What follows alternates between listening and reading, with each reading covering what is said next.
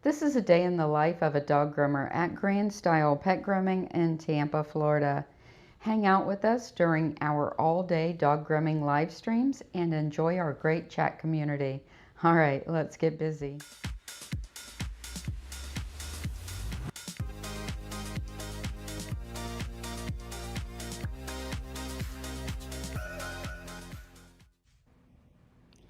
So my first appointment of the day is running a few minutes late. While I'm waiting on them to arrive, we're going to make some bows for the day.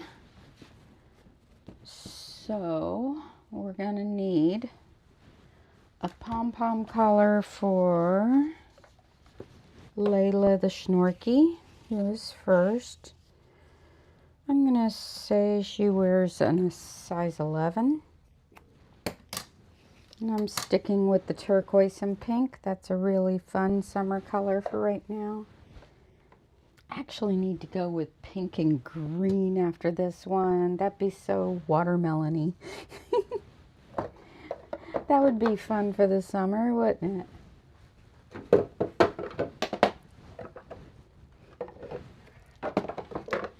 Actually, watermelons are more pink and red, but pink and green would be cute. Switch it up, maybe. Is watermelon-y a word? Probably not. Just get some of this done while we're waiting.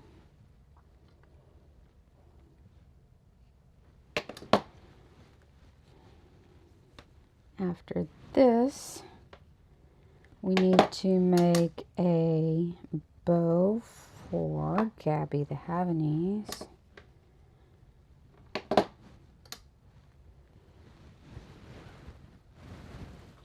Alright. What shall we make for Gabby? This is a nice summer color. I like this one.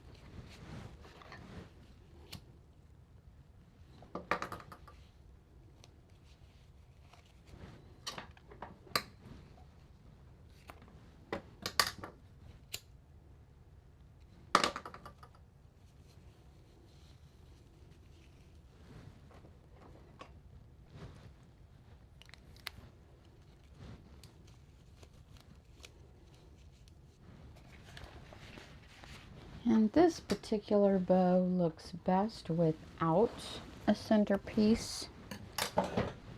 So I'm just going to use navy in the center. Give it a nice look. Put my band right on top of that. Like so.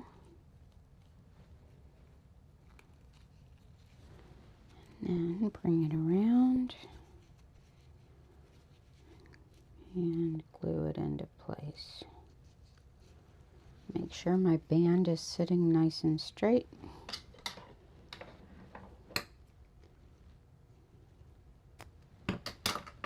Be sure to bump the edge with a lighter so it doesn't fray. Stick my glue right in there and set the band perfectly straight in the center.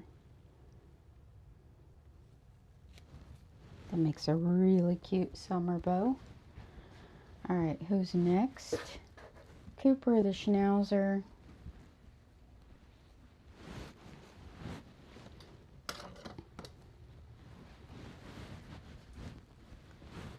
Cooper.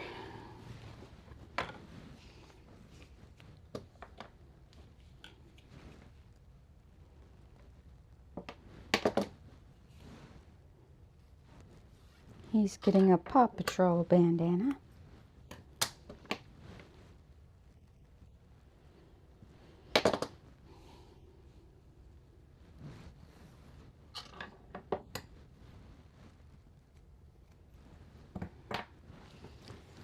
He's got about a size 12 neck. Oh, here's Layla.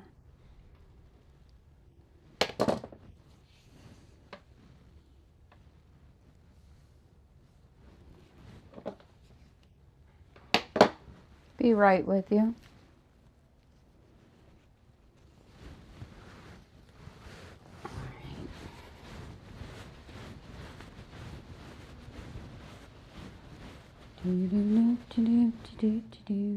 Turn off my microphone. Don't want to take you guys up front with me.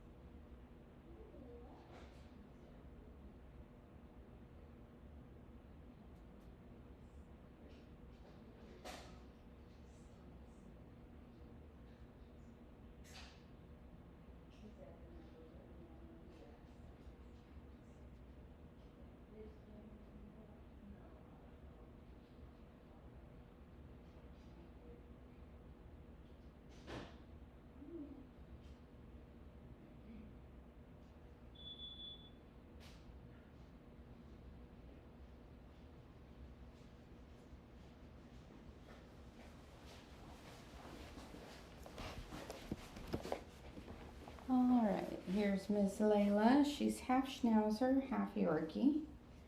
She's got a lot of hair today, so we're going to cut this back. Because she doesn't like to be brushed. She doesn't need this much hair.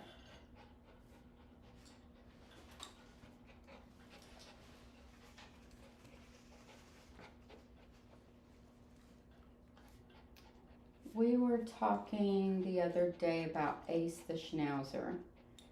And while grooming Ace the Schnauzer, I mentioned that I had a dog come in that still comes to me, that was once in the top 3 worst dogs to ever trim the nails on in my 45 plus years of professional grooming. It's her. So we'll see how she does today. She's a rescue dog. And there was a point in time where I refused to do her nails. She went for a whole year of still coming to get groomed without getting her nails done. And we still fall back on that occasionally, where we ask clients to do that. We did it the other day. I can't remember who the dog was. But we're like, we will groom the dog, but we're not going to do the nails. At a certain point, because the nails were removed from the grooming, and that was her big stressor, we were able to develop a much better relationship with Layla, to the point where we could start on our own terms reintroducing the nail trim. And by doing that, we could just do a little, not do nothing, you know, whatever. And then the pet parents had their homework to do, which we do have in a video on helping your dog to learn to be groomed. And they did their homework diligently through that year. We separated the nail trim from the groom during that year so we could build a relationship of trust. And then we reintroduced the nail trimming, and now usually she's fine. Every now and then she falls back into some bad habits, and the pet parent has to step up the homework, and then she goes back to fine. So she's a huge success story. Can they all do that? Not necessarily. Some dogs are always really difficult. But she's a success story.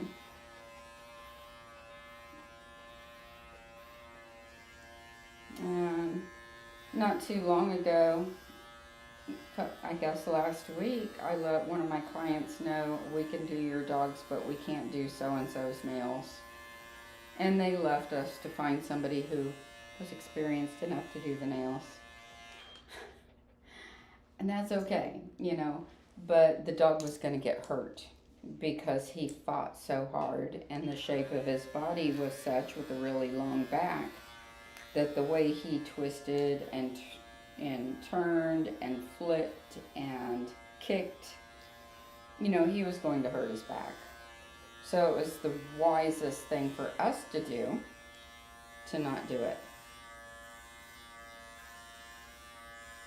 Do we hate making those decisions? Yeah.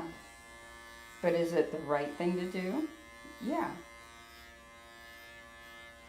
Does it mean he won't get hurt when he gets it done at the vet's because that's what we recommended? No, it doesn't mean that at all. But it does mean that the vet can either have the ability to tranquilize him and monitor him while he's tranquilized, or if the vet hurts the dog, then the vet can treat the dog. You know, does it mean the dog's going to be better for them? No. You know, but we're not going to hurt the dog to do the job. Does it mean we're less experienced? No, it means we're more experienced. It means we know when to stop. We know when to say, we shouldn't be doing this.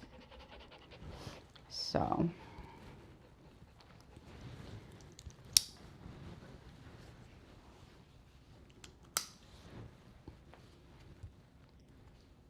and some of our clients, you know, they trust us enough to understand that we're not doing this because we're lazy. We're not doing it because we just want to get out of it. You know, we're doing it because it's the right thing to do. And those clients, like Layla's owner, and I thank them many times throughout the year, you know, thank you for trusting our opinion and for following through and for allowing us to keep grooming Layla and work her out of this. Isn't that right? Yeah. I thank them many times because so often people just leave. Like, I'll just find somebody else. It's like, okay. Sorry you feel that way.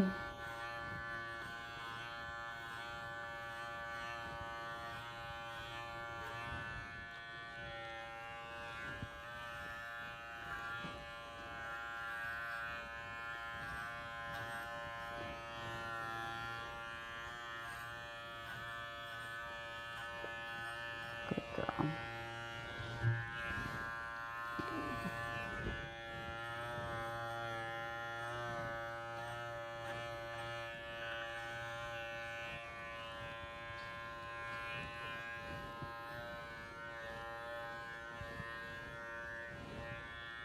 Good puppy.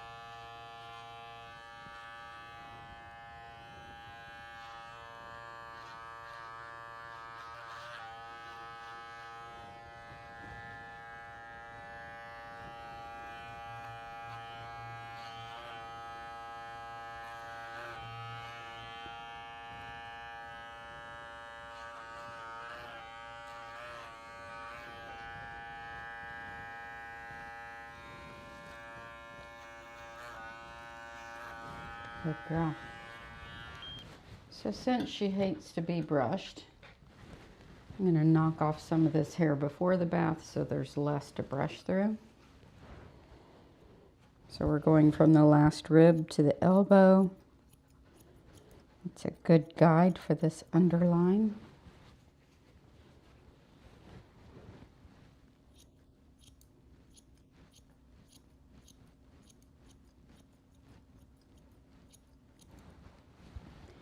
Then I'm going to take from the carpal pad to the elbow, shorter.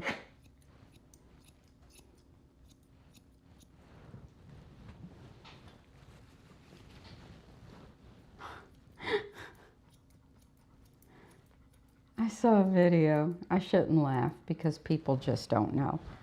But I saw a video the other day, or a question, I guess it was pictures, and it was a question from a pet parent.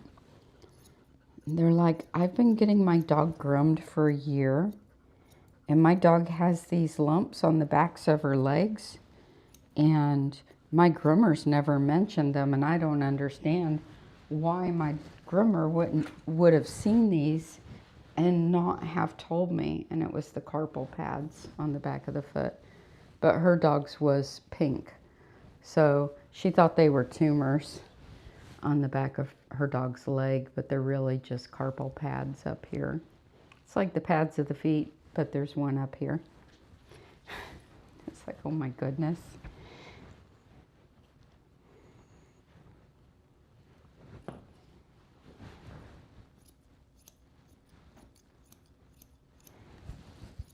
That's not as bad as one of my clients who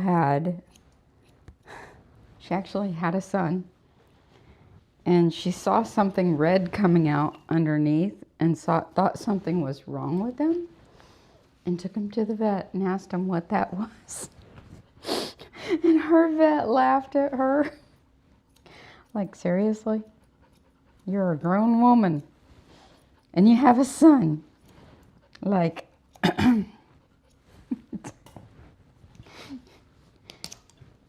and she told me the story, and she's like, I'm so embarrassed.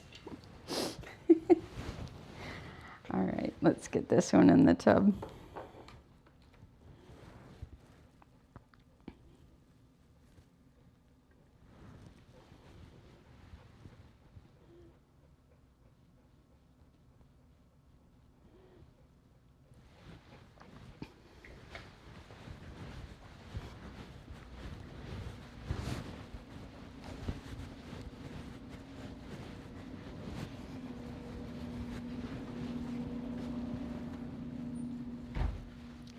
Yeah, we've all done silly stuff like that. It's funny.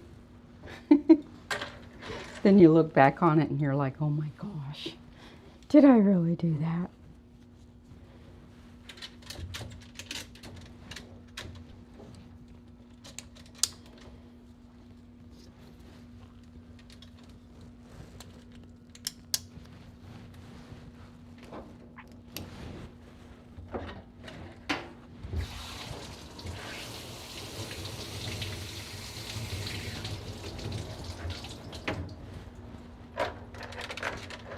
So as I'm getting used to using this shampoo and conditioner, you notice how I told you I like how clean the cup rinses from the conditioner. There's like no residue or feel of anything left. It rinses really clean.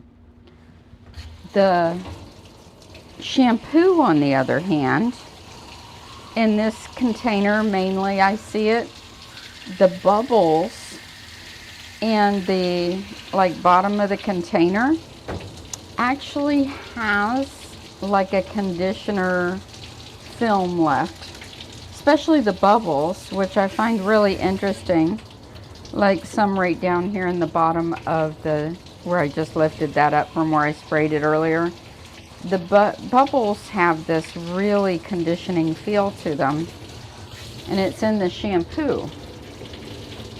And you can feel it on the dog's hair when you go to comb it out, that there's definitely a feel to it. It's got a lot of body, but you can feel like I can just glide my fine-tooth comb right through the dog's hair. Definitely something to that. And it actually says, lively, high lathering, amazingly active bubbles are fortified with biotin, panthenol vitamin, and allantoin, I guess, ALLATOIN, Crown Royal BioVite deep cleansing, and conditions both coat and skin, and revitalizes damaged hair.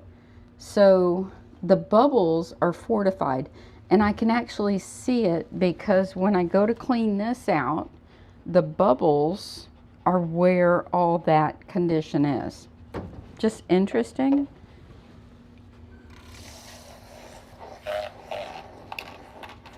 And like when I go to rinse this after I use it on the dog,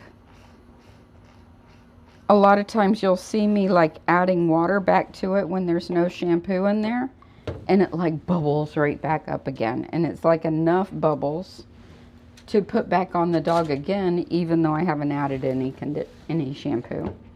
So it's like the foam has a conditioning feel to it, which I find interesting. And it's like the foam really holds together. It spreads nicely. Can't believe the first day I used this, I didn't like it. You gotta use it on a bunch of dogs to see what it is.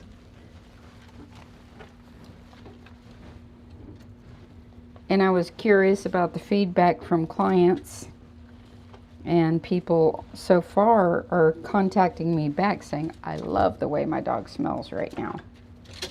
So that's good. You never know if smells are gonna be liked or disliked from people. I haven't used it on my own dogs yet. I'm gonna do that tomorrow.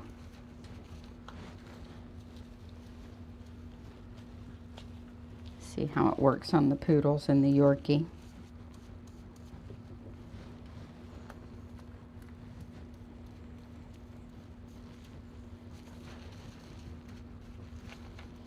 But it's like the bubbles actually have substance. You know how some bubbles are just like fluffy, empty bubbles? These bubbles like saturate the hair. Like all the way down. They're not like crispy, empty bubbles. They're rich, lathery bubbles.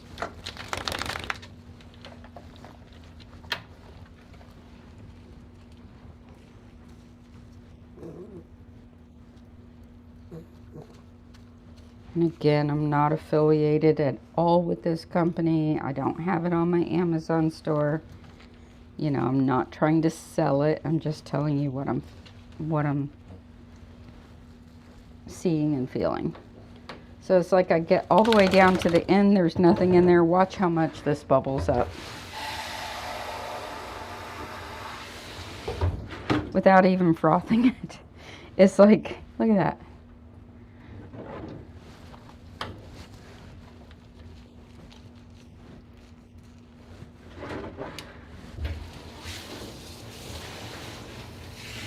And if I froth it, watch.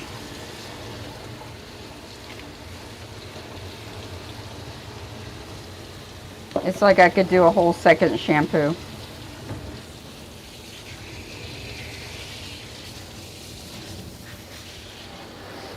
And that's from 1/4 ounce of shampoo. That's how much my pump puts out.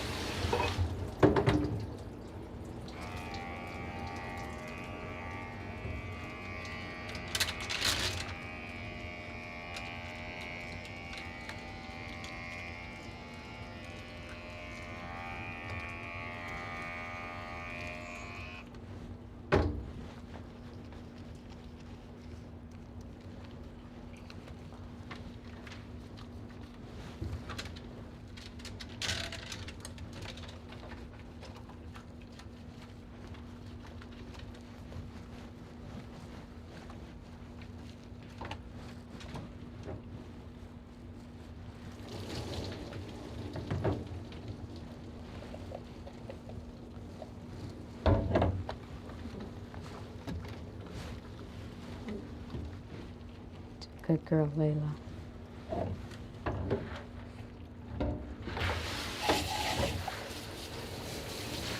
So when I say that this dog was one of the top 3 worst dogs of all time that I would work on, this dog would have literally died as opposed to having her nails done. Like literally. That was how hard she fought.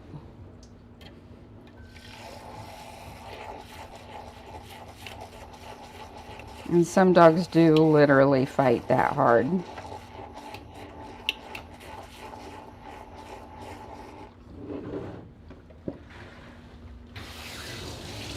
And that's where, as a professional, you say, yeah, we're going to stop. We're not going to do this. It's not a flex to say, oh, I'm strong enough, I could do anything. That's not what you do. Being a professional is knowing when to stop,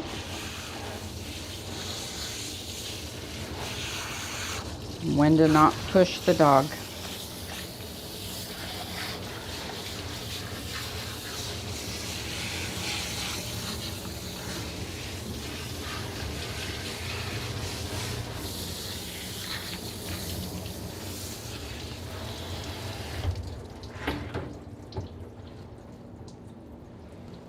And you would think most pet parents agree with that, but they don't.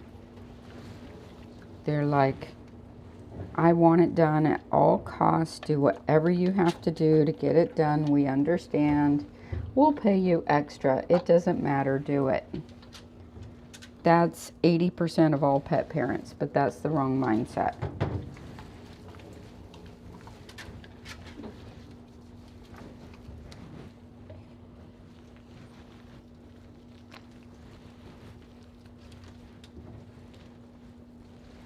And that's why it's important for the groomer to say, to lay down the law and set boundaries.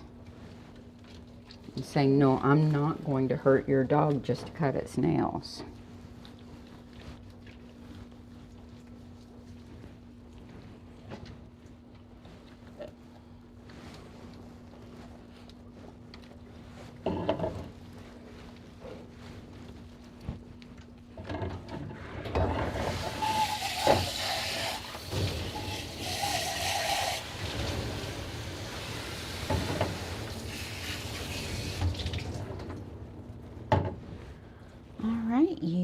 We gotta brush your teeth.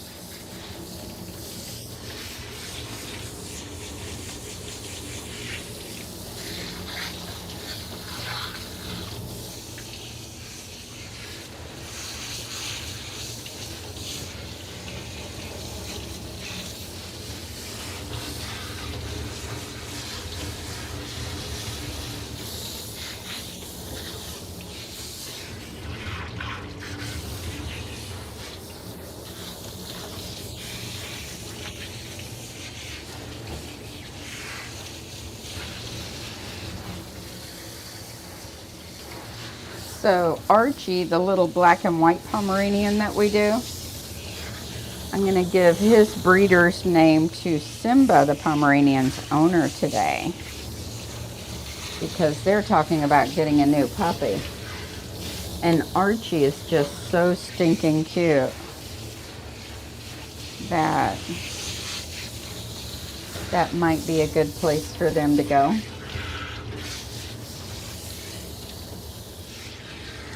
And how about that Chihuahua puppy that I posted, shared the video of in our group? Is that not the cutest little Chihuahua you ever saw? Like, oh my gosh, I'm in love. Makes me want to go out and get a Chihuahua. And the look on his face, those eyes, that's like so total Chihuahua to me. So cute. I love him.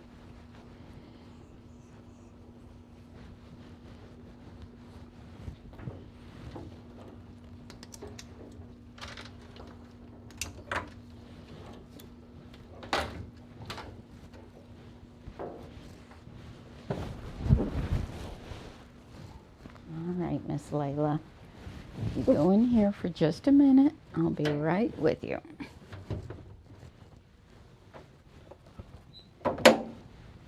I love Chihuahuas anyway. That's a breed I haven't owned, but always wanted one of those cute little applehead Chihuahuas. They're just, I love them. Every single one I've ever laid hands on, I've loved.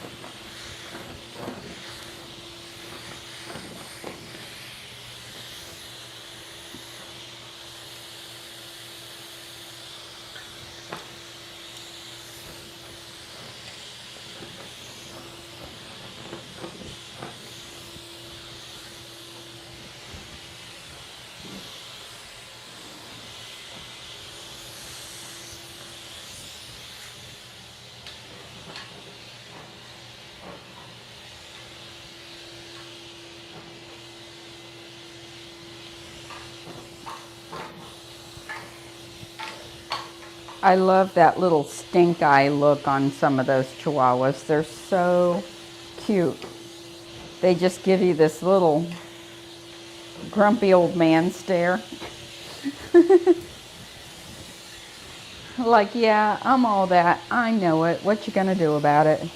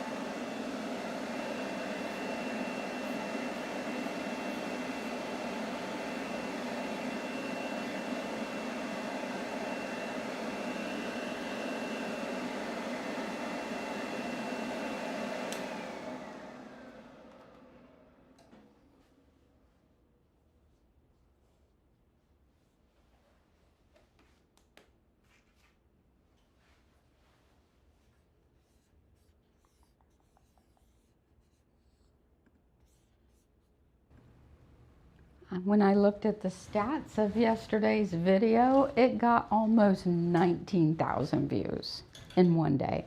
I'm like, ooh, nice. I was shocked. That's the best performance we've had in one day ever.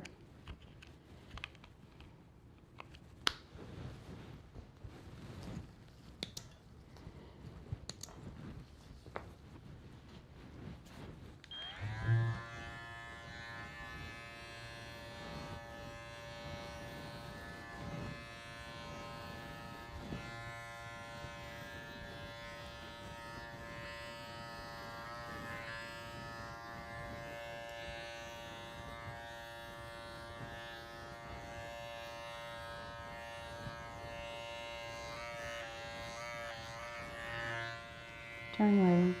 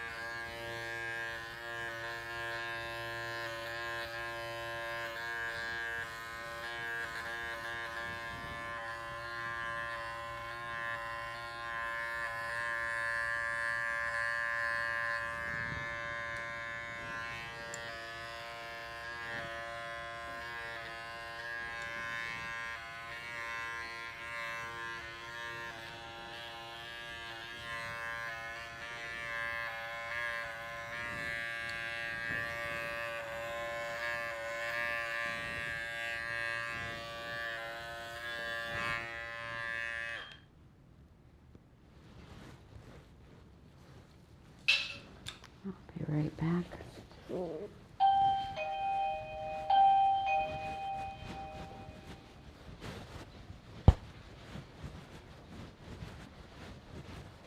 Hi. Hello, how you doing? Good, how are Oh, you? so cute. I'm doing okay. I was calling because I need to find a new groomer Uh-huh. because my groomer just closed down and Oh, didn't even know they no. closed down. Oh, And then the no. other place I went to, I'm like, But I was looking for another groomer. Okay. So my question was, how does it work? But I know you're busy. My apologies. Like as far as booking Yes. or, well, you can book online or in person. Can you call? Yes. Okay. Yeah, Okay. definitely. All right. So she's getting her because I know a lot of places have to, the rabies shots. Uh-huh. Is that the same thing here? Yes. Okay, she getting By her law, they have to have it. Yeah, which is yeah. Unless they're exempt. I have one of my own dogs who's exempt because he can't have rabies anymore. Mm-hmm. So when they're exempt, we just ask for a letter from the vet. Okay. Well, no, she's getting her shots at the end of August. Mm-hmm. So I'm letting her get her shots and everything because I didn't even know that it expired. So I was like, no. You can always ask for a 3-year rabies as opposed to 1 year. It's basically the same shot. Yeah. It's just a difference in the tag. Yeah, that's Yeah. what we're gonna have to do because I'm just like, So once I get the shot and everything, do I just bring the information to you?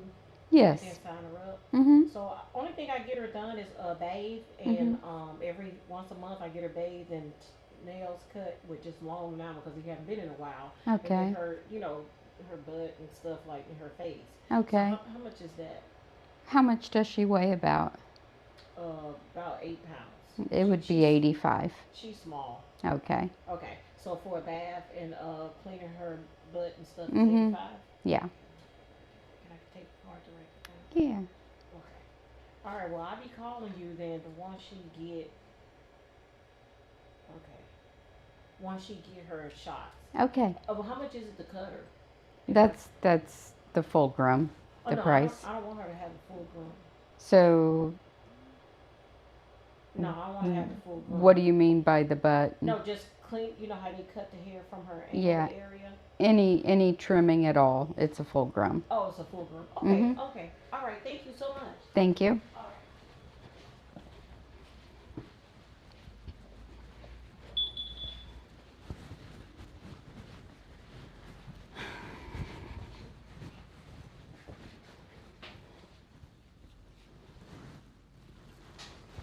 If I pick up my scissors or my clippers, it's a full groom. A bath only is a bath only in our salon. And sometimes you'll see me touching up bath dogs, but those are on dogs who are on a standing appointment, booked out a year in advance, and they get a bath, a haircut, a bath, a haircut, a bath, a haircut. Usually they come in every 2 weeks. Some come in weekly. So for those dogs, I do tidy them up in between as part of their standing appointment rotation. But typically, if people book for a bath only, they get a bath only.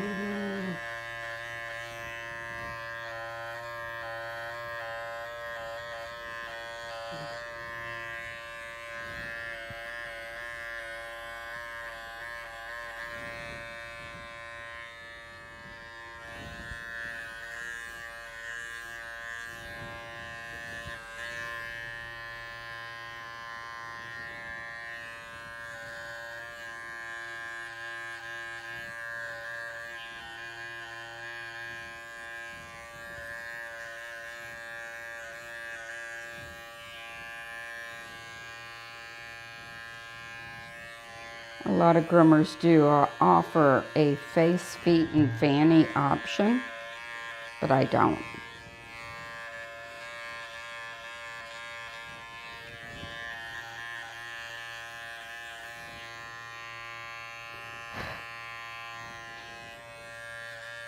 And part of that is because for many breeds, a full groom is a face, feet, and fanny only. Any of the drop-coated breeds. And many times, dogs who want that option have a lot of hair. And it takes just as long to wash and blow dry them as it does to do a full groom on a dog like this. You'll notice my drop coats, you know, they take that much time or more.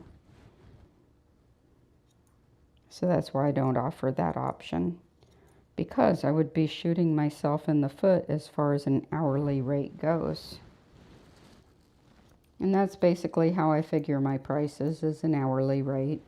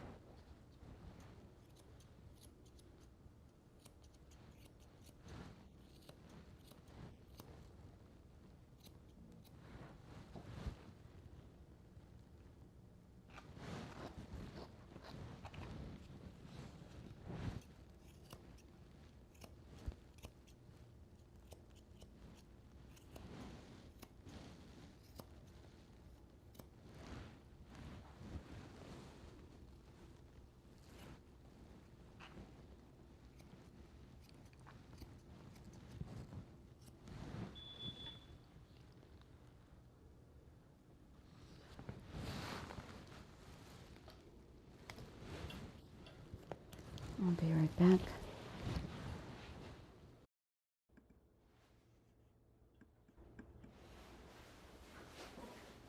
Stay here, Layla.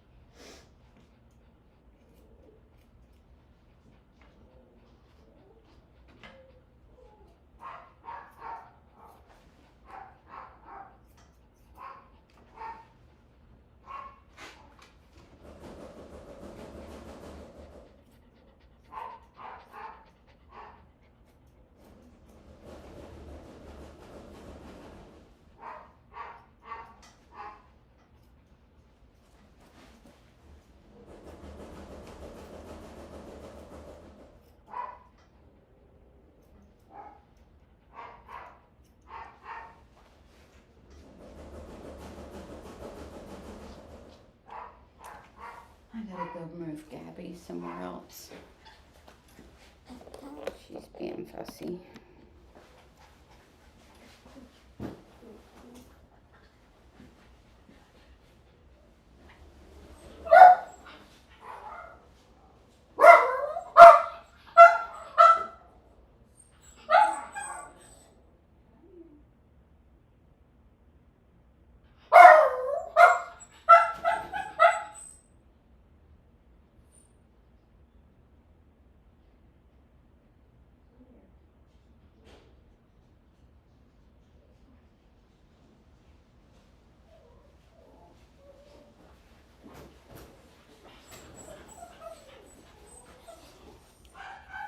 The banging is less when they're behind a glass door as opposed to plexiglass.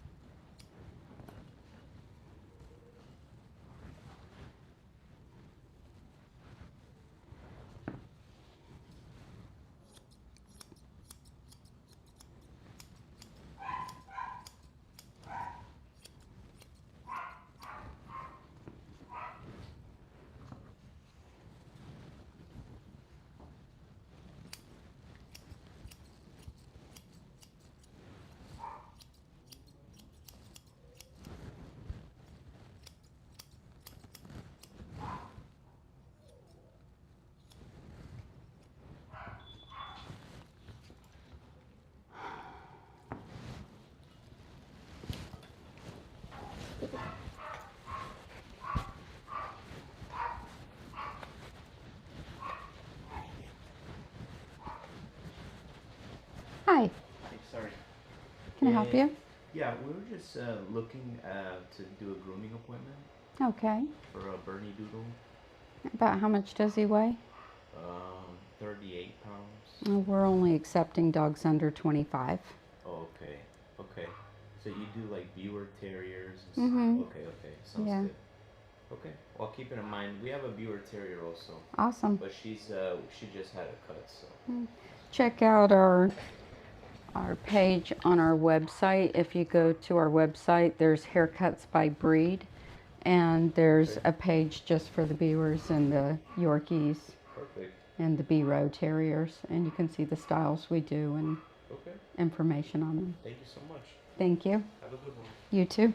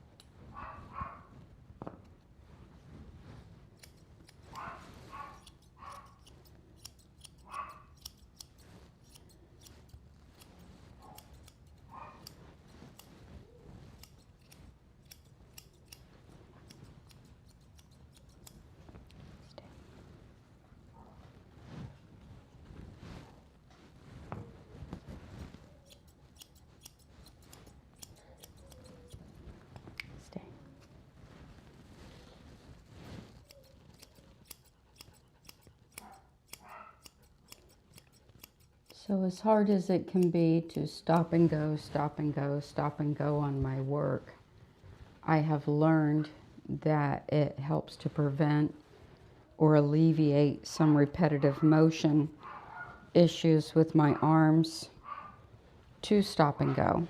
So doing the other duties such as cleaning or handling clients is necessary for me to stop all this repetitive motion. And I find that when I have, say, a receptionist, I have to pay the receptionist. So not only do I stand here and trim dogs all day long, I also end up doing 3 dogs a day more to pay the receptionist, which means that I am just trimming all day long. And I really have to break it up, because if I don't, you know, I could shorten my career drastically. That's one of the reasons why I like washing my own dogs too, because if I had a receptionist and a bather, I would be doing nothing but scissoring all day long. So stopping and doing the laundry, stopping and cleaning the kennels, stopping and sweeping the floor, and stopping and handling clients, all those things are actually good for me.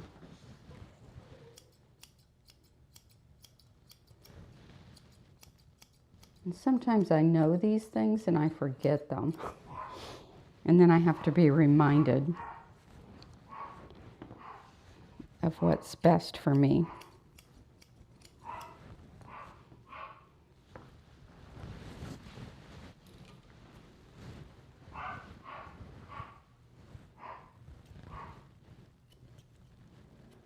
So as much as I huff and puff and sigh every time I get interrupted, I also remember this is good for you. You need to be interrupted.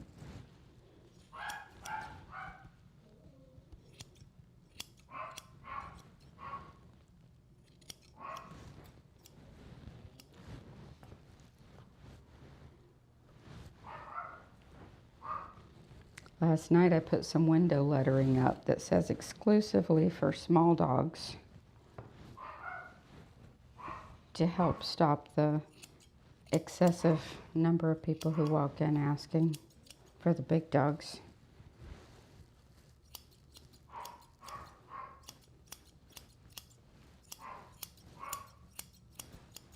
So that'll help not to be interrupted too much.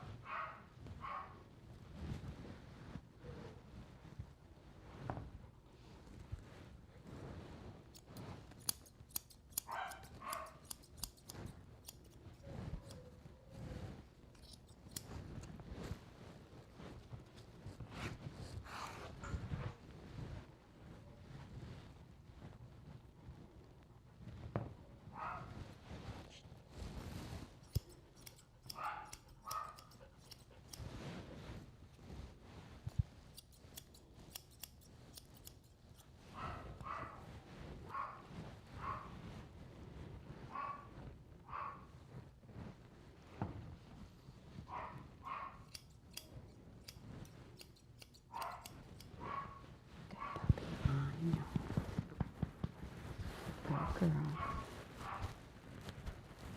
Right.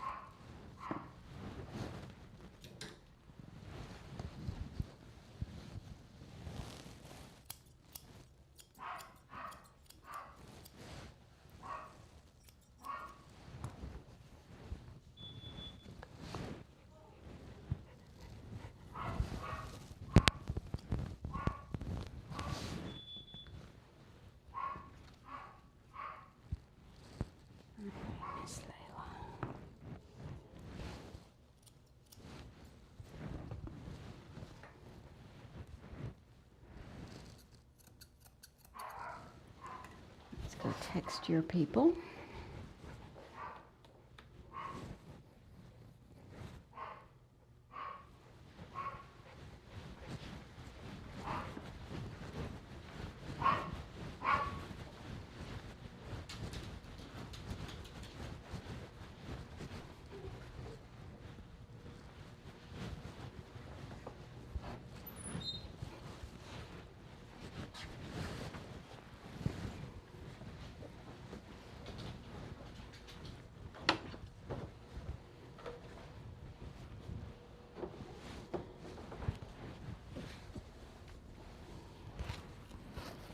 Wait. There you go.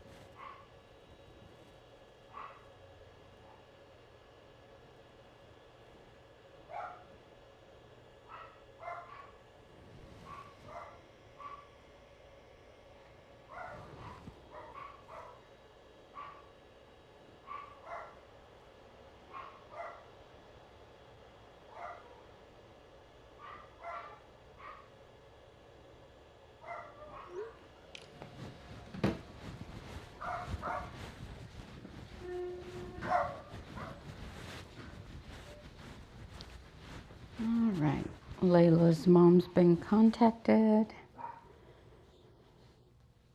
So now we're going to clean up this mess and disinfect my table. And get ready for Miss Gabby.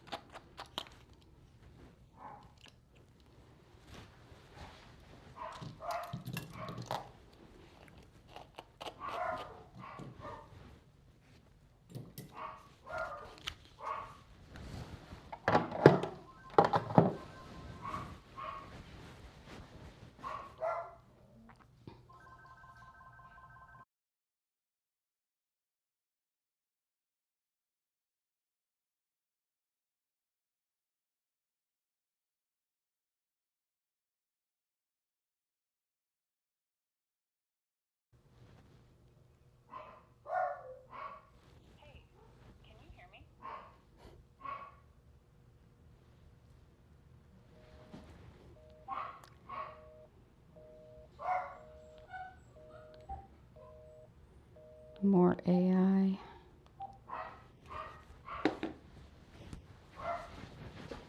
Thanks, but no thanks.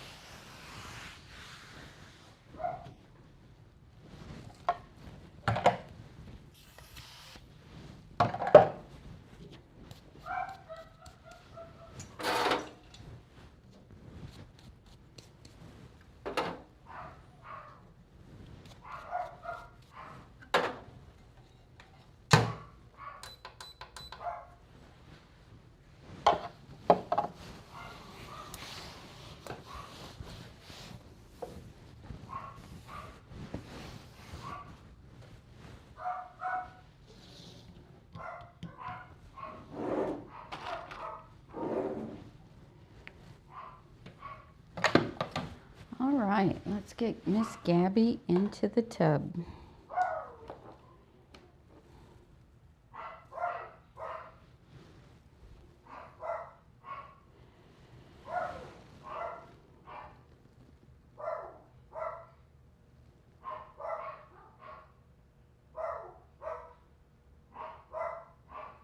We have two schnauzers coming up after Gabby. We have Cooper, the brown and white mini schnauzer, who doesn't like a brush or a comb.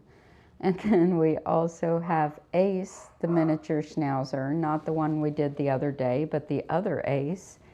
When Ace comes in, he comes in screaming like he's going to his death, but then he's just fine. He's just got some vocal cords on him. So that's fun.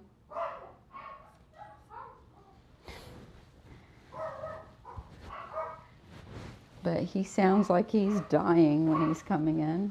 It's ridiculous.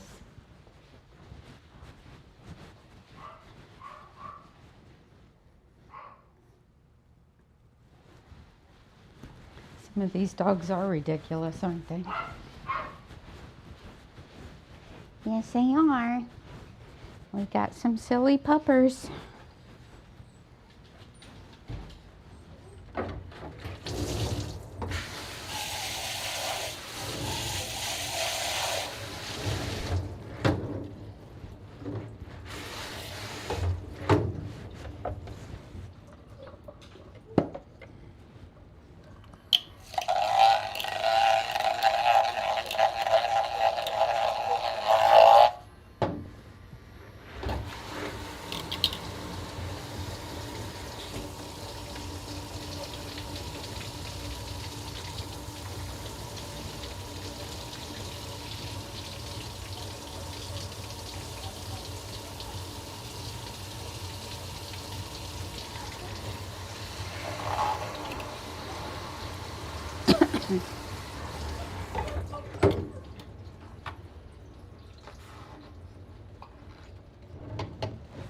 All right, Miss Gabbykins, come here.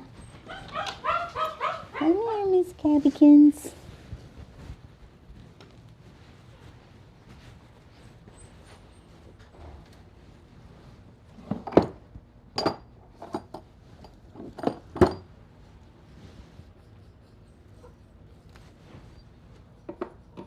That's a good girl.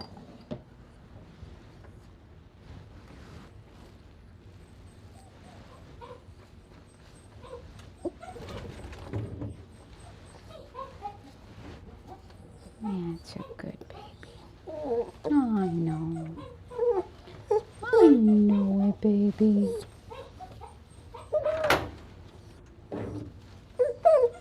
It's okay.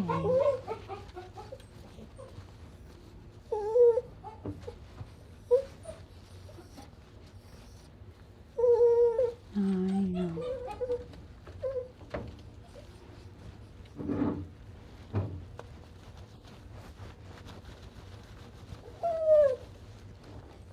You're all right.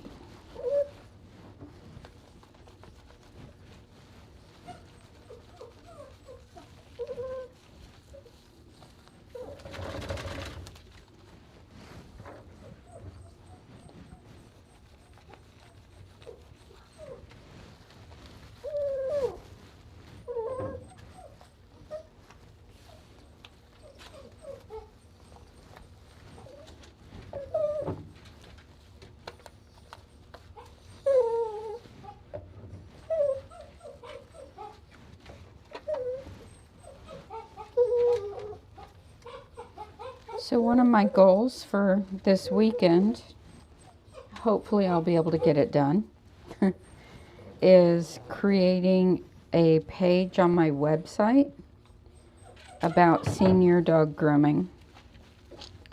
And it's going to have not only our policies, but the risks associated with grooming seniors and guidelines on what to do next with your seniors.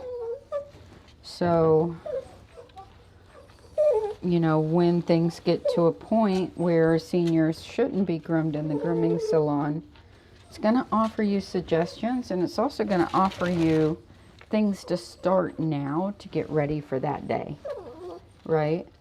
So the day where the dog can no longer be groomed in the salon. And that day does come. So this page is going to be quite informative. Also going to try to create a video to go along with it, not this weekend, but added to it later. I used to have one, but it needs to be done better, so I don't have it up anymore. But I also want to redo the video on training your dog to be groomed. I need to do a better one. So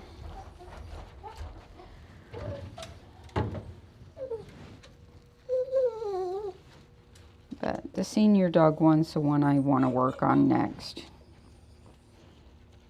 because that's been a big question at hand lately.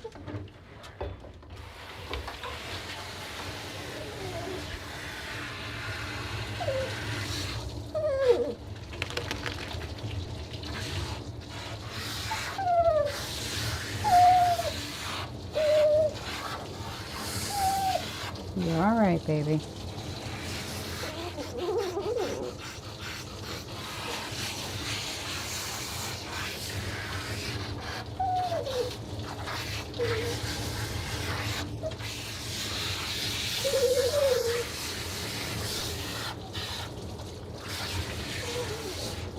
Actually, rather than a page, I think I'll do it up as a blog.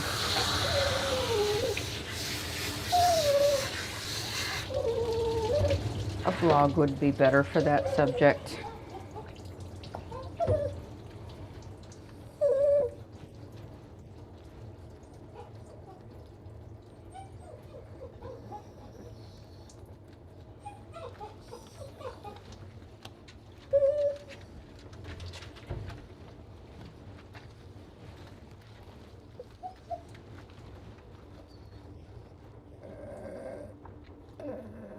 Sorry, baby.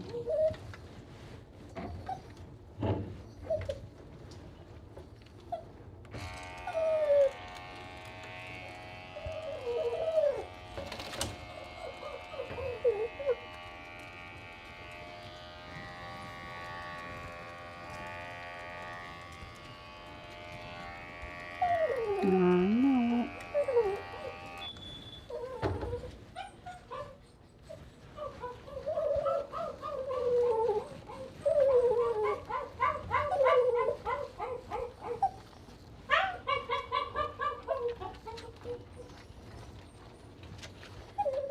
Alright, I'll just keep you wrapped up and carry you with me so we can go take care of this client.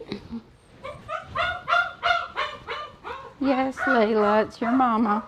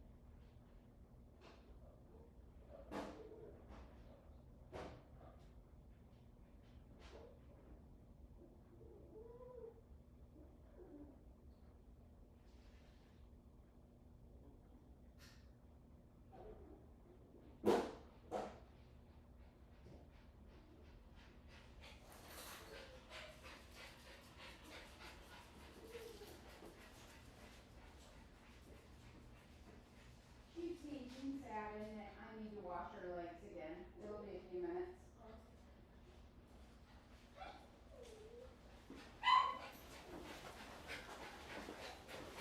Oh, Layla peed and sat in it, so I gotta wash her legs.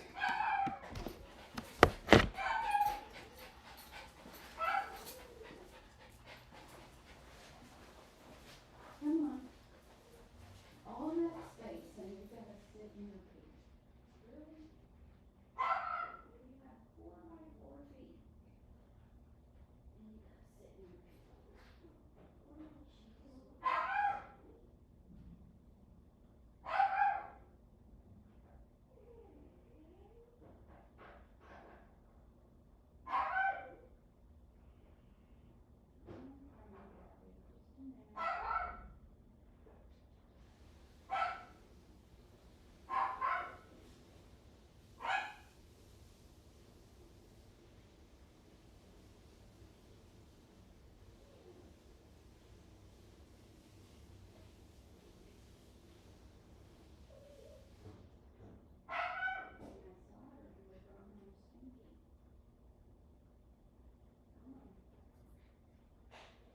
Oh, jeez.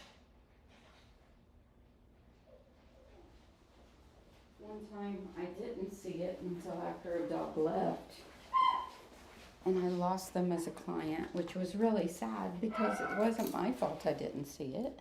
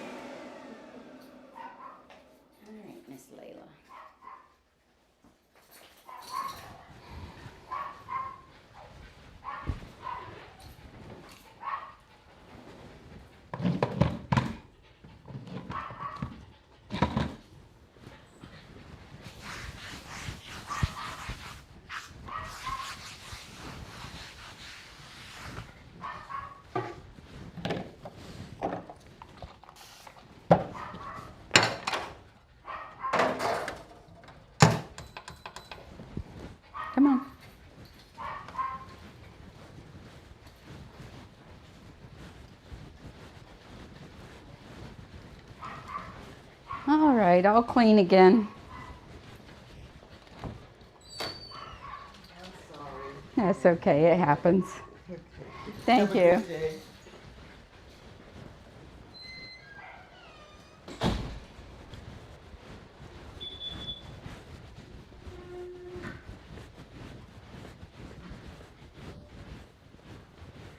So if your groomer comes up front and they say your dog peed and sat in it, you would think if you couldn't see where the dog is kept, that the dog was kept in such a small little place that they had no choice but to sit in their own pee. But it's one of the things I like about showing where the dogs are, because you can see she had plenty of space. And the fact that she chose to sit in the spot that had the pee was by her own choice.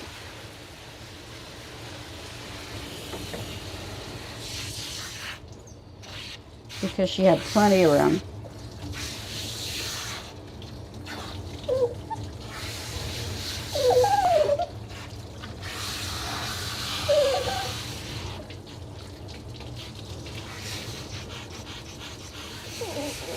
Good girl.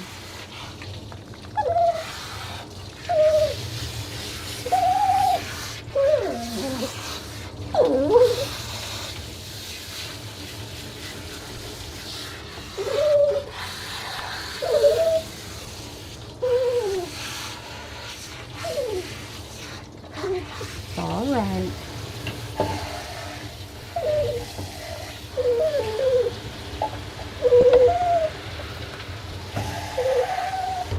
You're fine. I'm hurrying.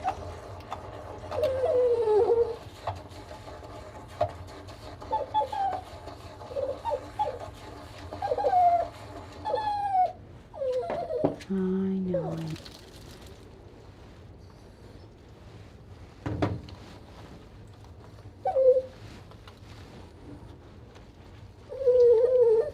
It's a good baby.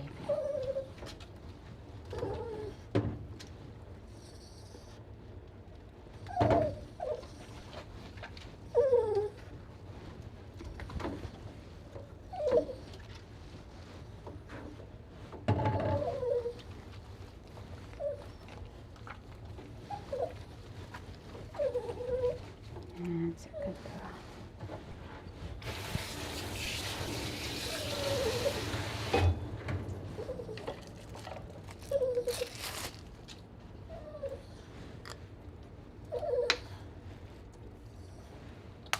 All right, let's brush your teeth.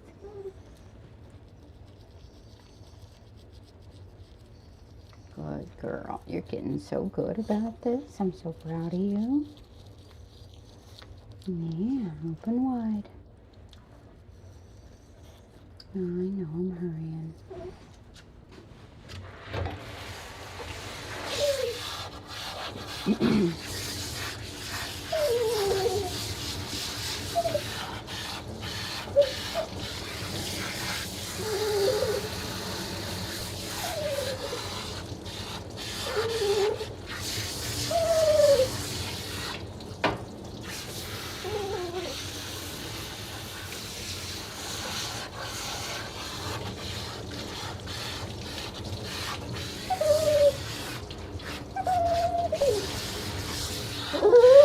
Oh, it's okay.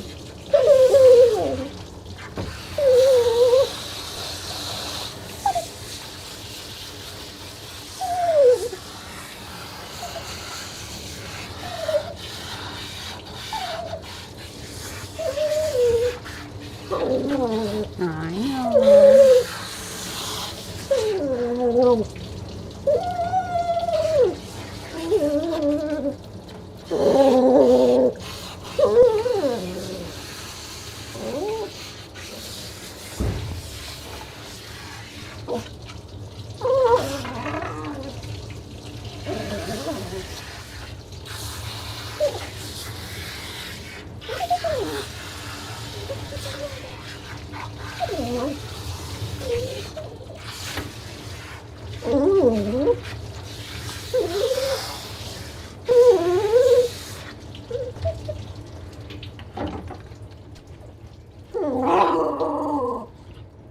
Alright.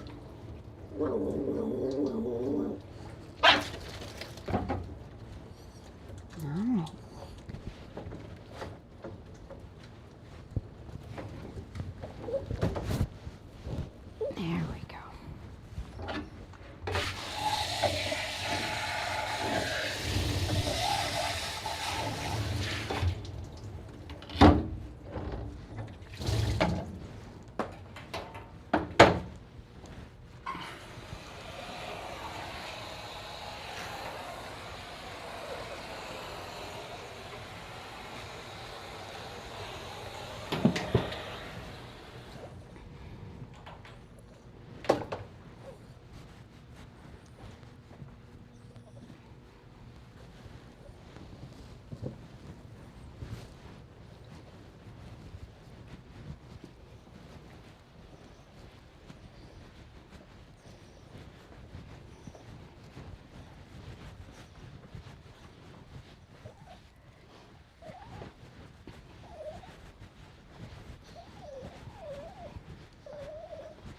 I know.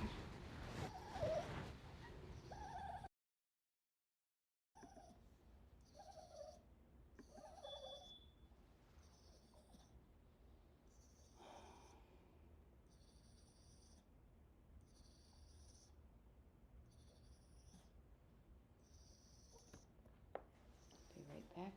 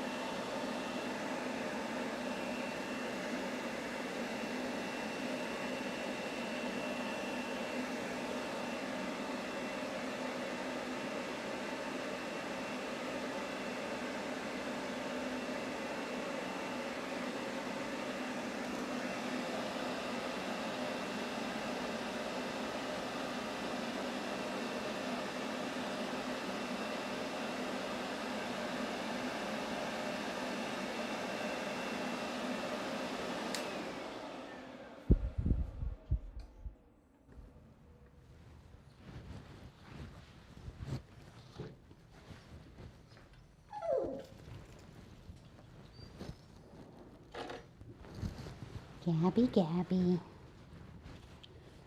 Gabby, Gabby. How you doing?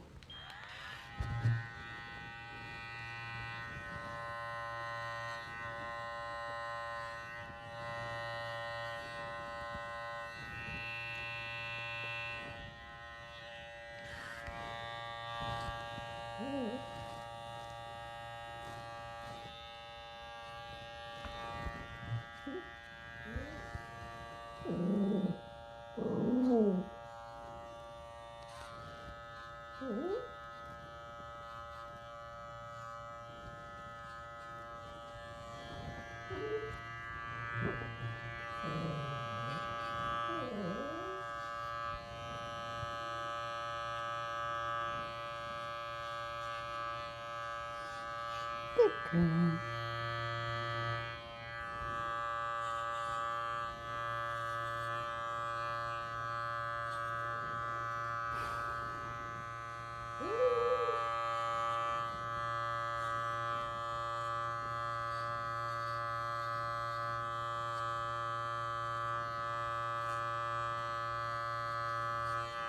Good. That's a good Gabbykins. Mm-hmm.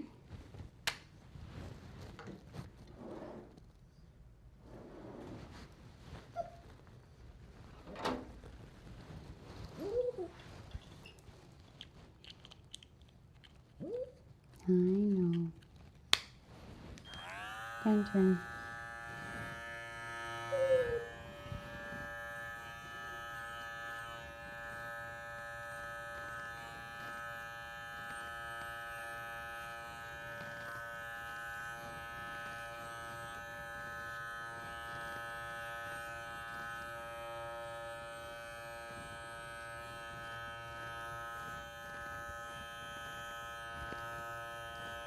Good girl.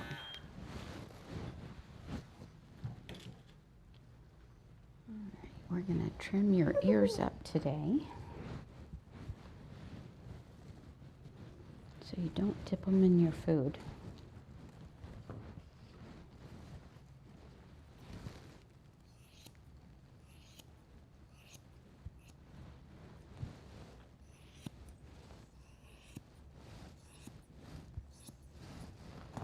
She's getting a lot of water added to her food. We don't want her dunking her ears, because that'll just make a mess. Won't it, Gabby?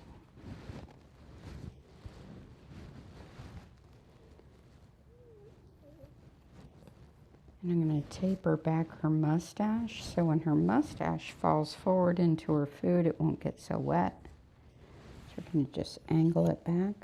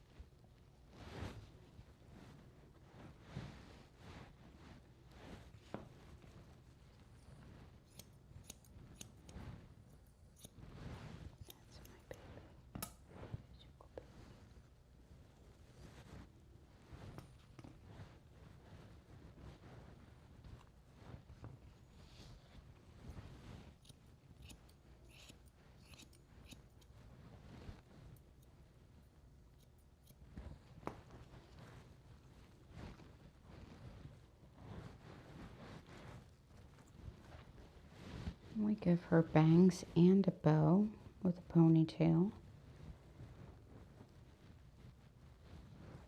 So we trim the front half so she can wear her hair up or down.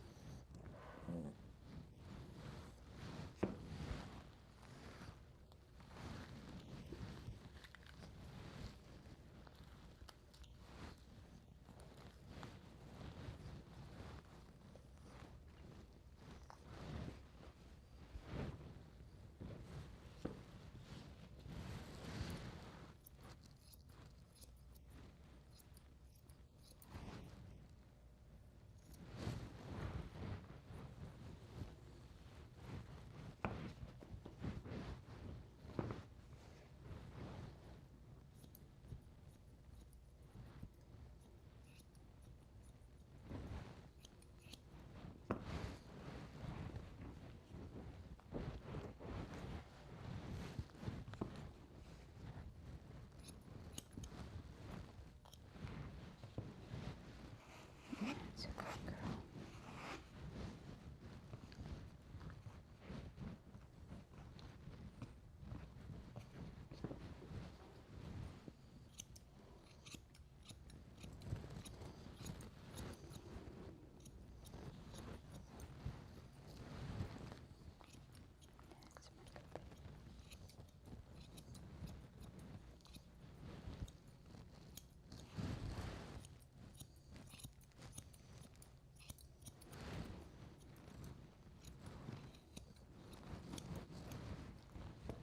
Right this way. I know. It's a rough life being a cute doggy.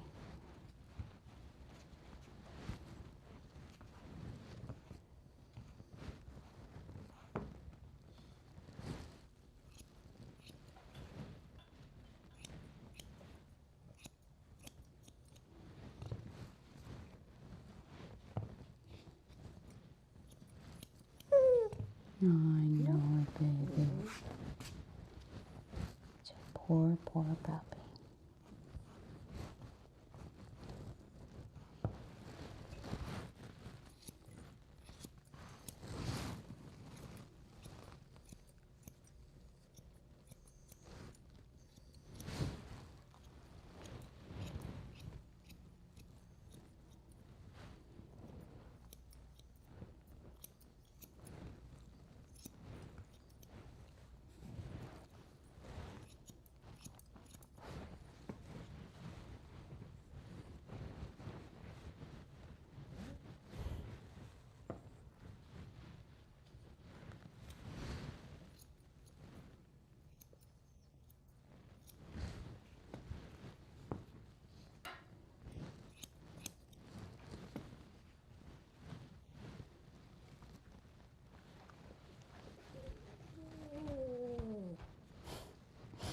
Are you over it? She says, can I please go home now? Huh? Can you please go home? I'm done with this. I guess you can. There goes that waggy tail. She's like, okay, I can go home now. Yay. Yay.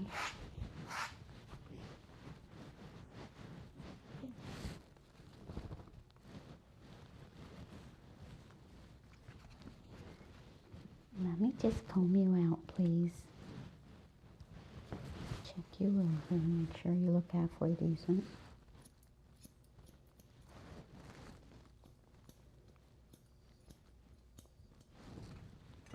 Okay.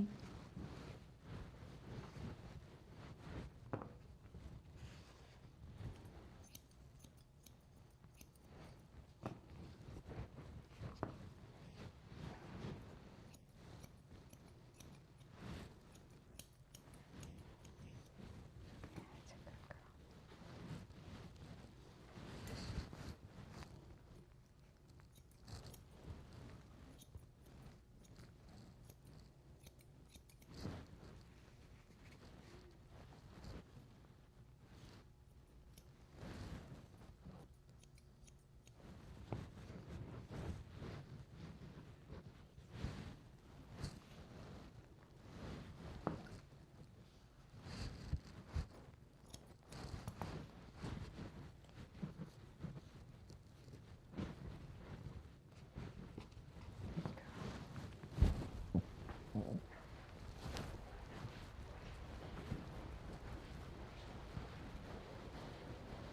All right, you go in here.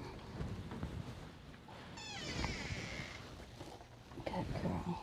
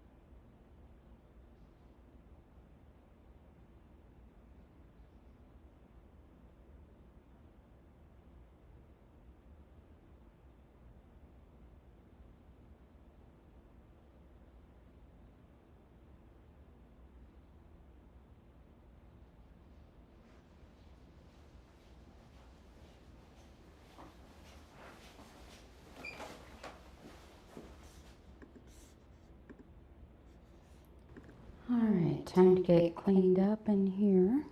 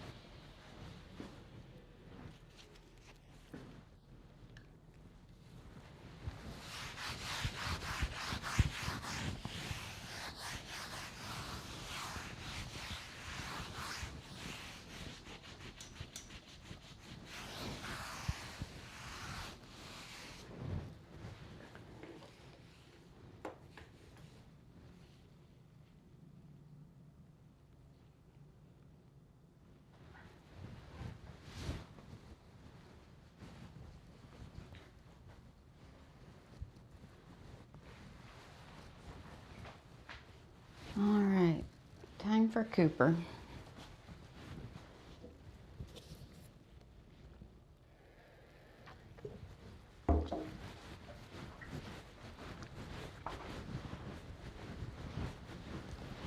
Cooper,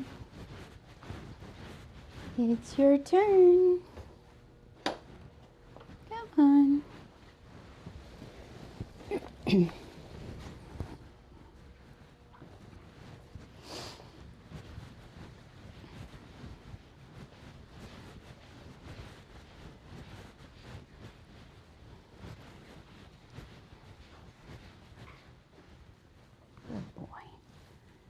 So I was watching this video on Facebook the other day of a Schnauzer a lot like Cooper. Cooper hates a slicker brush and he really hates a comb. And if you run into a tangle, he's going to let you have it. Very, very, very sensitive. And the dog that this groomer was working on was just like Cooper. And she mentioned she couldn't use a brush because he wouldn't allow it. So she decided to show how she demats him with a comb. Now, last night I was talking about the dog that I demat with a comb and the types of dogs that I'll demat with a comb, which are very far and few between. But it would never be a Schnauzer, right? So she had a cone on him and she was literally tugging the mats out with the comb while the dog was snapping and screaming. And, you know, everybody had a different idea in the comments, but most everybody was telling her what you're doing is not working. And she was arguing, fighting tooth and nail that she knew what she was doing, that she's a professional, and you know, that this is the way it's done. And I'm like, man, if you did that to Cooper, you would never touch that dog again because he would never let you touch him again. Right, Cooper? So Cooper does get some knots in his hair. And he's hard for his pet parents to maintain him too. But they get him done every 4 weeks and they keep him in really great shape. And so I'll show you if we run into anything, which I can see a few down here, how I do it for him, because he's one of those dogs that's so sensitive. And some are, you know. And you're not going to work them out of it on that issue. They've got their mind made up. They don't like the brush and they don't like the comb. So I'll show you how I manage him.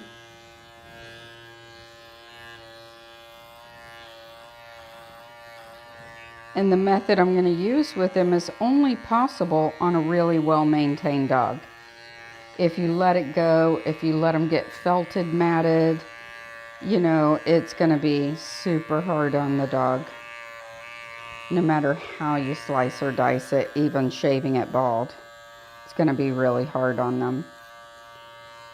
So the more your dog doesn't like it, the more often they should be groomed. Opposite of what you would think, because you want to keep them in as good a condition as possible so that when we do run into trouble areas, it's not traumatic for the dog to deal with it.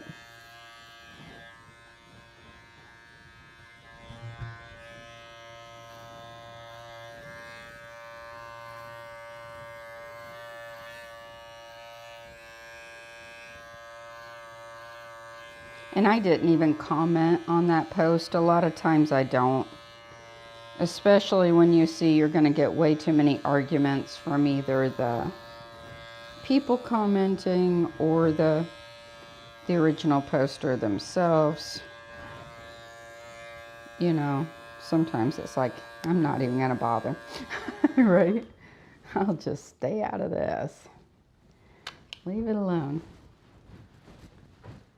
But Cooper's gotten to the point where he loves to come get groomed. He doesn't like everything I do to him.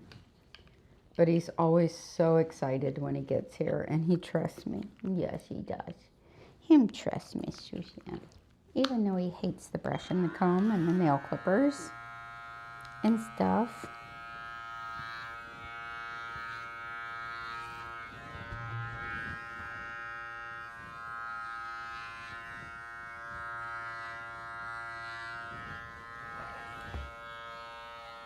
And some people think the best option if they don't like brushes and combs is to shave them down and keep them shaved. But that's not necessarily true, because many dogs who have those issues also don't like their legs handled.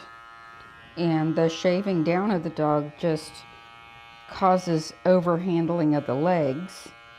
And if you only get them shaved down periodically and allow them to get matted in the meantime, that too is traumatic for the dog.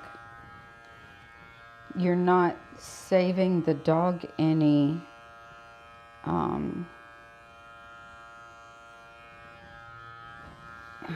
what's the word I'm looking for? Any apprehension about the services, you're actually causing more. I find that people who keep them shaved because they don't like brushing tend to bring them every 3 or 4 months. And then the dog, you know, isn't used to being groomed all that often. They don't like it. They don't have a relationship with their groomer as much.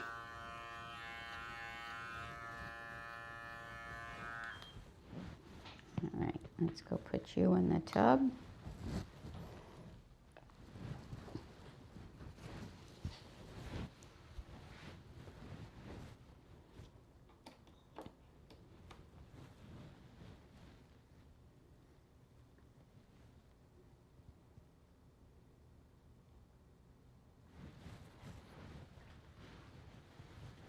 Schnauzers are extremely sensitive dogs.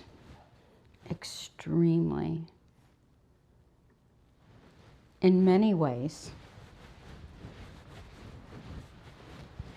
As you'll hear when Ace comes in about 30 minutes, you're going to hear screaming. Absolute screaming at the thought of being dropped off. It's going to sound like he's dying. And he really lays it on thick for his dad. He's like, don't let them take me. You don't know what they're going to do to me. It's awful. That's what he says.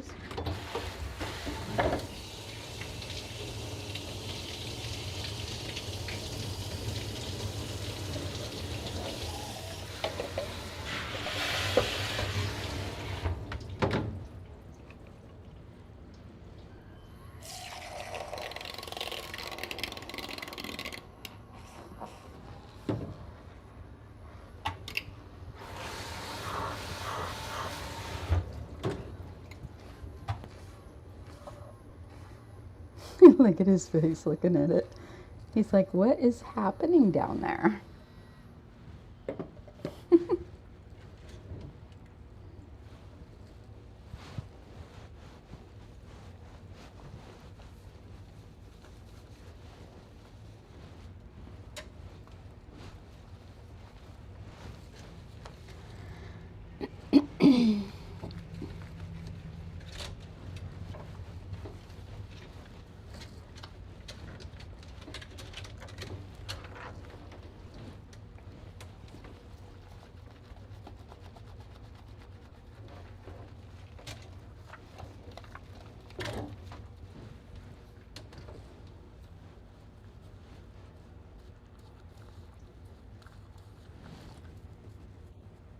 It's a good boy, Goop.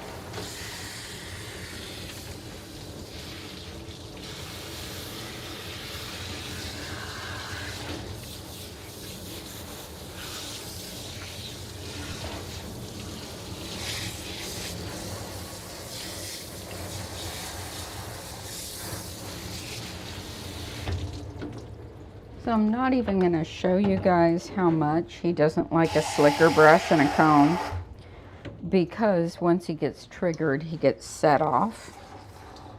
And he's like, yeah, you're not touching another tool to me. So I don't want to trigger him.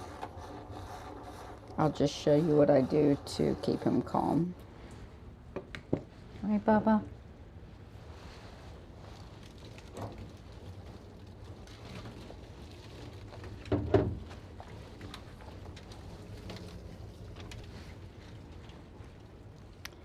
We don't even need to go there, do we, Bubba? No.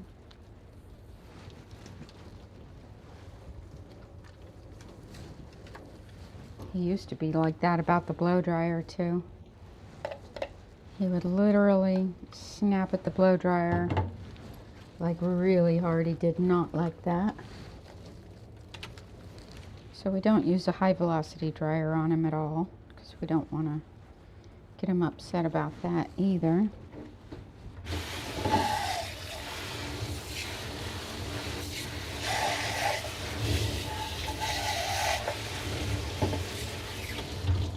That's why it's important, once a groomer knows your dog, not to shop hop.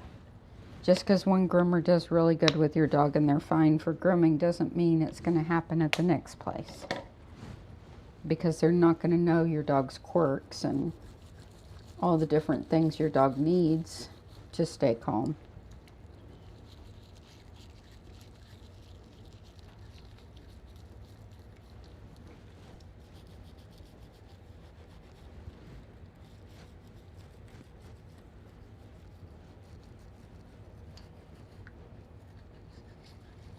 Good boy.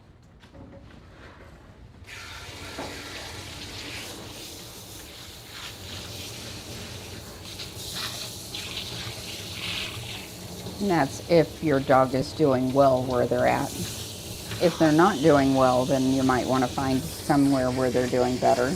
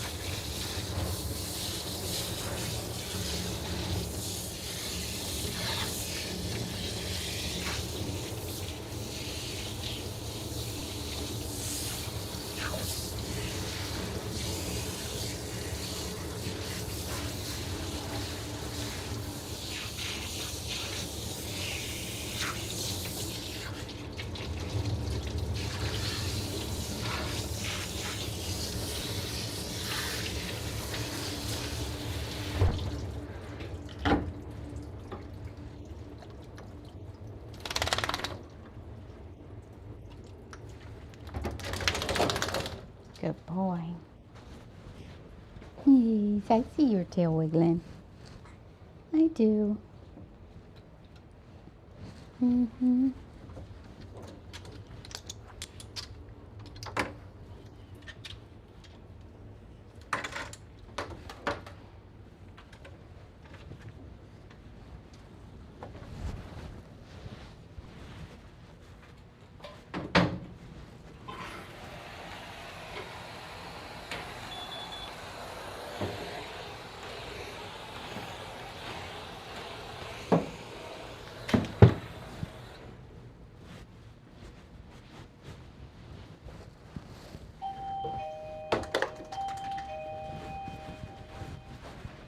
Be right with you.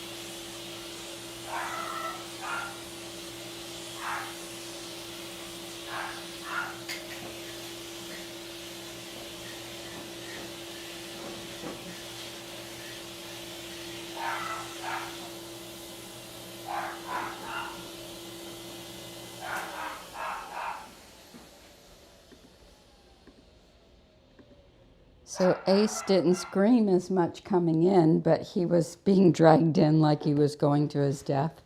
Poor boy. He was grabbing onto his pet parent's shoulder like, don't let her take me. She's mean to me.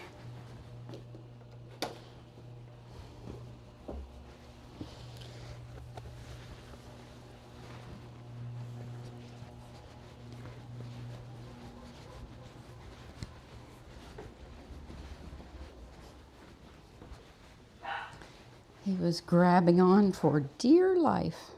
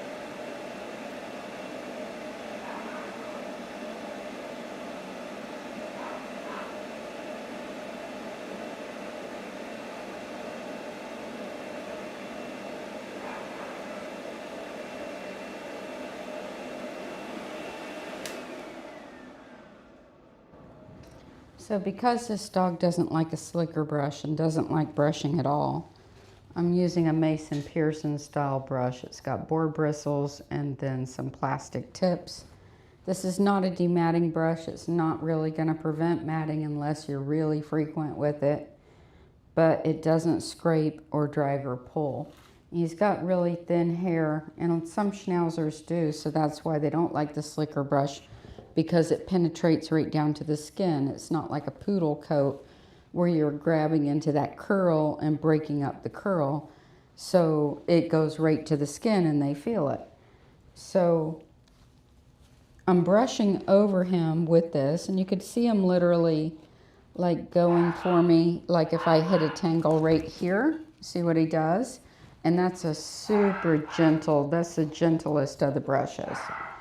And he's going for me because he does have a tangle there. So, pull you in closer. So I'm gonna have the dryer on while I'm doing this, but you can literally see the tangle right here. Now that's not a mat, that's a tangle right there. But that's enough that the brush caught it, and now he's on guard. See him staring at me? He's like, okay, I know where the tangle is, I know where the brush is, and I'm ready for you. So with him, I'm not gonna comb it out, and I'm not gonna use a slicker and brush it out. I'm gonna use a pair of thinning shears, and I go into it 1, 2, 3, slide.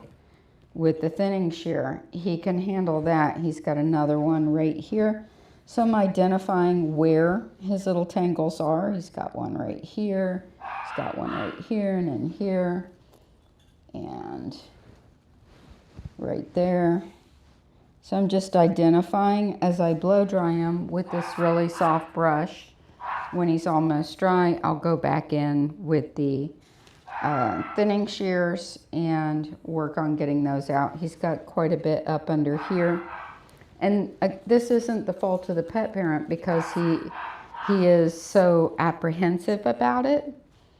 But the thinning shears do the job. So he comes in very frequently, very well cared for. They do their best. And sometimes that is all you can do. So let's get busy.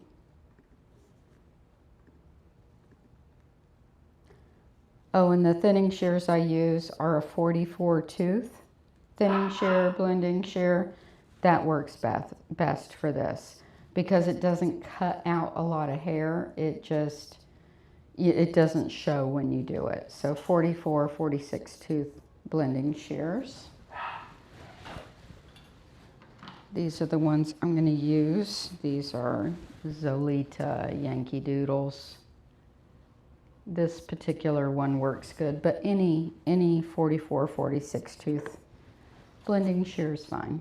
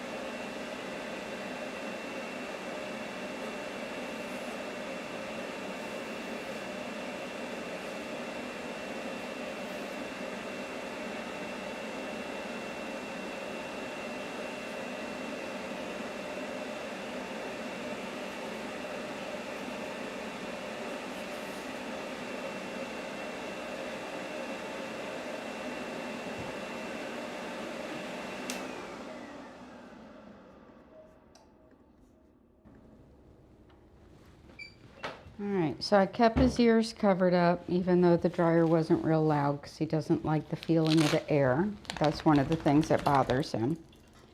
I was using the air blowing on him to isolate and find any little tangles that I could see. And even though he doesn't like the comb, we have to use the comb at the end as a checking tool. Make sure there's no knots left behind.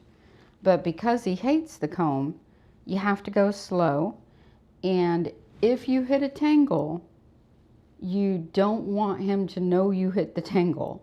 So you have to go so slow that you will feel it about the same time he does, and then back it right back out so that it doesn't tug, because it's the tug that he hates. And that's why I hated watching that video that I told you about the other day, because I could tell the dog had the same personality as this one. So you just go real slow. And again, this method will not work if your dog is badly tangled, and it will not work on a dog that's not kept up with really regular.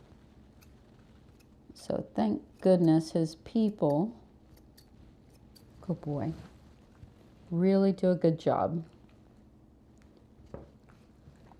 So even though I thought I had them all, the comb is finding them. You have to make sure they're all out the same day as the bath. So you have to go slow with the comb so that you don't tug, because when you're checking for tangles, and if you're going too fast, it's going to pull just a tiny, tiny bit.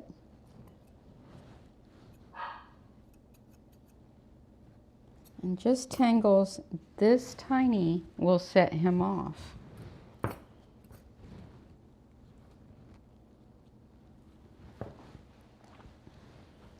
You can see how many I'm finding here. You have to use the comb because they're so tiny that you would not know they're there unless you find them with the comb. That's why I always say you have to brush and comb your dog the same day as the bath. The brush is not enough.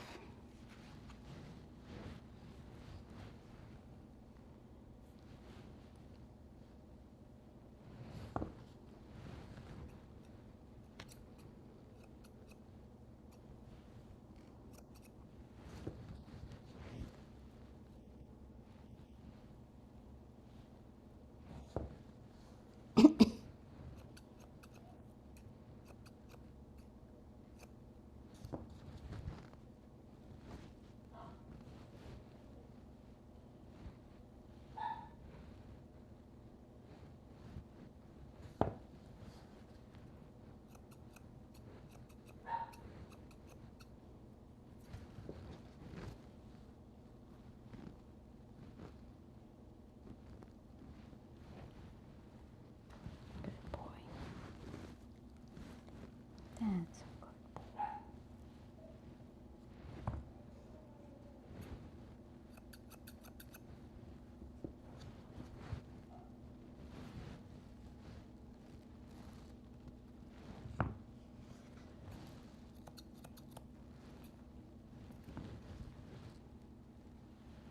And this technique does not work for all coat types, but it does for this coat type.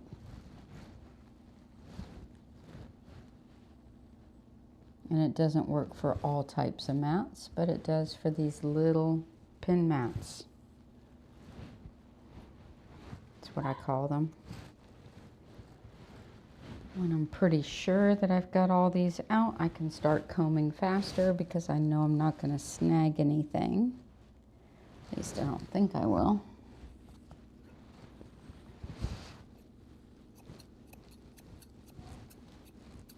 Good boy. There. We did it. Yay, we did it, Cooper. All right, let's get you finished. All the hard parts over. It's all over. You're a good boy.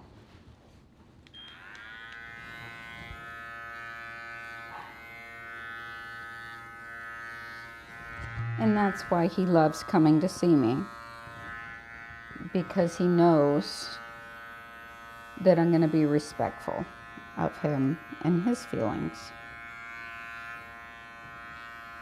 Right? That's why you love Miss Suzanne.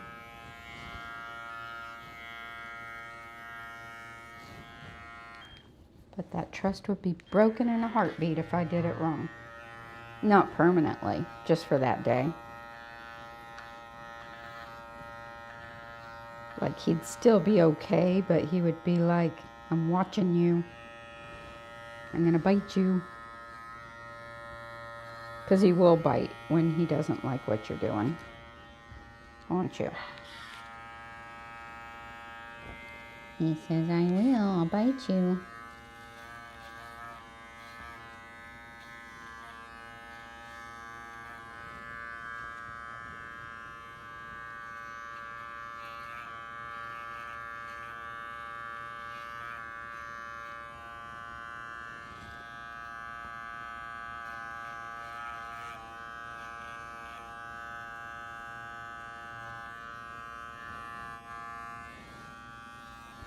Here, turn this way.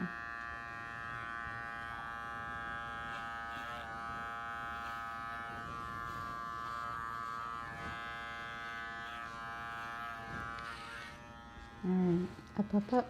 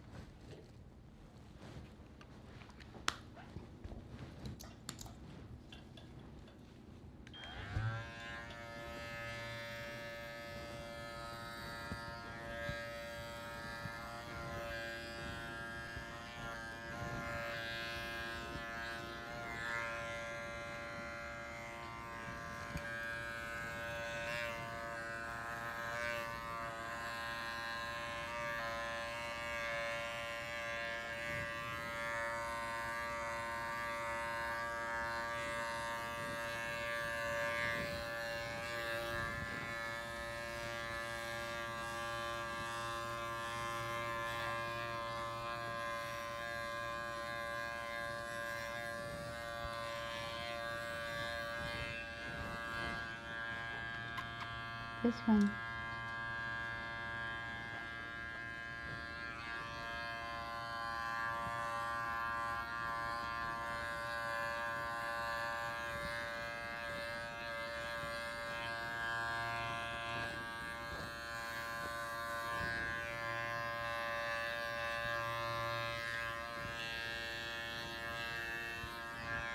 And that's why sometimes when you take your dog to a groomer and they do have matted hair, the groomer shaves them.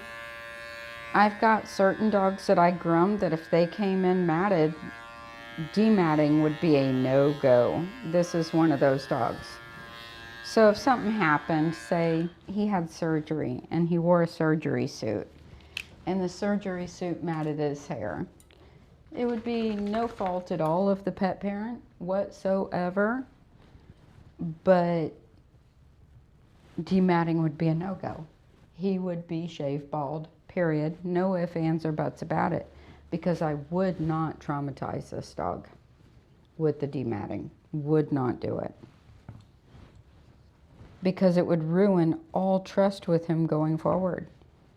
Bo, the toy poodle, I do every week. He's an absolute no-go for dematting. But luckily he comes every week and he stays in perfect shape. Honey, the toy poodle that I groom, she's an absolute no-go. She gets groomed every 4 weeks and she's fine. But if something happened and she got matted solid for whatever reason, that would be an absolute no. Because she would be traumatized because she can't handle any brushing out of mats. So, you know, and sometimes your groomer knows your dog really well. And they'd be like, yeah, we're not brushing that out. I am sorry. It's not me being lazy. I know it doesn't look that bad, but no.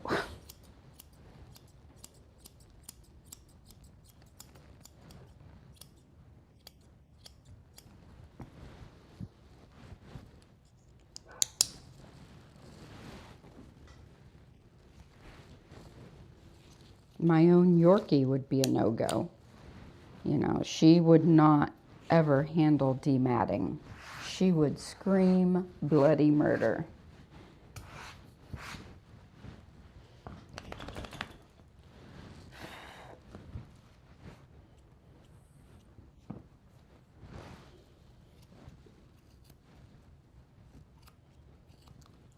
I love you too, Cooper.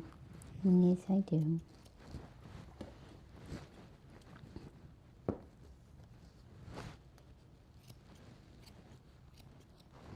Y'all hear that? Ace is being quiet. What? I don't hear any screaming. Wow. That's cool.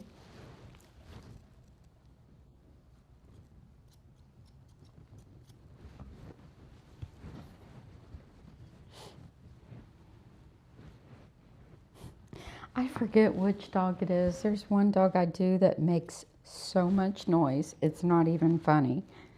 And the dog was quiet when it came in a few weeks ago.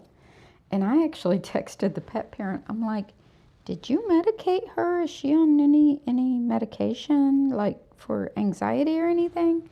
She's like, no, why? I was like, she's quiet. I'm worried about her. Is she okay? Because it was so out of the ordinary. I was like, is she sick? Is she okay? Is she medicated? What's happening? I forget who it was, though. Right off the top of my head, I'll think of it.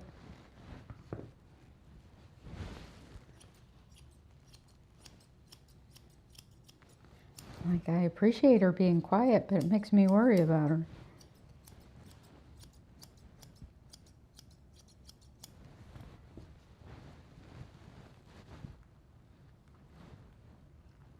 It's okay.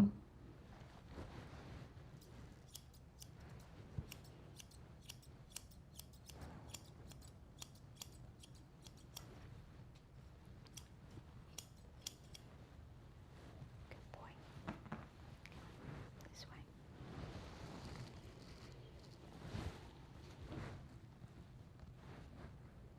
way. It wasn't even a tangle. It was a snag. There's a difference, Cooper.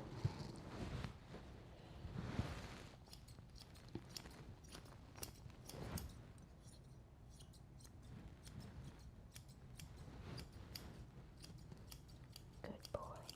I know you're fine.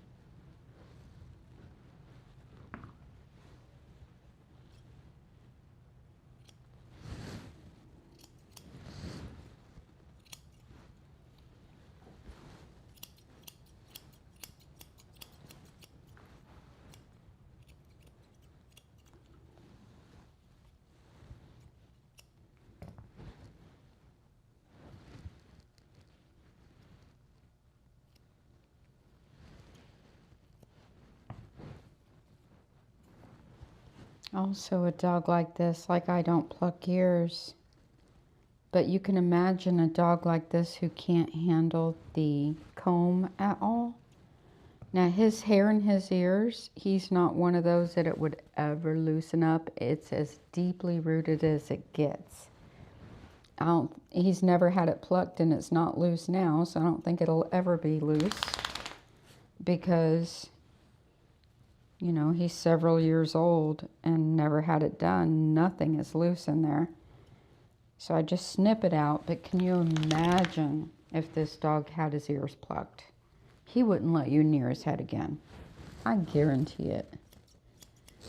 He'd be like, that's a no for me, dog.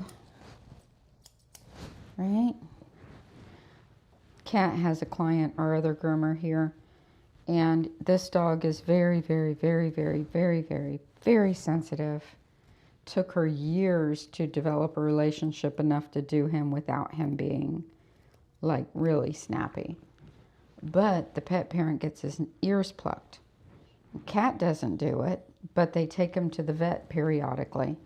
And every time she builds up enough of a rapport with this dog to get his head done, they go and get his ears plucked.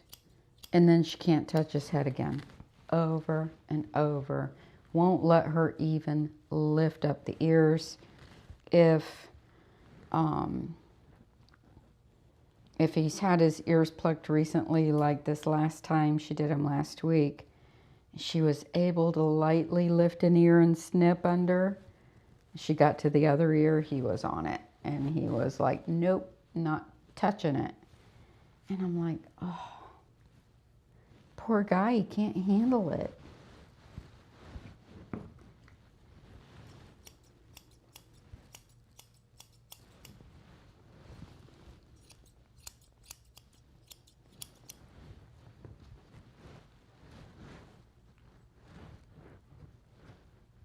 Some people have it in their head that it's supposed to be done, and they're going to have it done.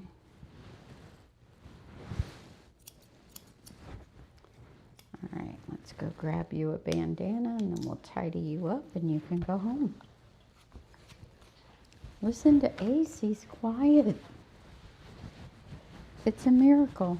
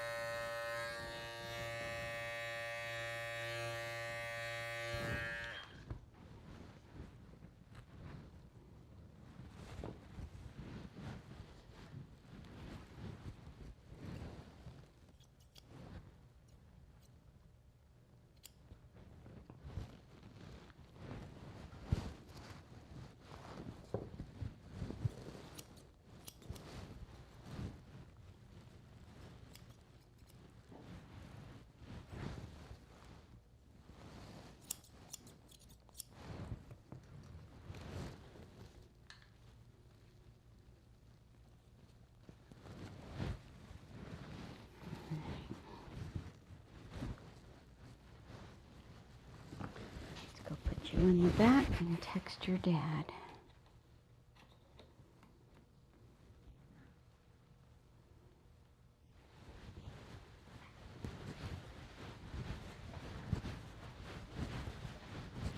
Look at you being a good boy, Ace. I'm so proud of you, Bubba. Yeah.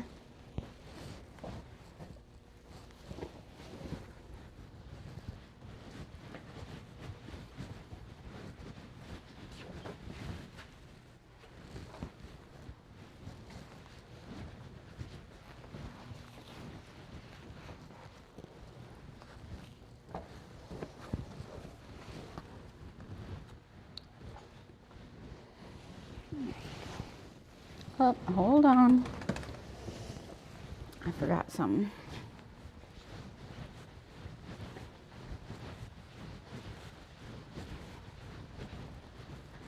Oopsies.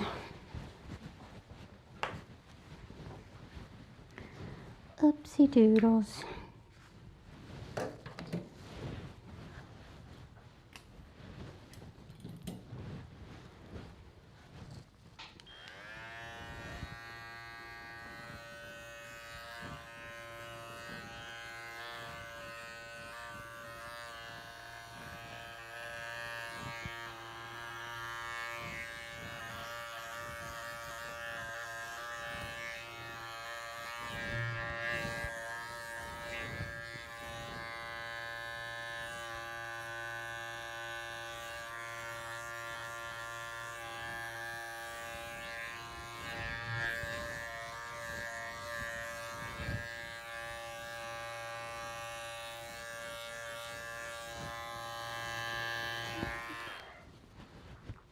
That's a good boy.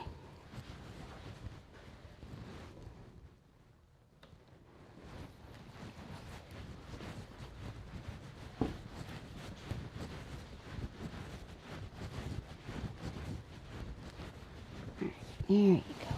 Now you're finished.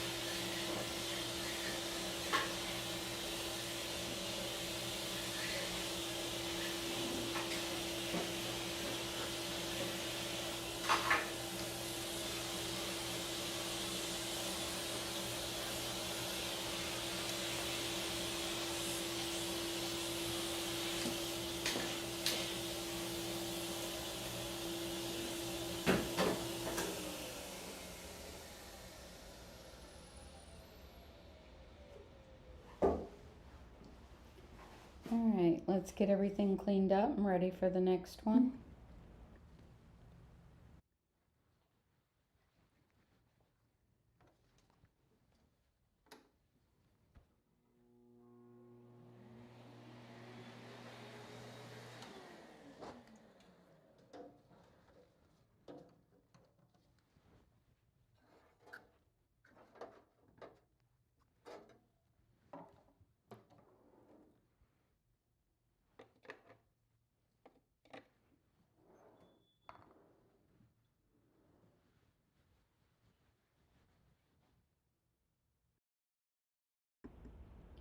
Cooper's dad's here. I'm gonna go check him out.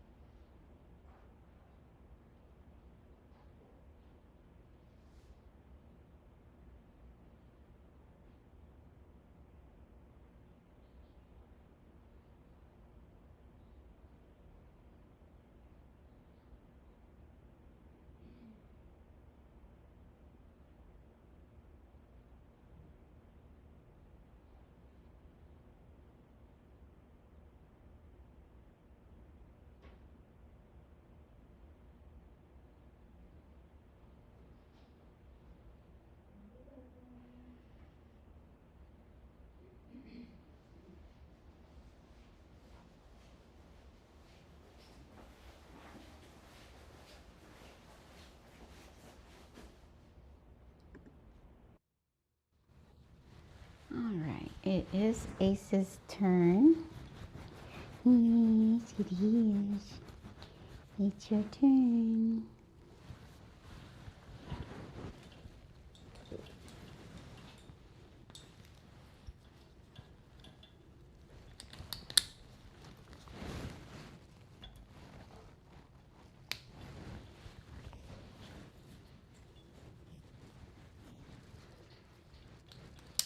Ace is a good boy. Yes, he is. He's a good boy. Yeah. He's a good boy. Aren't you? Oh, yeah. You're being so good today. I've never heard you be so quiet. What happened, huh? Did you grow up on us? Is that what it is? Did you get all grown up? Yeah. How did that happen? You were just a baby, and now you're all grown up. Yeah. He's all grown up now.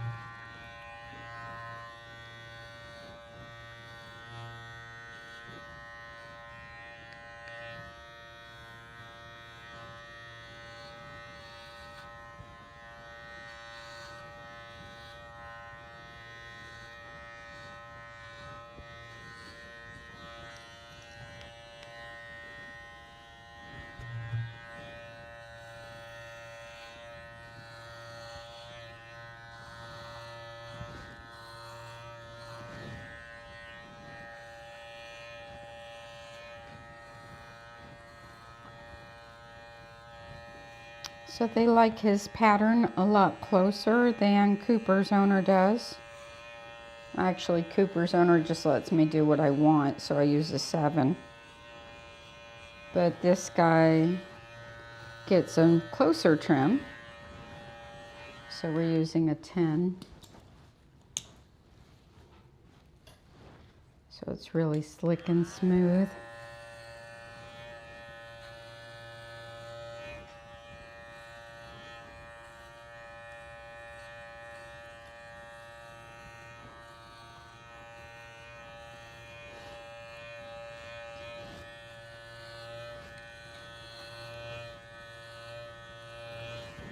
Good boy. Turn.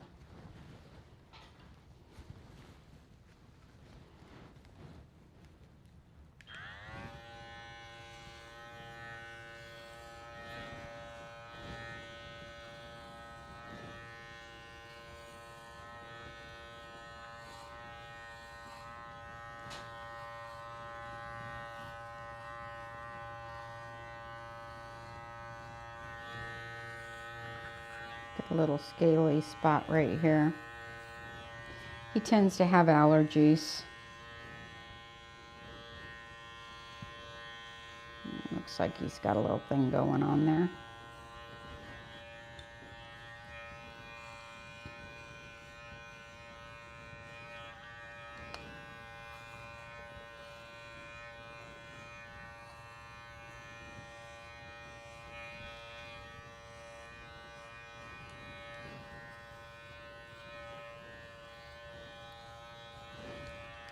Good boy. That's very good, Ace.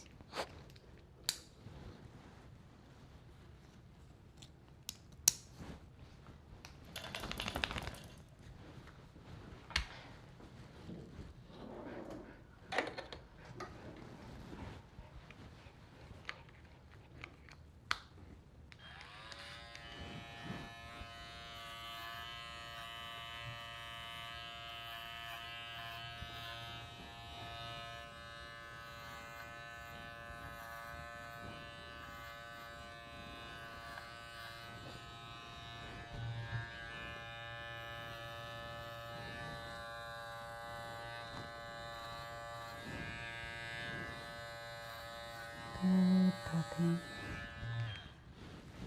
Lay down, you can lay down. That's a very good boy. I like it when you lay down.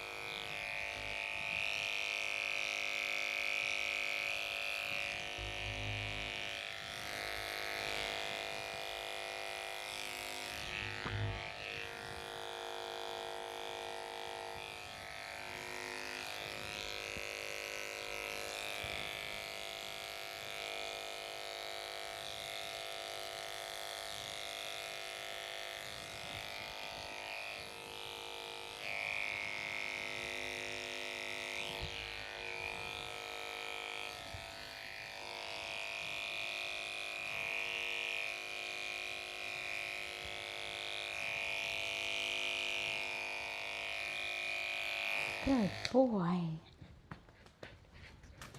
I am so proud of you. You ready for a bath? Come on.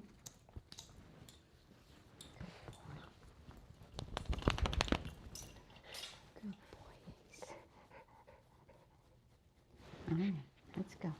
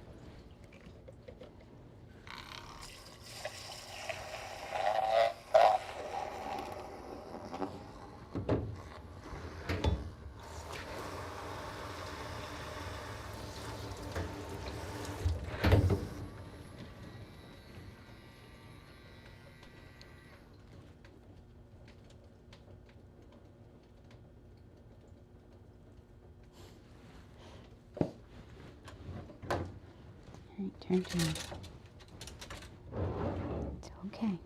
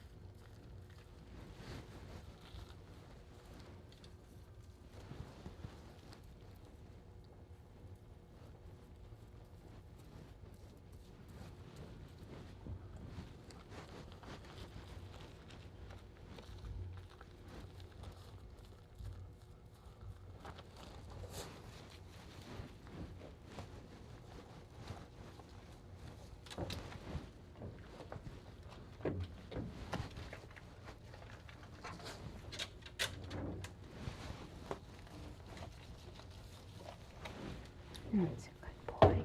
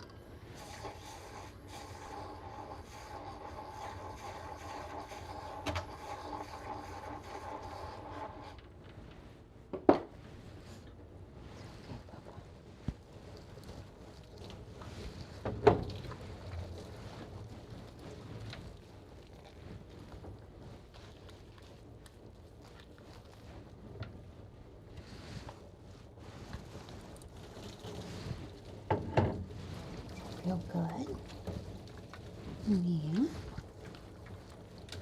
It does, doesn't it?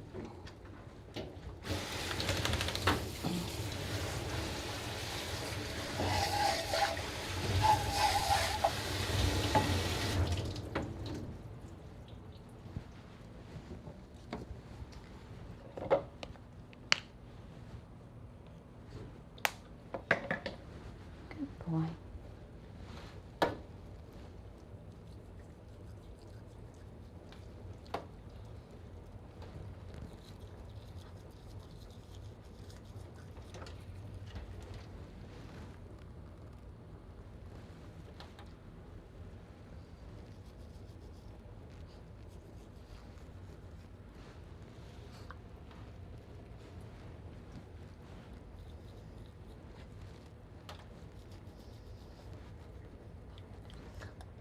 Open wide.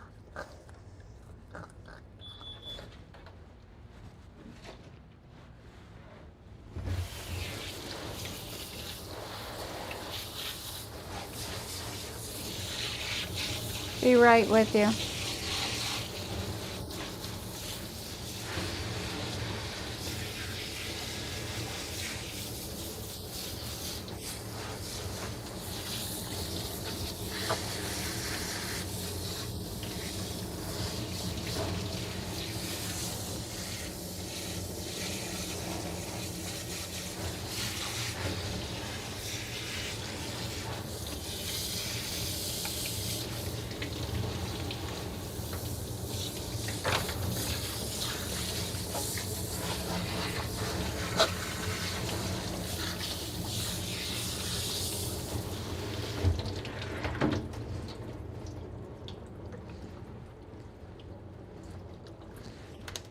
Good boy. Good doggy. Come on.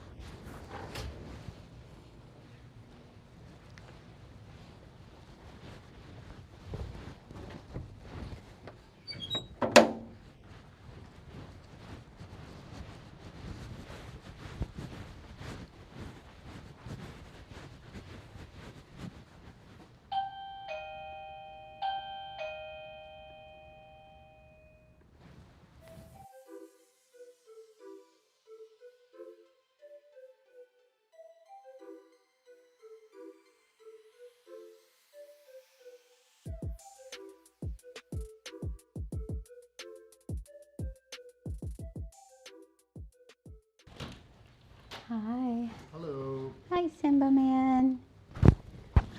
Oh, that's a good boy. All right. We'll get him all cleaned up. All right. About how long do you think?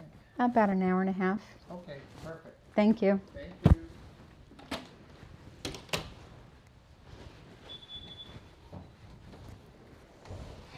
There you go, Bubba.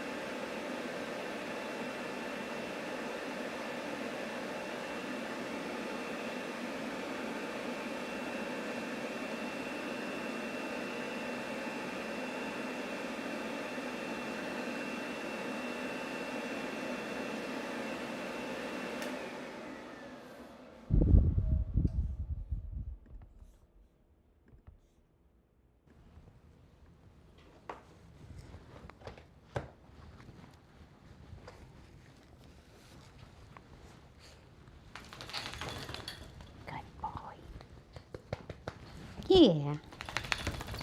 You're a good boy. Aren't you? Yeah? You are. You're a good boy.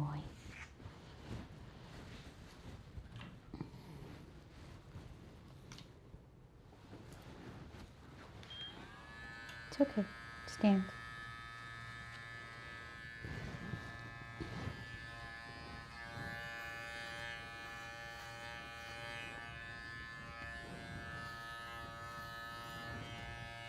Stand.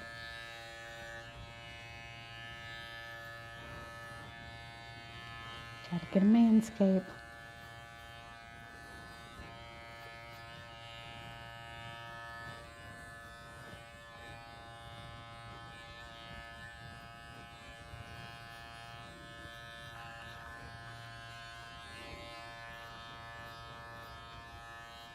Good boy.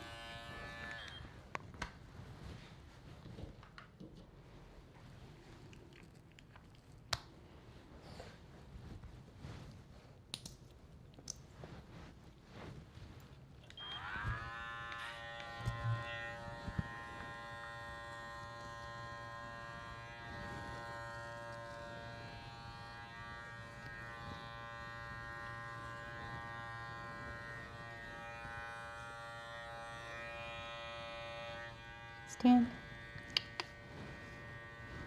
Good. It's okay. Stand. You're fine.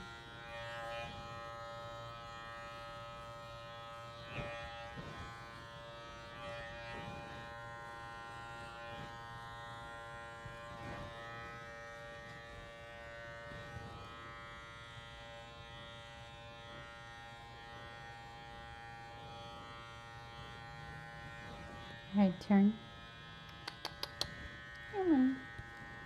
It's a good boy. You're fine.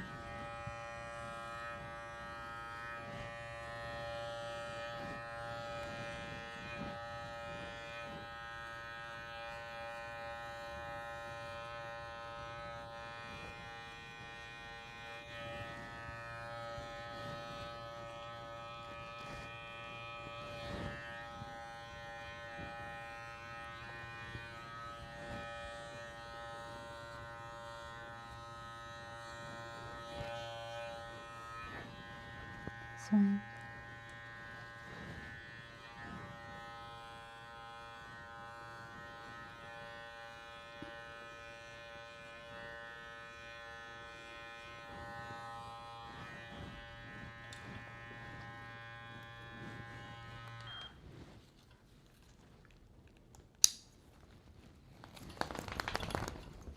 That's a good boy.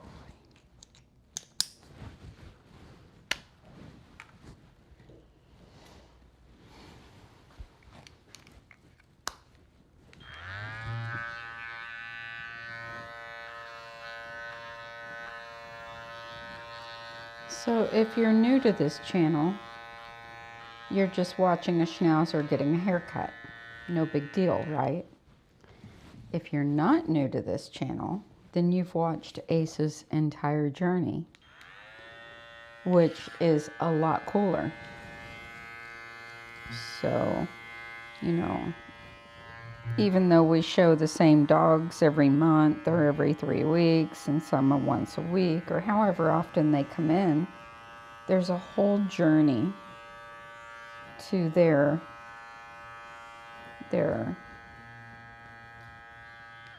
learning how to be groomed. And when Ace first started coming to me, Ace did not like the grooming process at all. And he would be kind of snappy. He was, I guess, about 11 months old the first time I groomed him. And he had been getting groomed basically once a month at a big box store.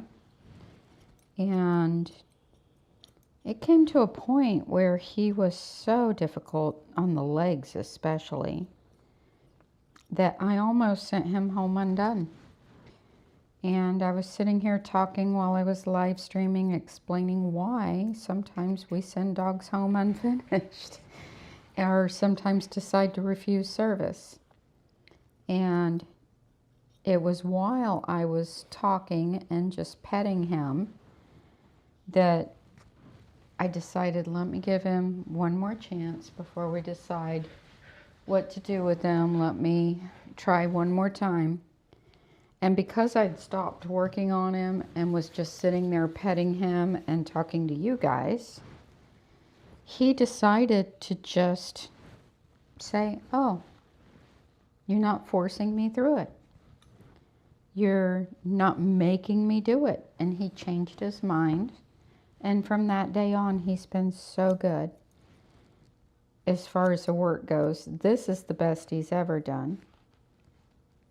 So I guess we've been doing him about a year, maybe a year and a half now. And this today is, he's quiet, he's perfect, he's laying down on the table. He's just perfect in his kennel. He's just completely changed. And that's the kind of journey, you know, if you come and hang out with us regularly, you're going to see on these dogs. See him go from one end of the spectrum to the other. With Cooper that I did just before him. Everybody remembers that's here all the time, remembers the first time and the second time that I did him. Remember how he was lunging, not at the high velocity dryer. I never even turned a high velocity dryer on that dog. At the stand dryer, which is quiet, lunging, teeth bared, snapping at it. Like, don't bring that thing near me. You know? It's like they all have their little stories and they all have their journeys.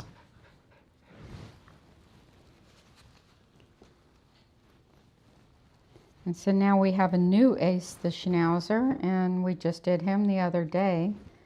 So we'll be following his journey. I think he's going to do just fine.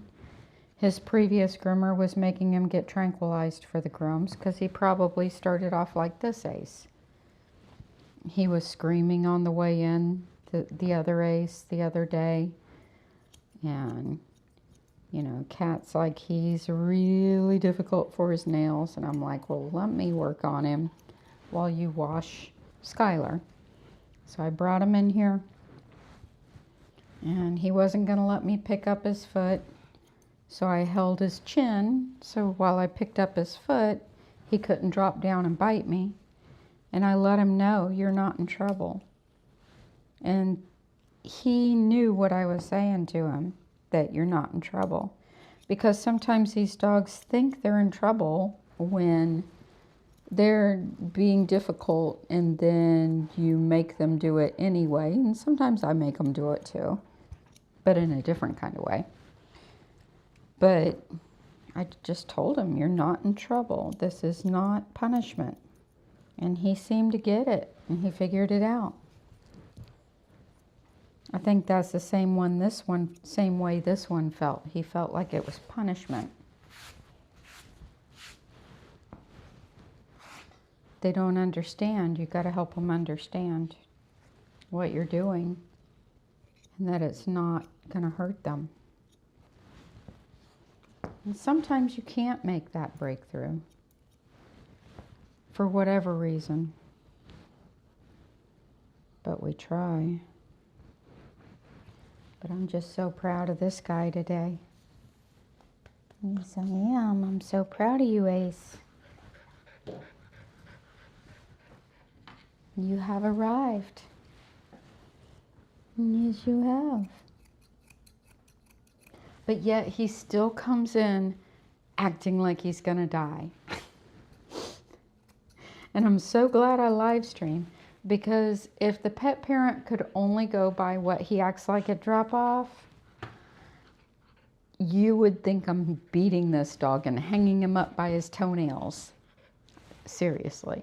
He grabbed onto his owner's shoulders like nails dug in, like, no, don't let her take me. Didn't you? You did that. And if you couldn't watch him get done, you would be like, what is going on back there? Right? Yeah. Nobody would ever know. So if your groomer's telling you your dog is fine as soon as you leave, believe them.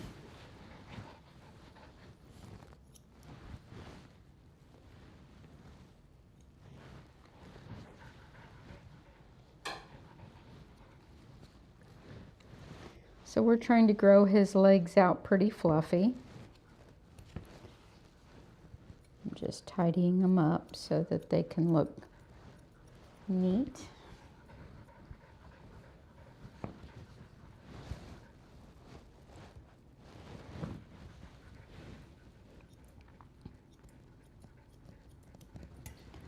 Used to be, before he would scream bloody murder on the way in.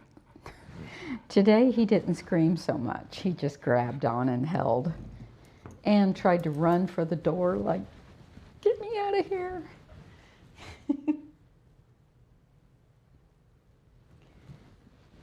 Didn't you? Had to be dragged in. Mm-hmm.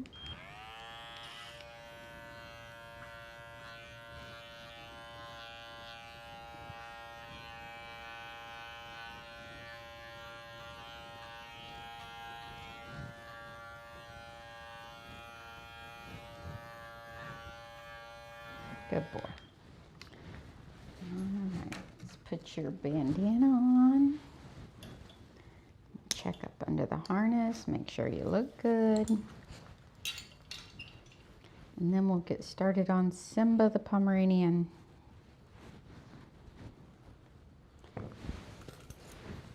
Stay.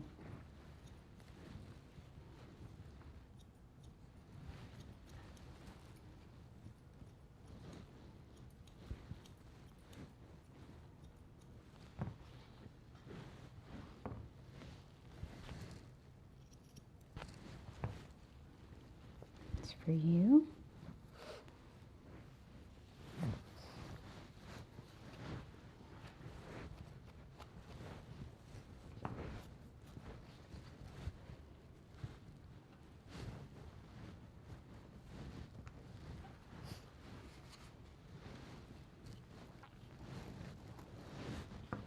And that's another nice thing. Like sometimes you watch groomers and you're watching the, you know, really matted shave downs and the really hard, difficult dogs that haven't been groomed in months, that are all snappy or the worst shedding and all that. Here you're watching like really well-maintained dogs, but you get to watch the journey and you get to see your favorites over and over again. So that's the difference, I think, you know, is watching the journeys of these guys. All right, there's Mr. Ace, all handsome. Let's go put him back in his run and get ready for Simba.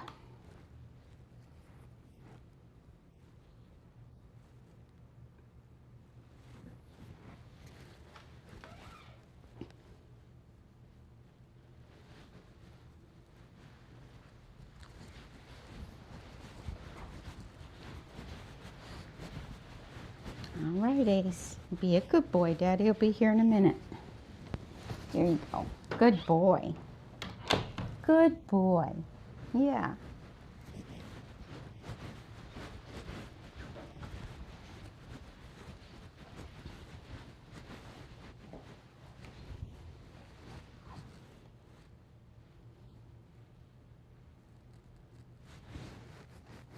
So how many of you watching in the chat remember that day that we made the breakthrough with Ace? Raise your hand if you were here that day.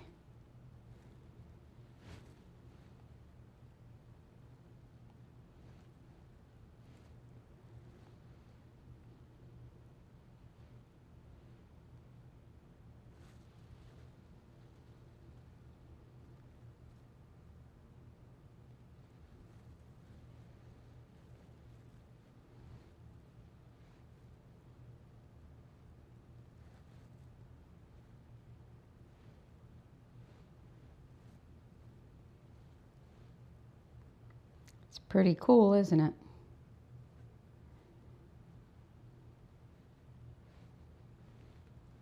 To think I almost sent him home. What a mistake that would have been. And I think about dogs like him every time I start to give up.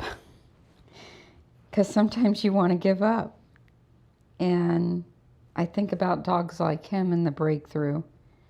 And it's like, let's keep going.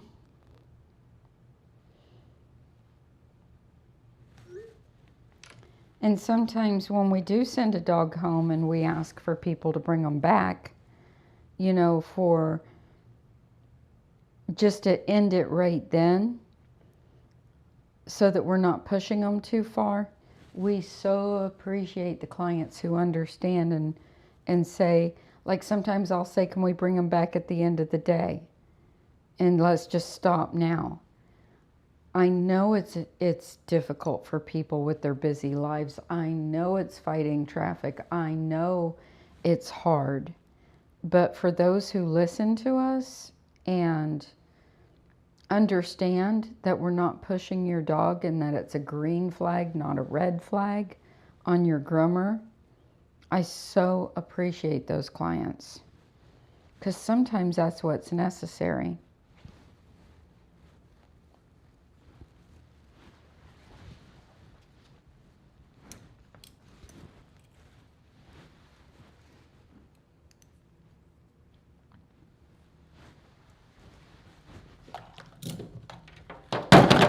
Oops. All right, let's get cleaned up. I'm ready for the next one. Actually, let me go ahead and get Simba washed and let him be drip drying while I clean up my table.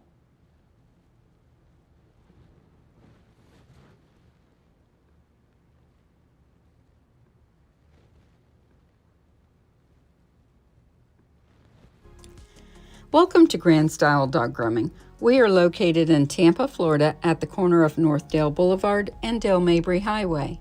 We have a large waiting room with seating for those who choose to wait inside while our stylists pamper their pets. We carry iGroom hair care products along with dental, eye area, and ear care items.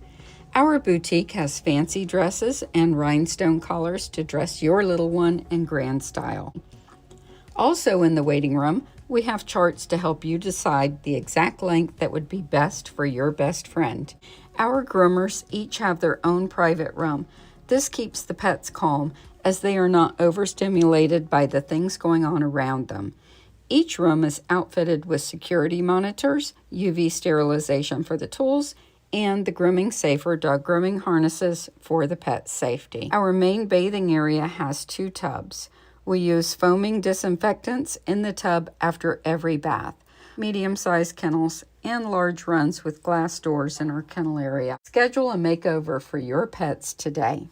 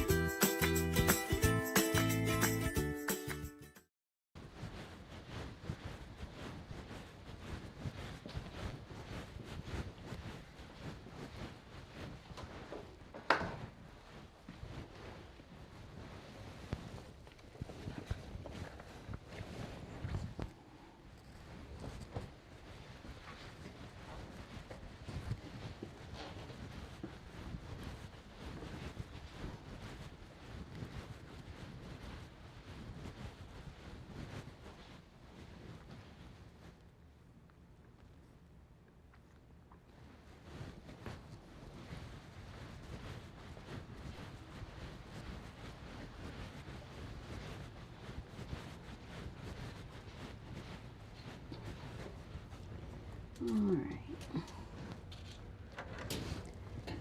This is Simba the Pomeranian.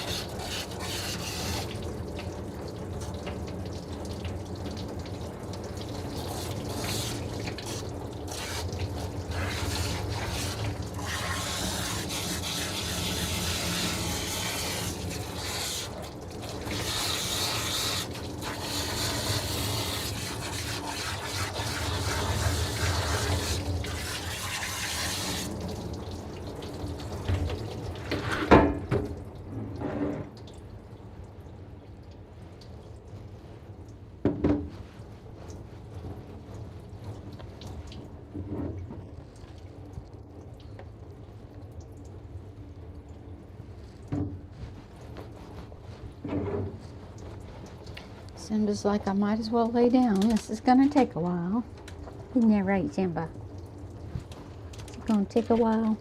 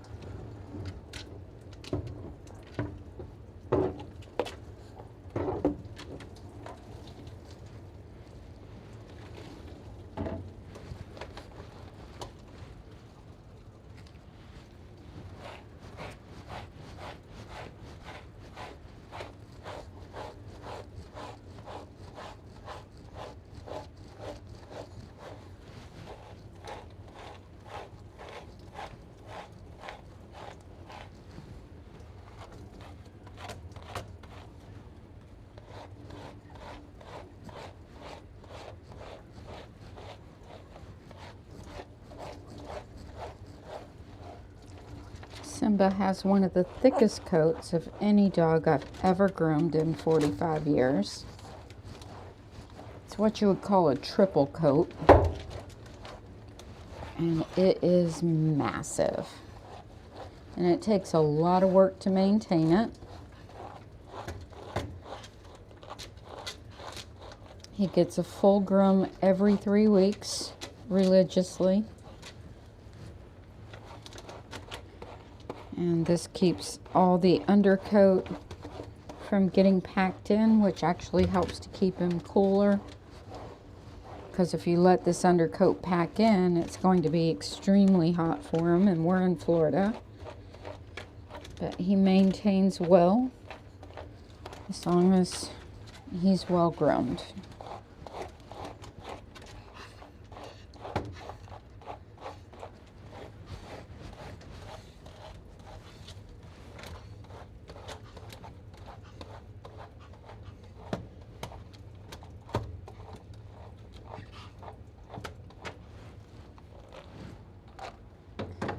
I use high pressure water to loosen up the undercoat.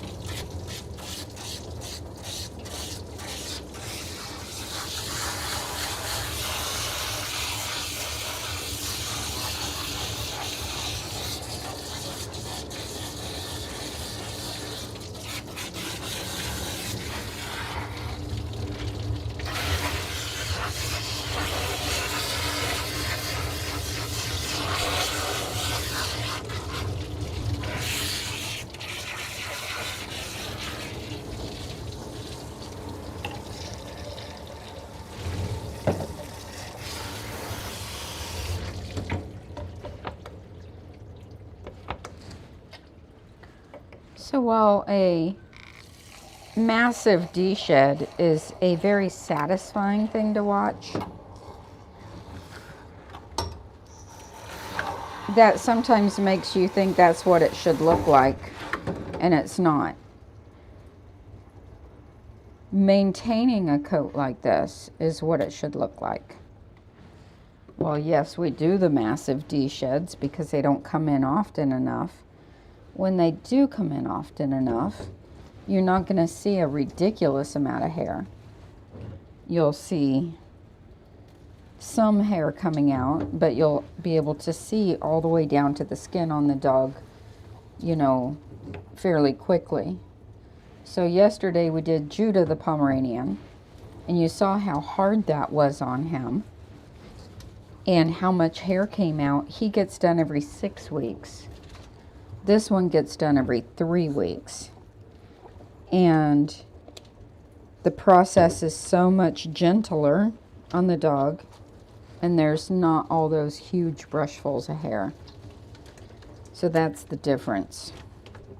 And even Judah wasn't a massive D-shed.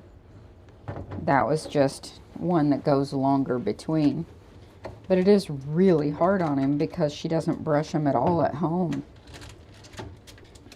It's too hard on him. I actually used the word abusive with her yesterday by her not brushing him out regular in between if he goes 6 weeks between grooms. And it is. It just is. Because it's too hard for him. He's getting too old for that. And it's hard on him.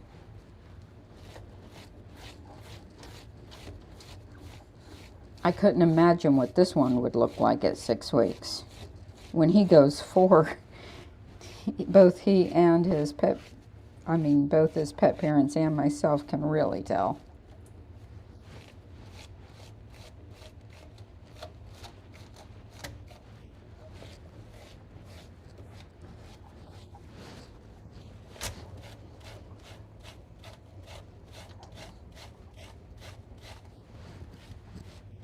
And it doesn't mean they have to be done in the shop.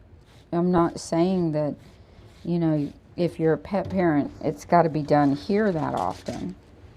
I always say, I don't care who grooms a dog, as long as somebody grooms a dog. And if you have one like this, and, you know, it doesn't fit into your budget to bring them to the groomer every 3 weeks, then you've got to learn how to do the maintenance yourself.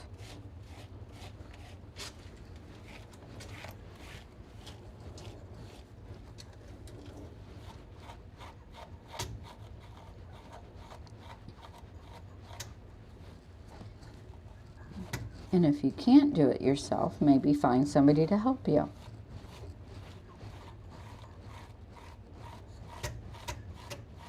Because it's still supposed to be done.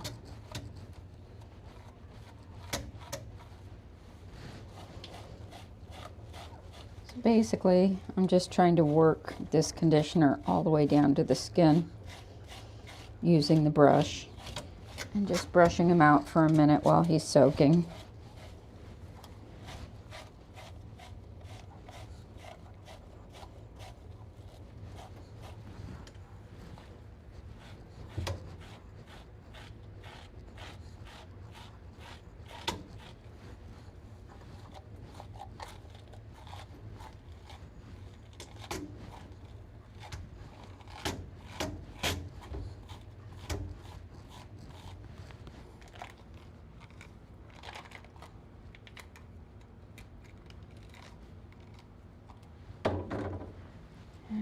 Simba man.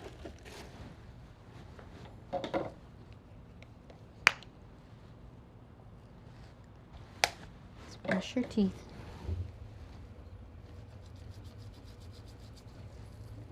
It's okay.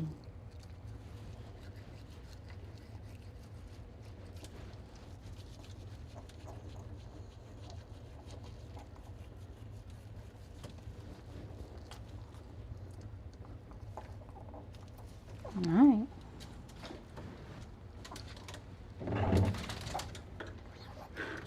I know.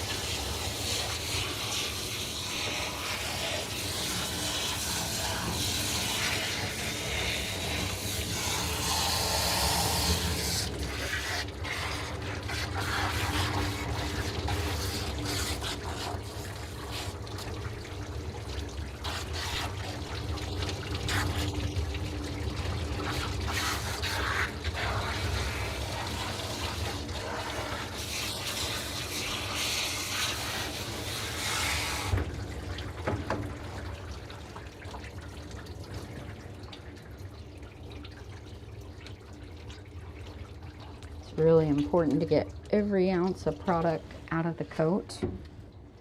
Don't want to leave anything built up in there.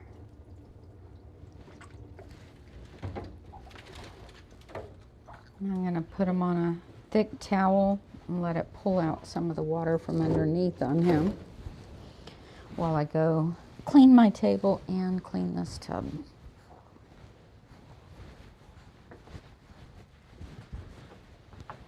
There you go, buddy.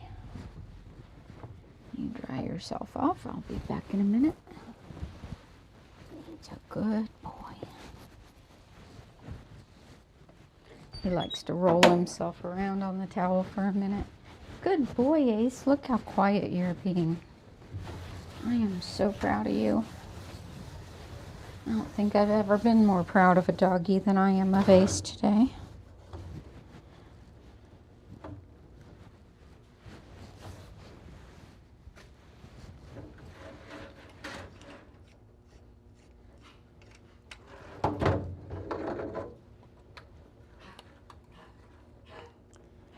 The coughing you hear from Simba is a collapsing trachea. A lot of Yorkies, Maltese, Pomeranians have that issue. Toy poodles. It's pretty common.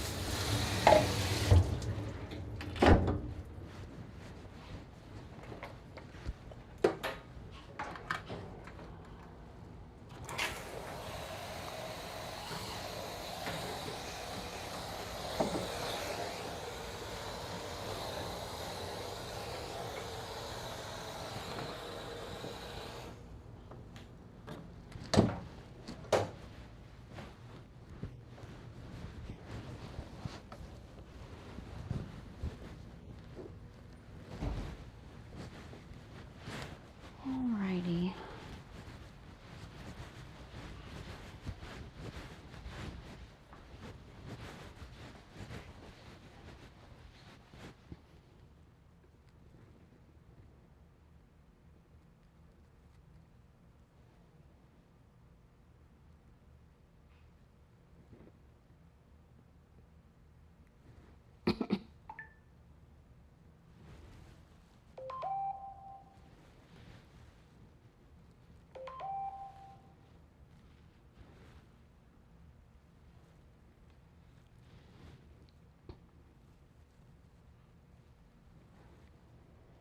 Alright, let's get this cleaned up.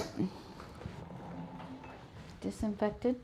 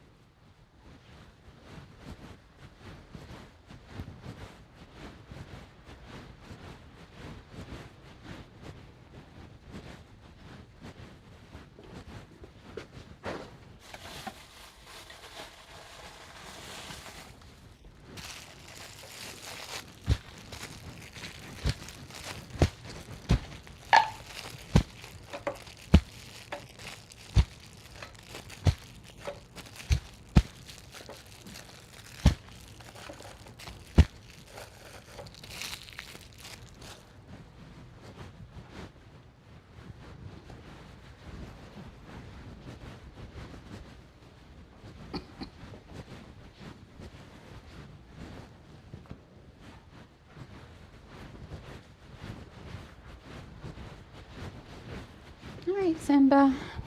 Let's go. That's my man. Come on.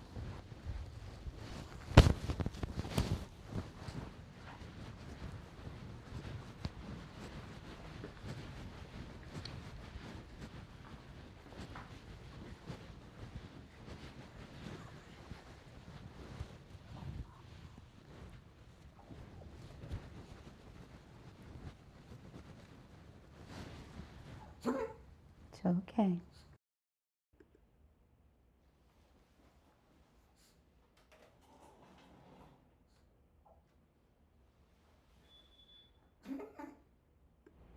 I'll be right back. I have a client or two. I'm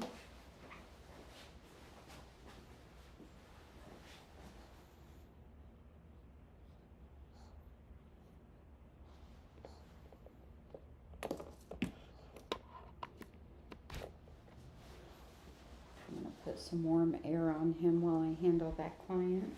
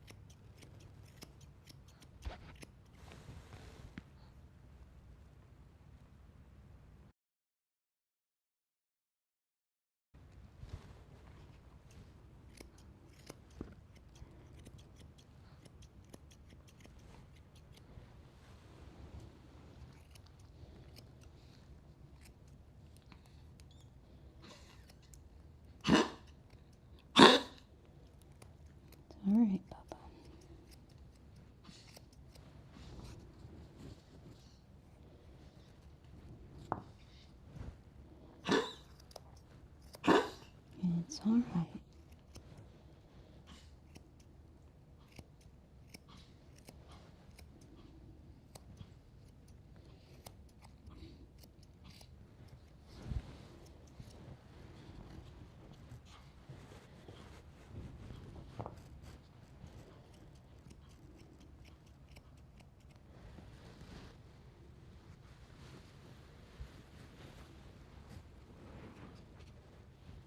Okay.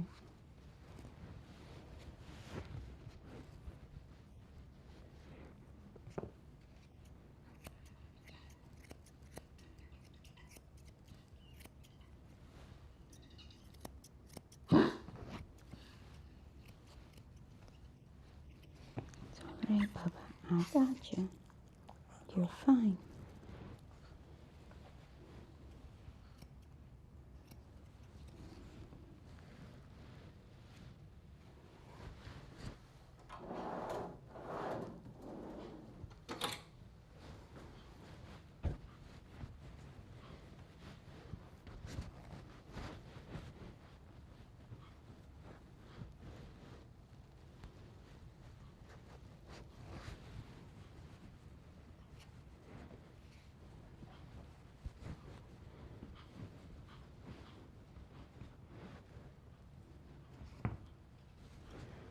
Good boy.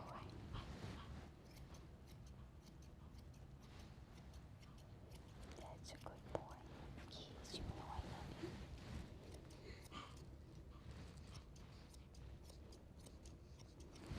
Good boy. Turn. We're almost done.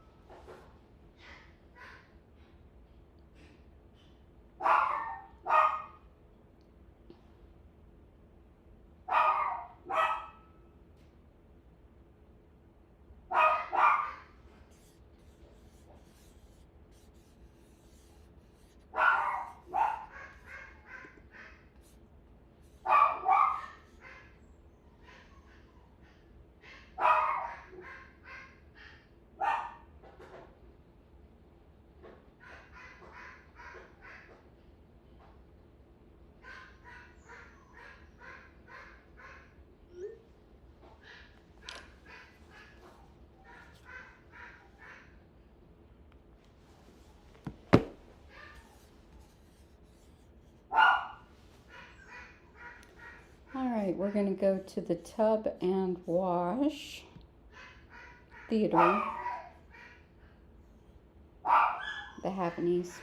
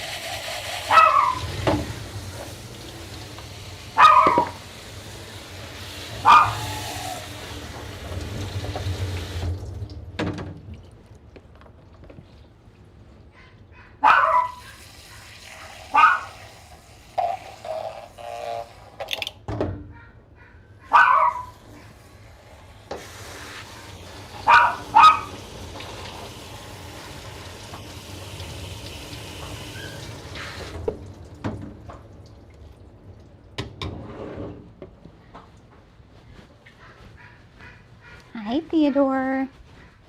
What you doing? Come on. Good boy. Come on.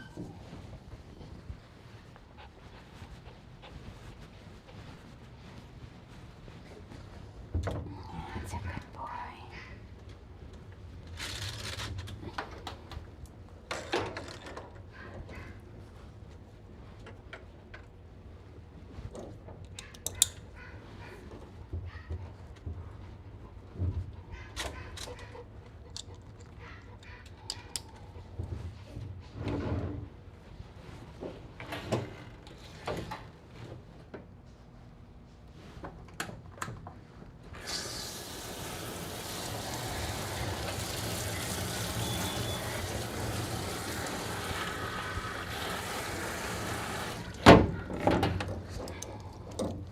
Come on.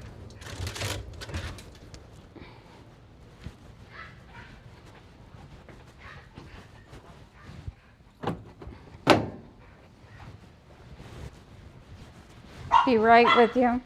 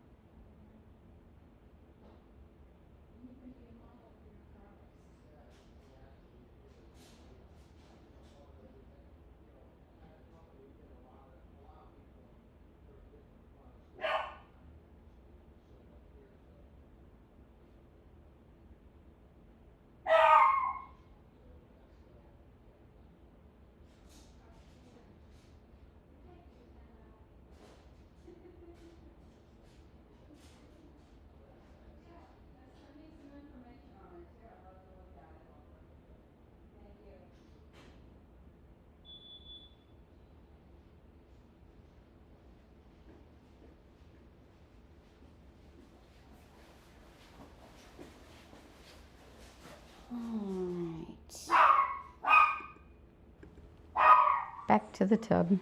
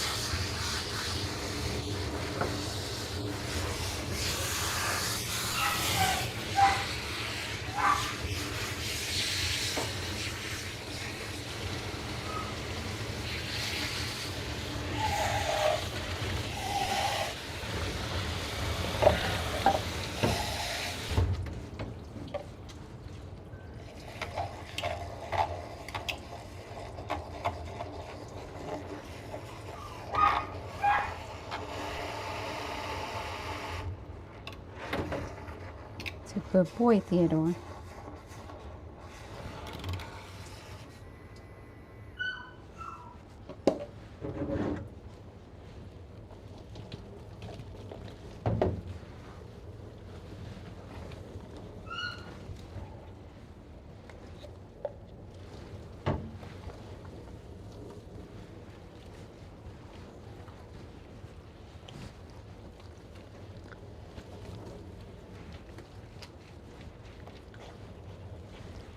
So Simba's pet parents own a human cosmetics line of products, and they are adding in dog products. So they're going to bring in some of their dog products for me to try and see if I like them. So that should be fun.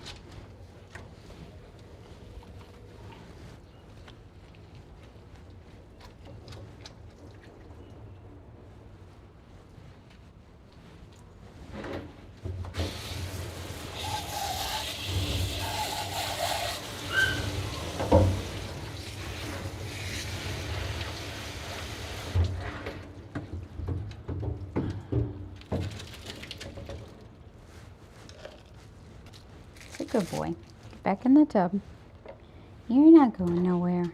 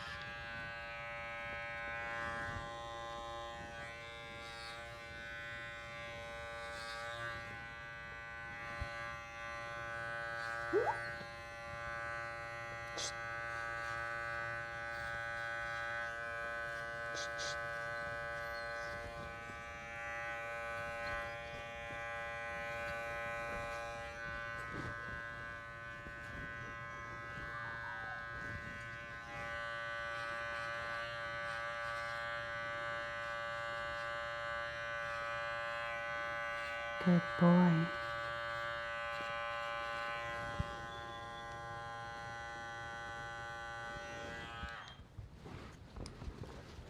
I'll be right back.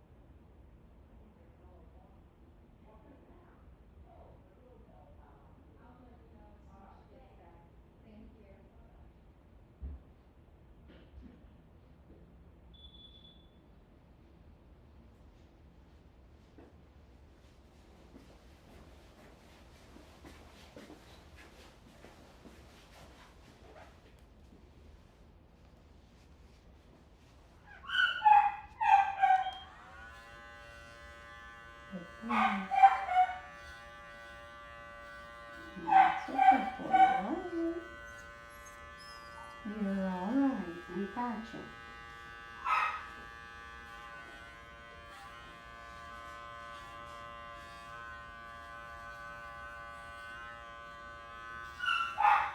Good boy.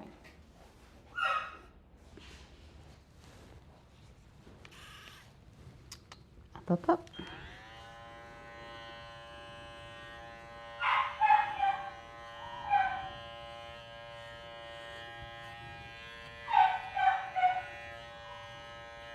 Good. That's a good puppy.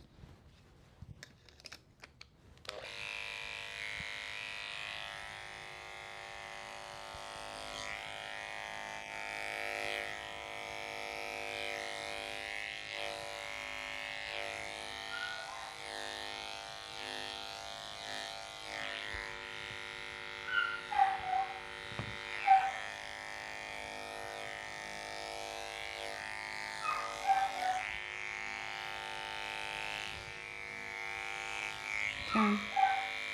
Turn. Good boy.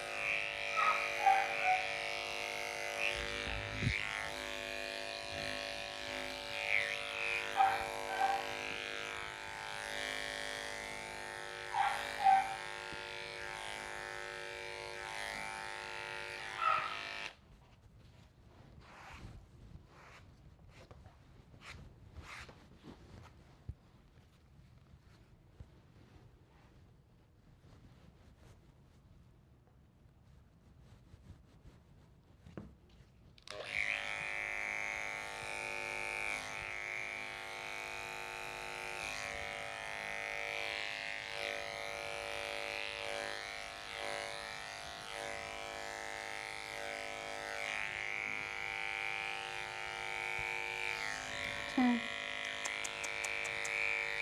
Good boy.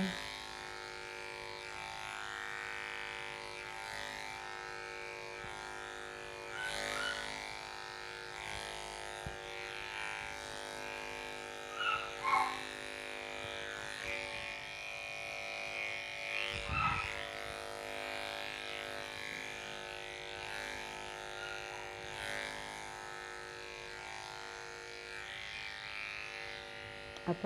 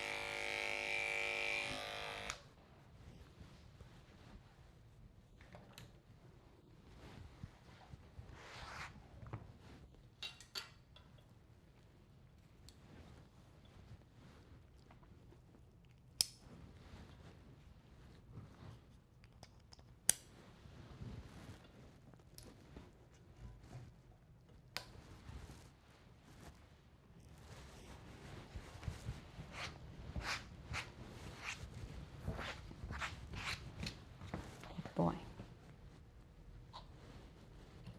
Alright, where are the scissors I'm looking for? Where'd they go? Put them in the wrong place. That's where they went.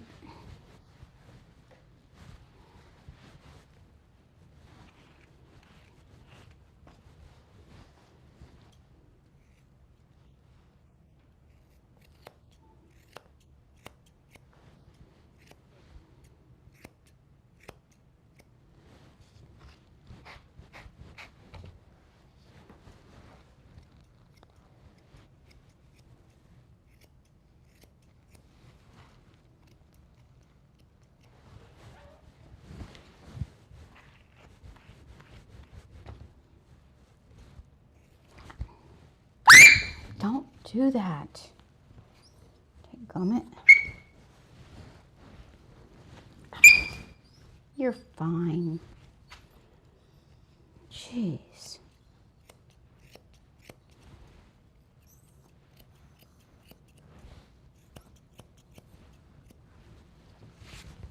You drive me crazy sometimes. Do you know that? Huh? Do you know you drive me crazy sometimes? You do.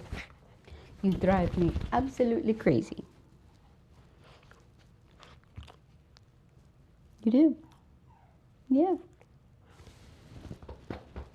All right, back to it. It touched his toenail. That's what all that was about. You touched my toenail. Oh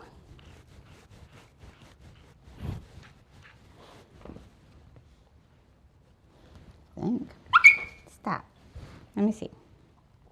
Did touch your toenail. Let me see. Let me see. It got your toenail. Let me see. There. All better.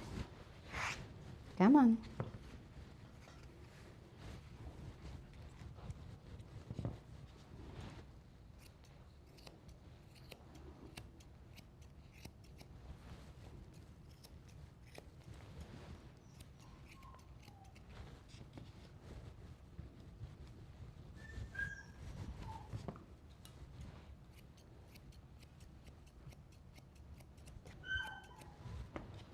You're fine.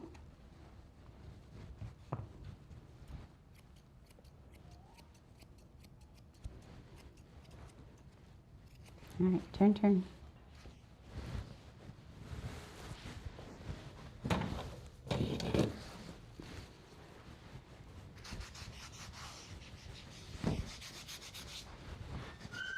Good boy. Stay.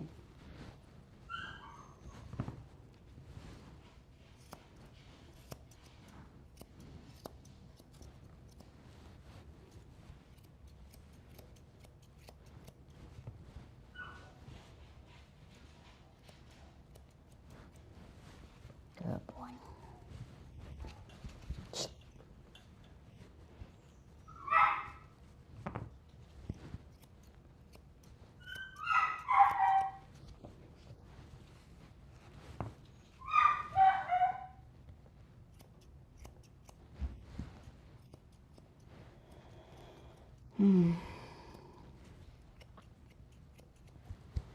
I can always tell when our neighbors are getting frustrated about the barking.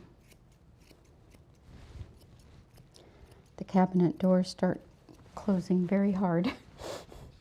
They're like, shut up over there.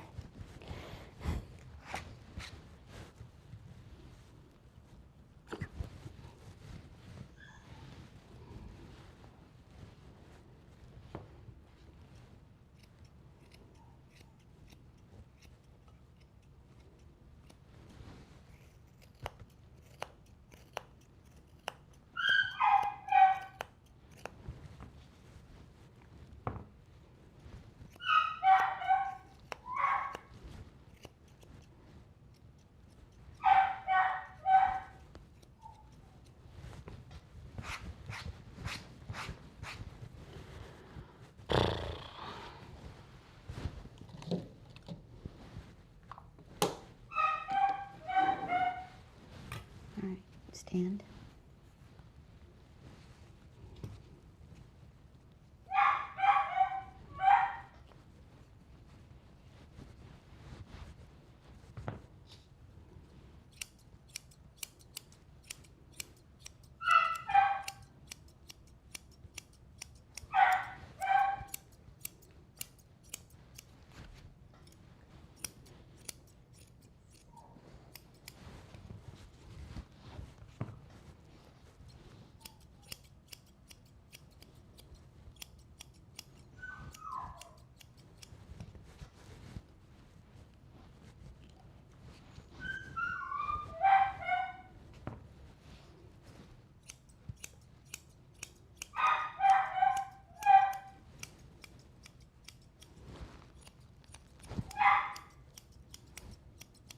Good boy.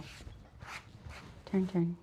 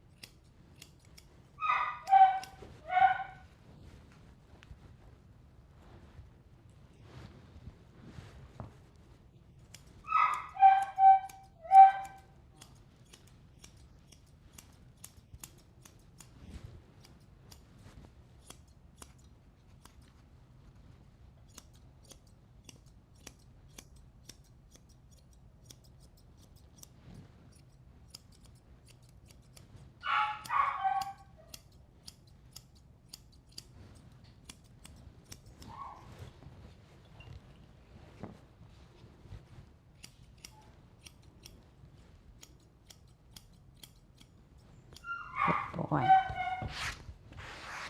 Yes, you're a good boy.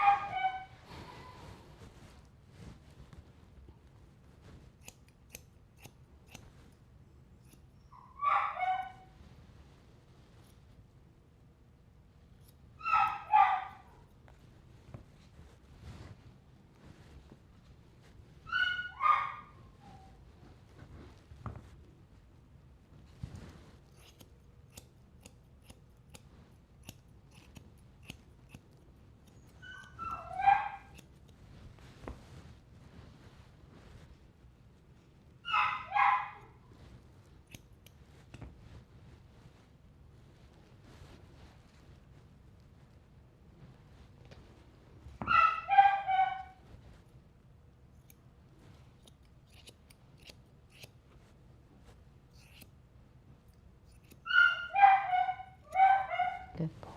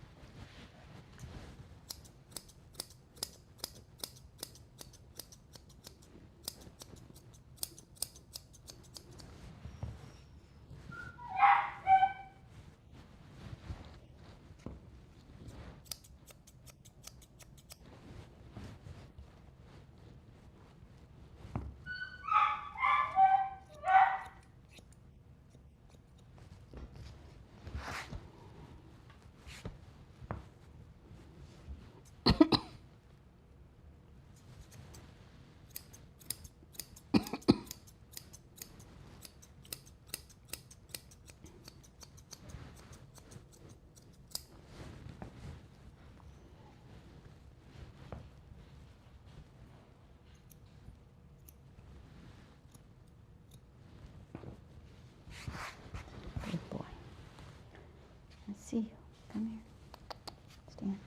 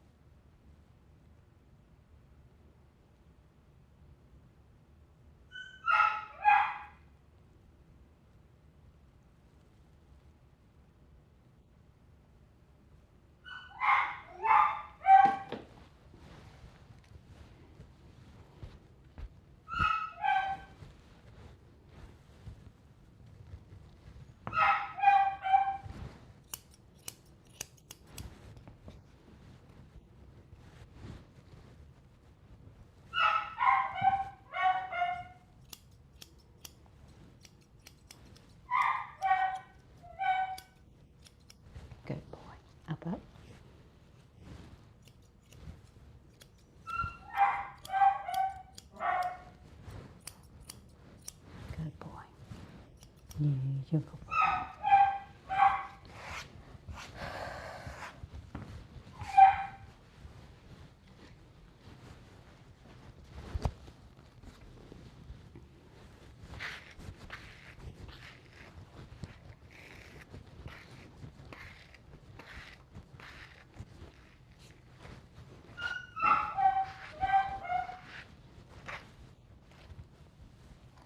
So sweet, baby.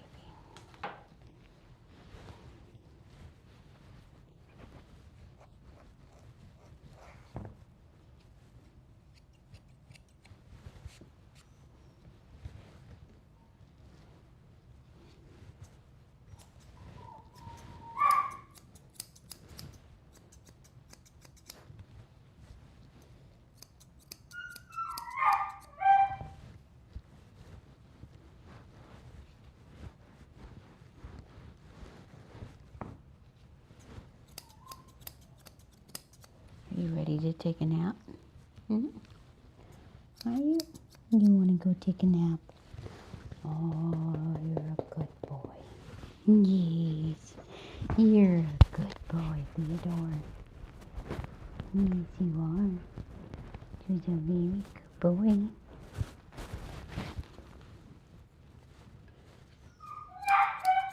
I'm sorry for pinching your toe. Yeah. I'm sorry for pinching your toe, Theodore. Yeah. I know, it's okay. He's a good boy. Yeah. All right, let's go to your house.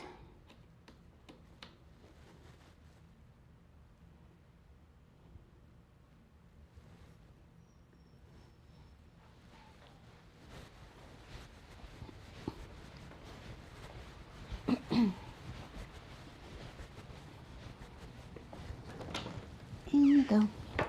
You stay there.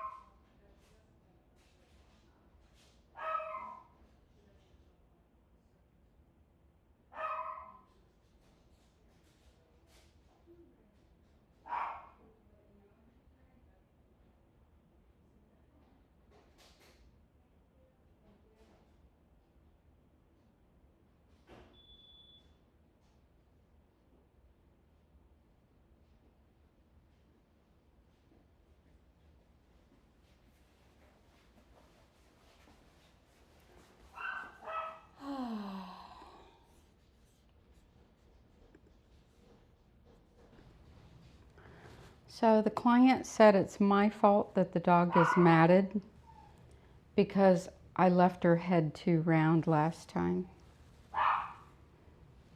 Now, this is the same client when I quoted her a dematting fee.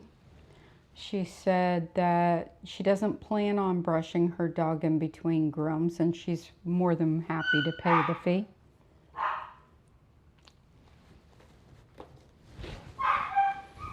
Obviously.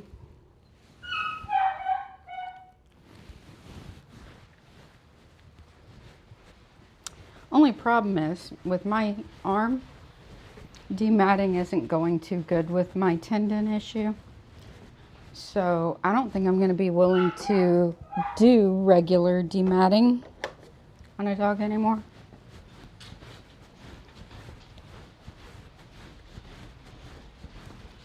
Not as a planned thing. You know what I'm saying?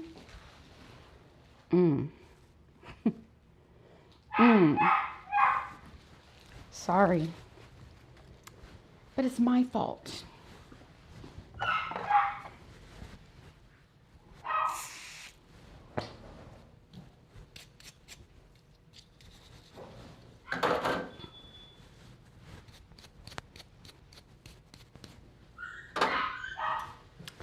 Shut up, Suzanne. Just shut up.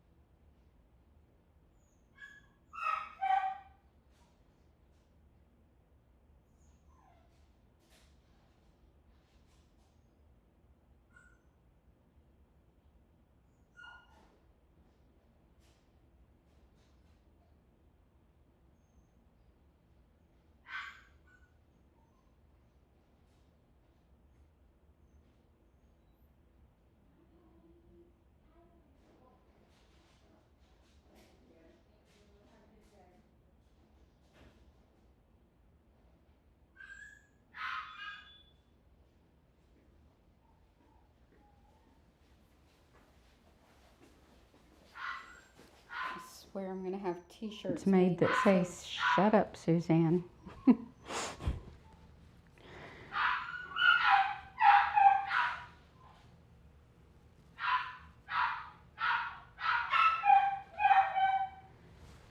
No, she wasn't joking. She was sincerely complaining that I left a Bichon style head on her Bichon. When she's complained that it doesn't look like a Bichon if you don't trim it like a Bichon.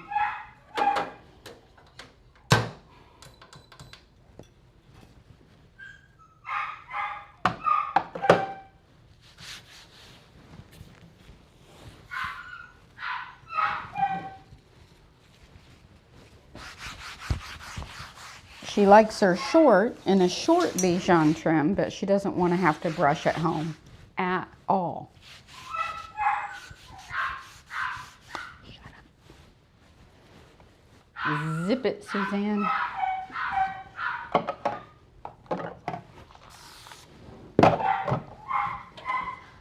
All right. To the tub with Hunter.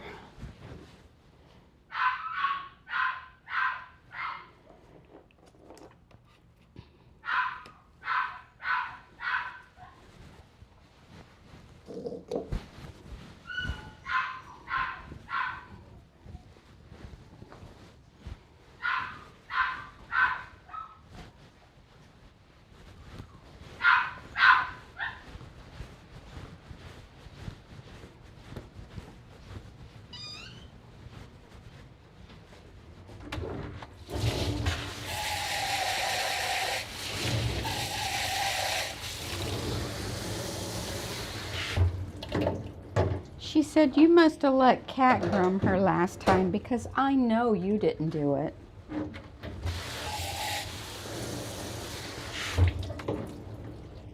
Because she left her head too big. And I said, I'm the one who leaves the heads big. Cat actually cuts them shorter.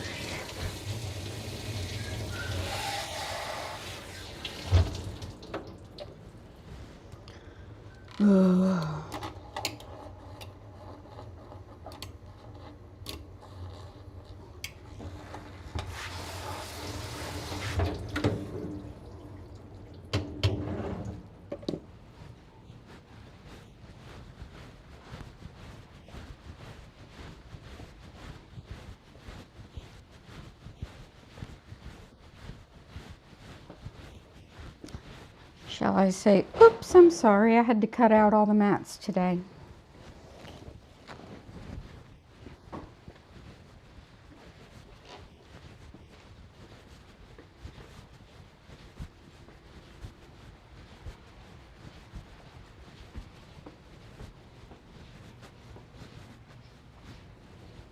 All right, here's Mr. Hunter.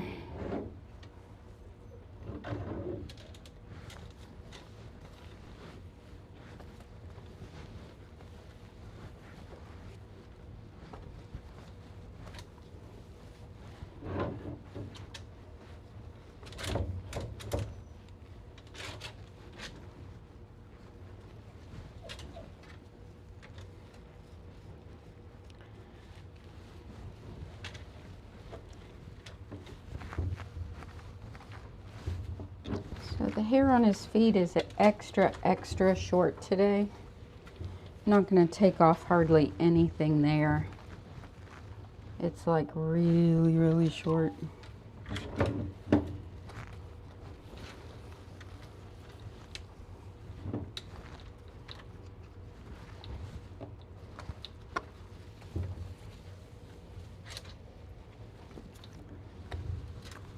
The idea when trimming feet is to make them look upright and kind of squared off. You don't want to take off all the hair right above the toes. It's like taking all this off makes the feet look too flat.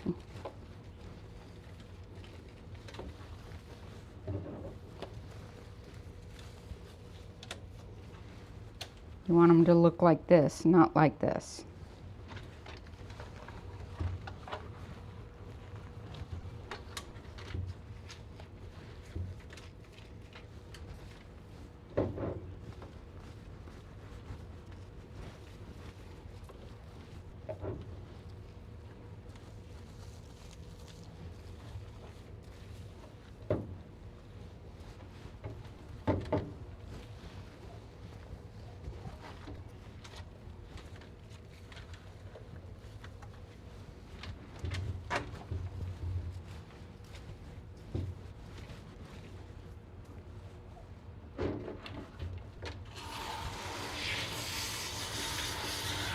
All right, Bubba.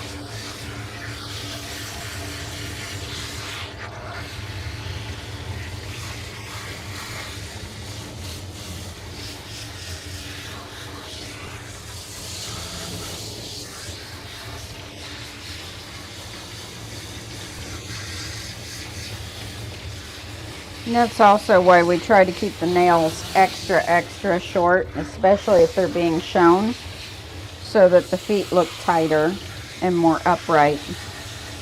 Because you can't trim the feet really tight if you have a lot of toenail there from the front.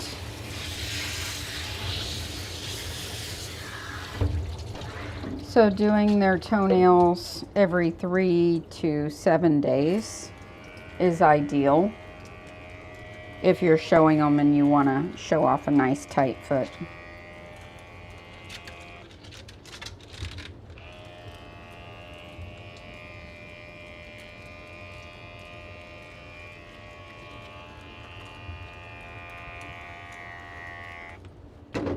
And that's not something that we can just create, you know, in a single sitting.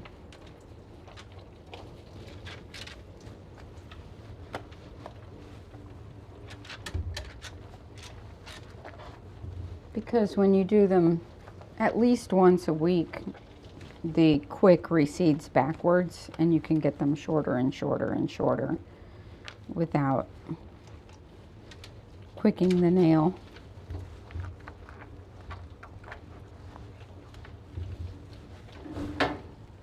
Good boy.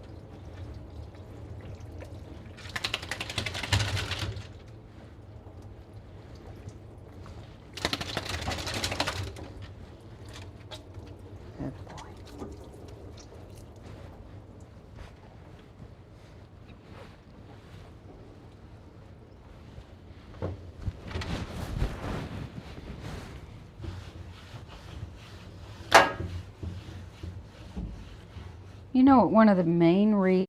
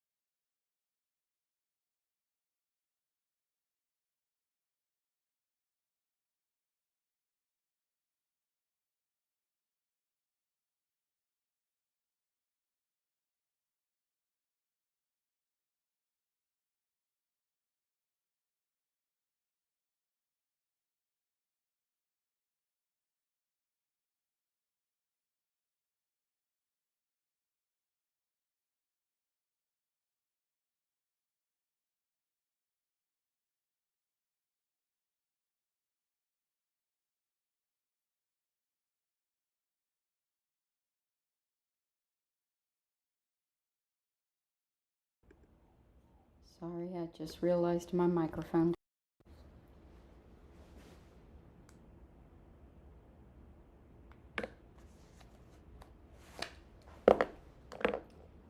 Get that fixed right up.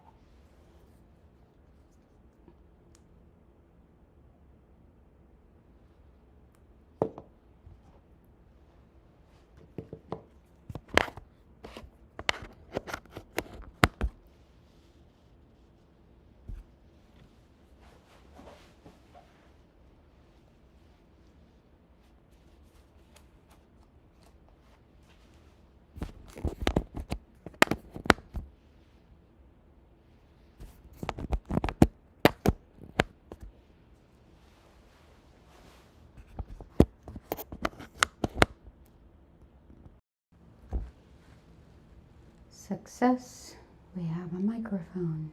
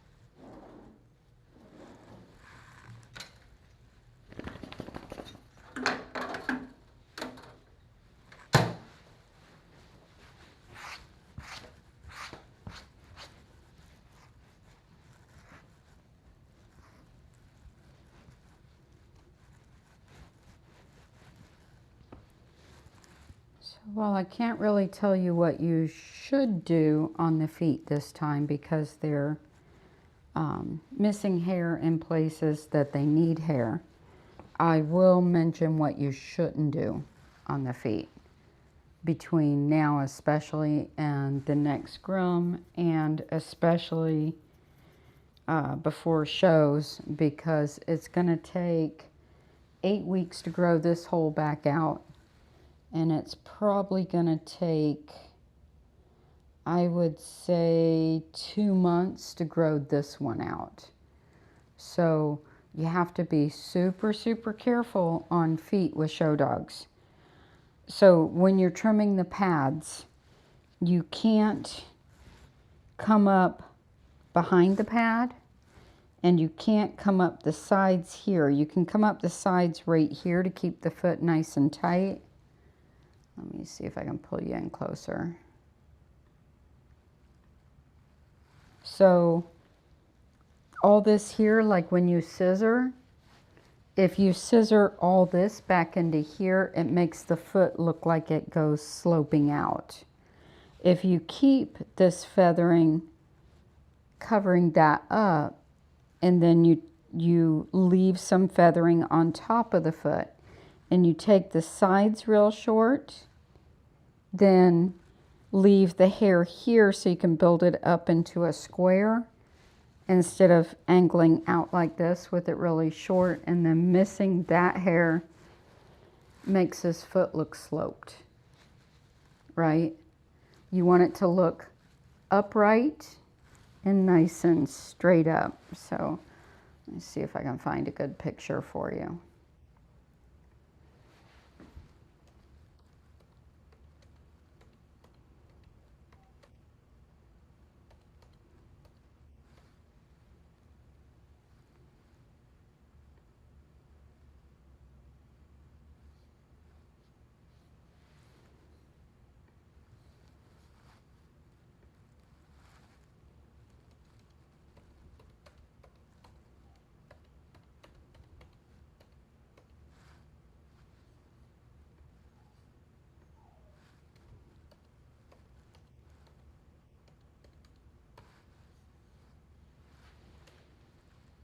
Oh, come on.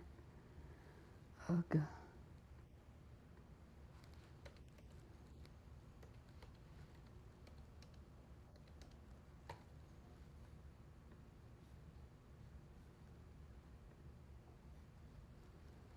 Let me find somebody with some good feet. This one shows really nice feet, I think.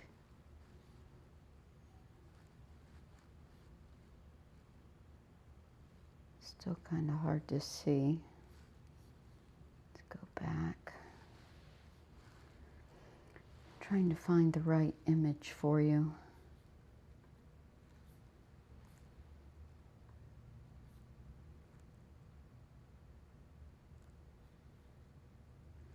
Okay, so let's bring you guys up on screen. So see this dog's legs, how they look pretty straight, and this is accentuated nice and straight.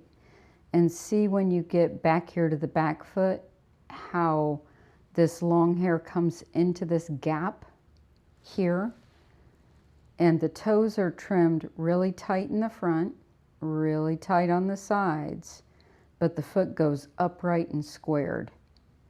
And the front legs don't look like they're sloping because of the way they're trimmed, not because of the way the dog is, right? And the back of the hock has to be trimmed nice and straight.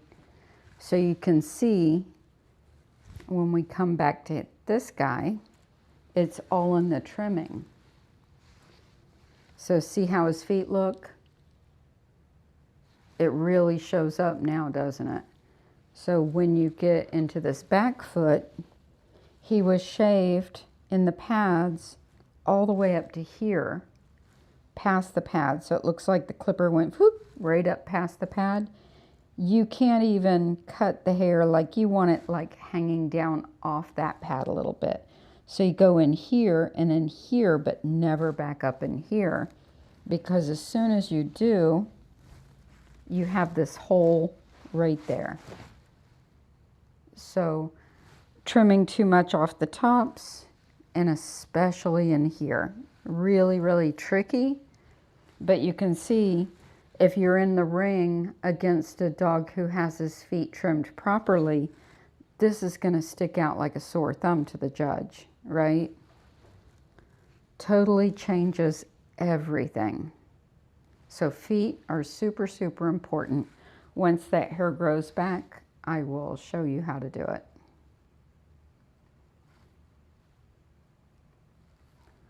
Alrighty, back to it. Almost done. But there's really not much I can do with these today except let them grow back.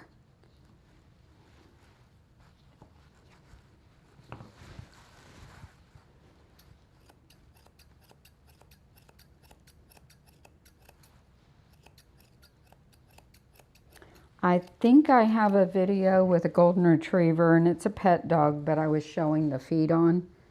I think I have that's showing the feet right. So I will cut the feet out. I really don't want any big dogs on my YouTube channel because we're not doing bigger dogs anymore. So I will see if I can just cut the feet out of that video and show the feet.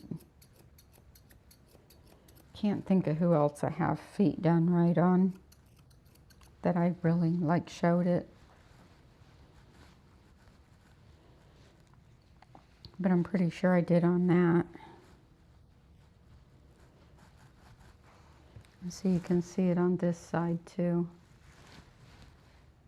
You can see how it's up into here. It's not as bad as the other side, but the other side is the judge's side.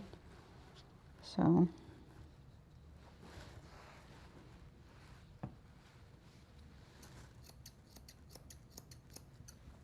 And that's why if you have a show dog, you want to be really careful.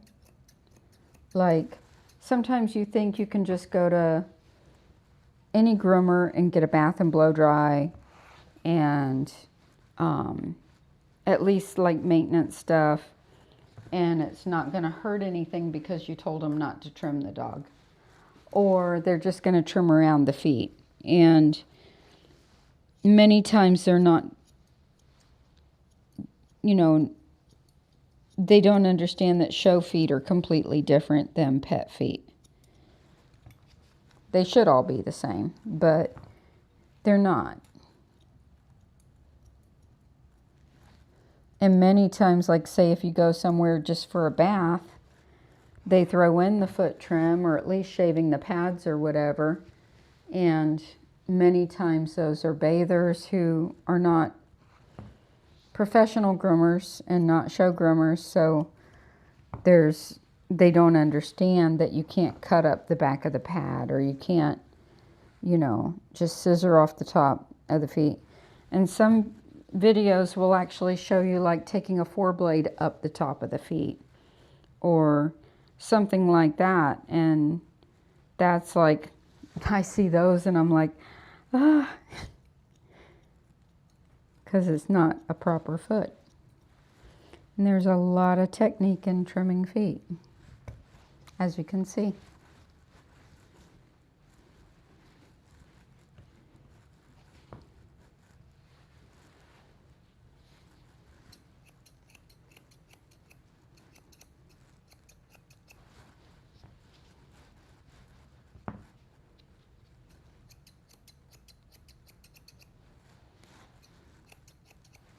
Yeah, it's a good boy.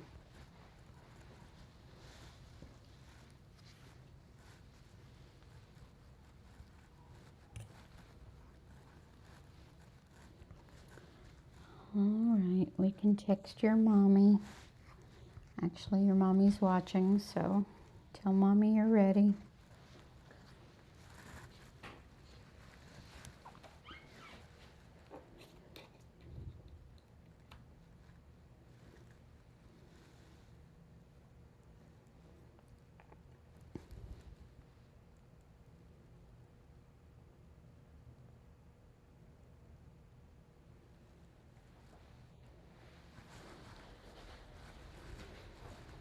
sometimes it's just as good to see what you shouldn't do as it is to see what you should do.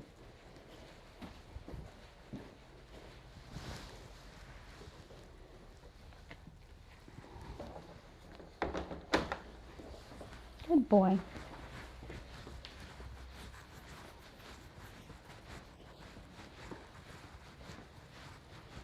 And that's some of the reasons why those show dogs look so much more like show dogs than pet dogs do, because the details are so important.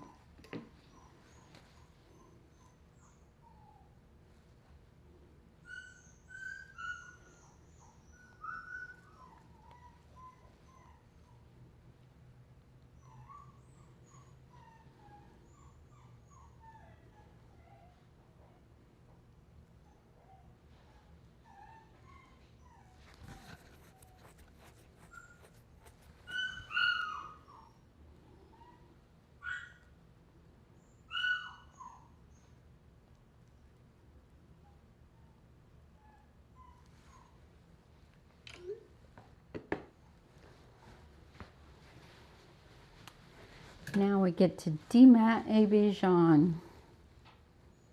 Fun, fun.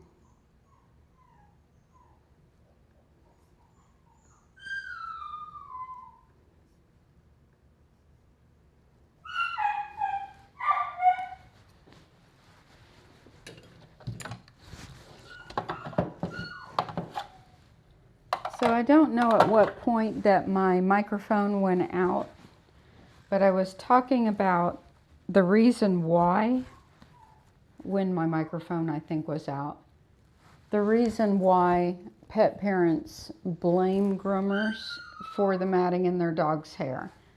So like I'd mentioned, I told the pet parent that I hadn't been charging for dematting on her dog, but going forward I was going to have to start charging her $1 a minute for the amount of time I spent dematting her dog, because her dog is always matted. And she says I said, so be sure to keep her brushed out, or brush her out just before an appointment. And she said, I don't plan to brush, I'll just pay the extra fee. And I'm like, okay. So then I groomed the dog, and now this time it's my fault because the dog is matted, because I left too much hair on the dog. So what does that do? It gives the pet parent an arguing point as to why they shouldn't have to pay the dematting fee, because any extra time that I spend was my fault because I didn't do a good job last time. You see what I'm saying? I've been doing this a very, very long time, and I know all of the tricks.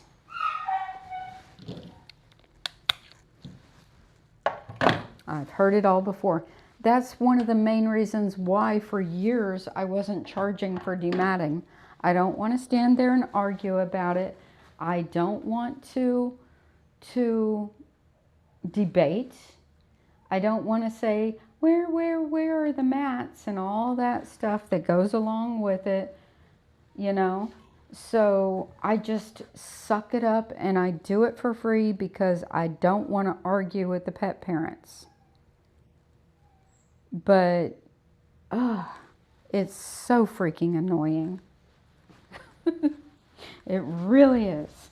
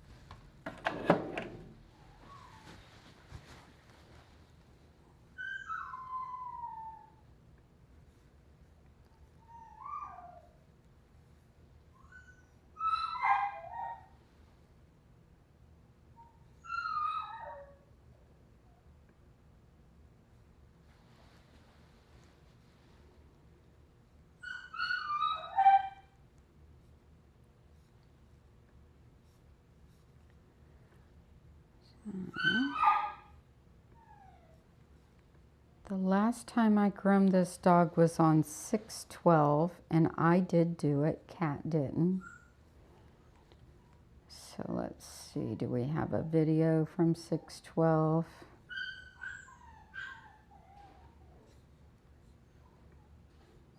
Or did I take it down? I took down all the videos with the bigger dogs, so they're not all up. 6/12, where are you? There's 6/13.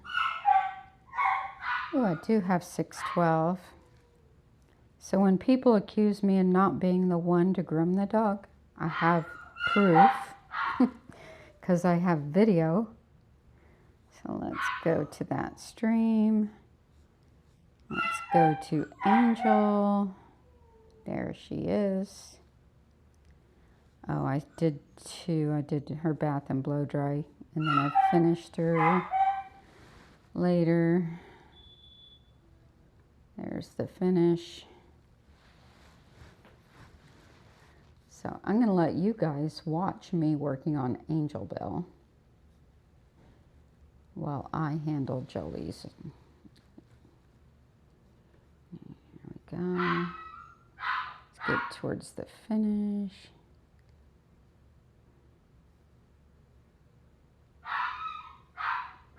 Bring you guys up on screen. This is me grooming Angel Bell last time she was here.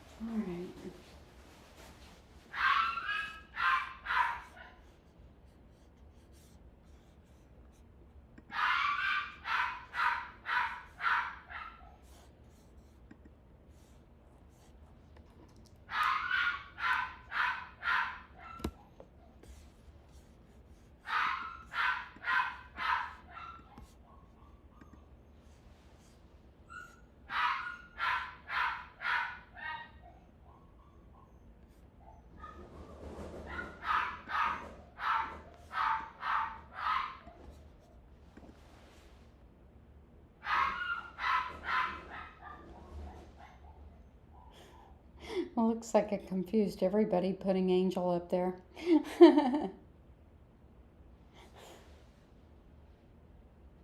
Sorry, I shouldn't do that again. I hate to confuse everybody.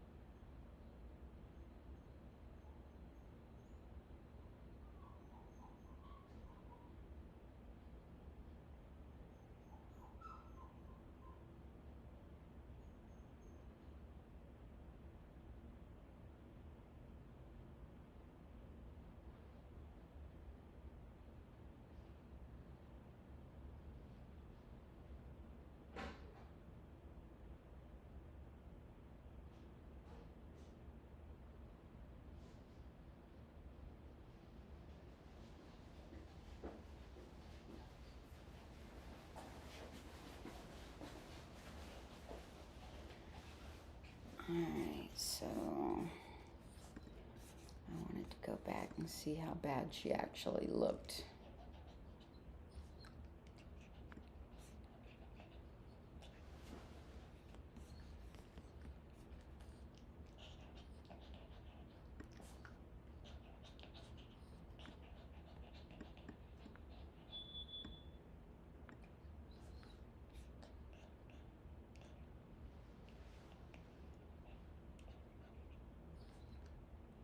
She did look terrible, but it was probably because I spent so much time dematting her. Which is going to happen again today because you can't spend all that extra time dematting and then have time to scissor. Right? Because it all has to get squeezed into the same. Like her tail is an encased mat right now. And how am I going to get all this out and still have time to do a good job scissoring? Right? I mean, if you could feel it, her whole tail is an encased mat.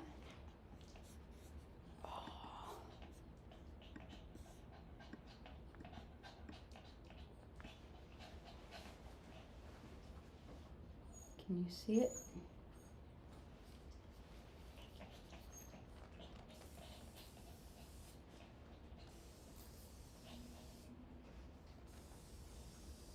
Did I leave her tail too fluffy too?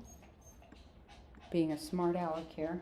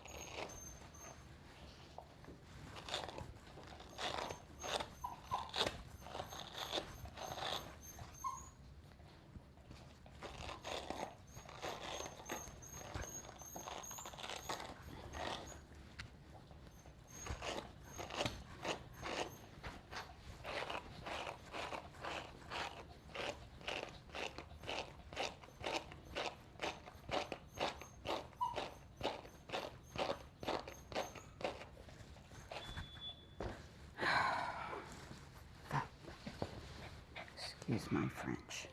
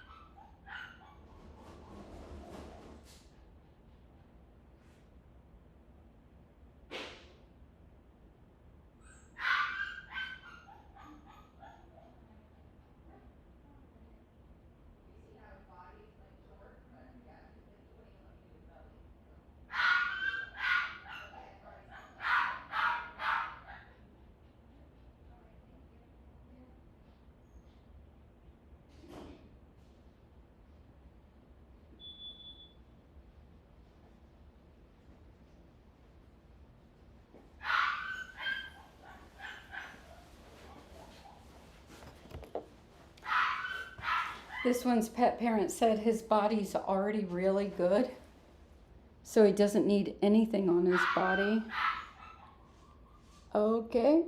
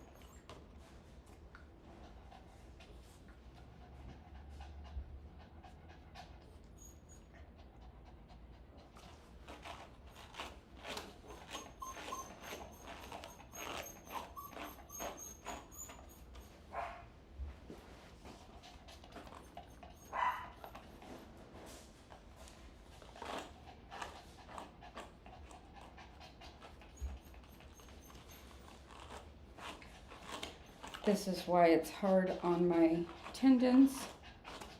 Trying to rake through this, it's hard on the dog.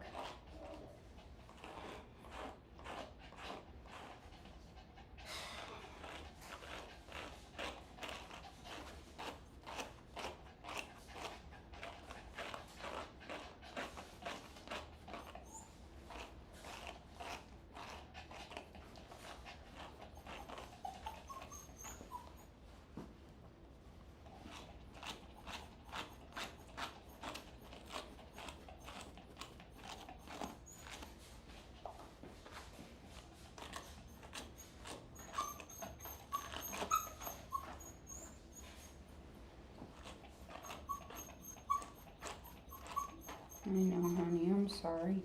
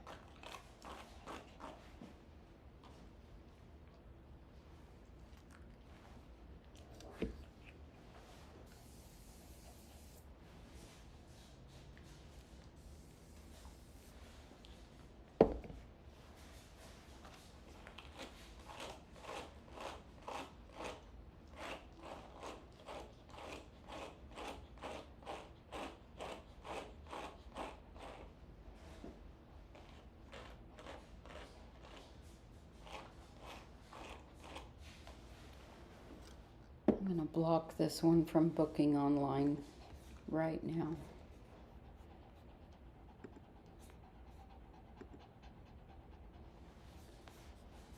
Go to my website. Angel Bell. That is that. Online booking. Settings, availability, blocked list,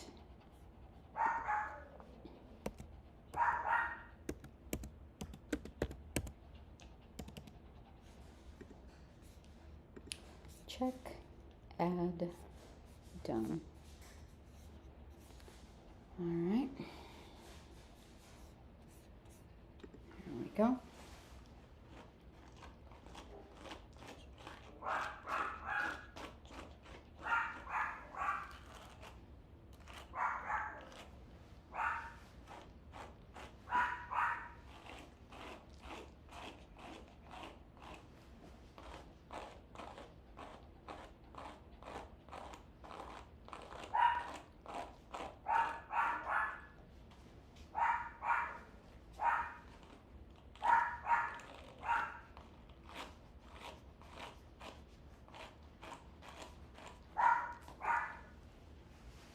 one thing to bring your dog in like this. It's quite another to blame me for it. Know what I'm saying?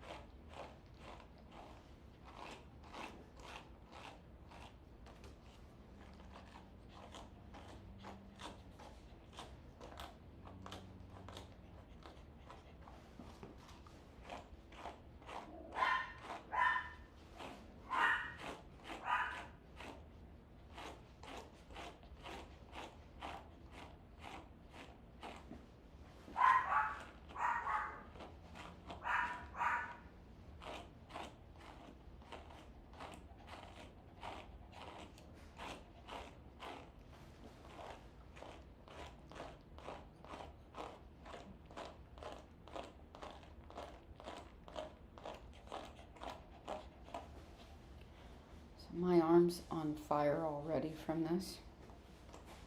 Don't mean to be complaining, but it is.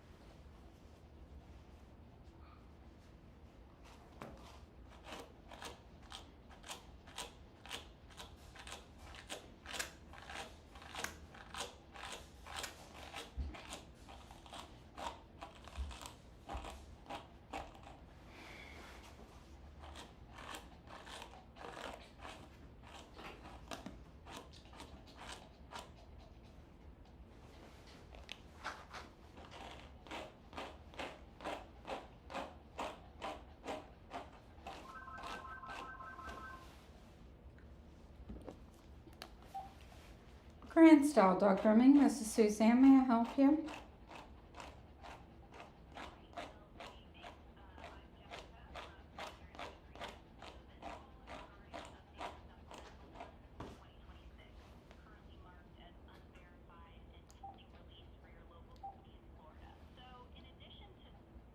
Goodbye.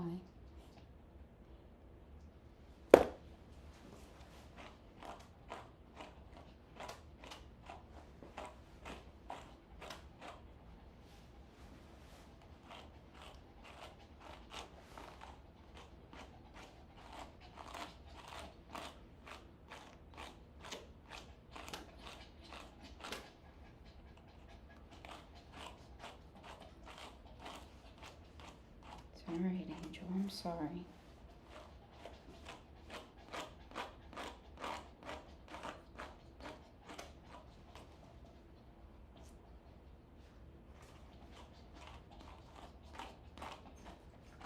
I know. All right.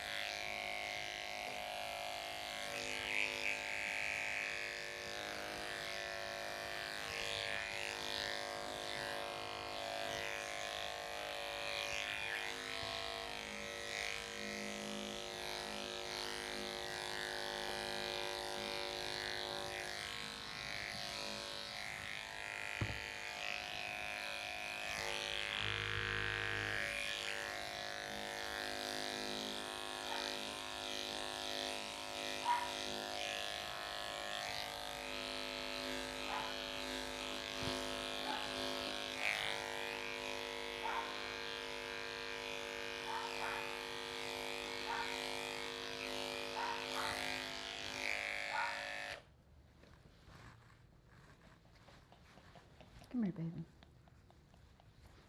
Up, up, up.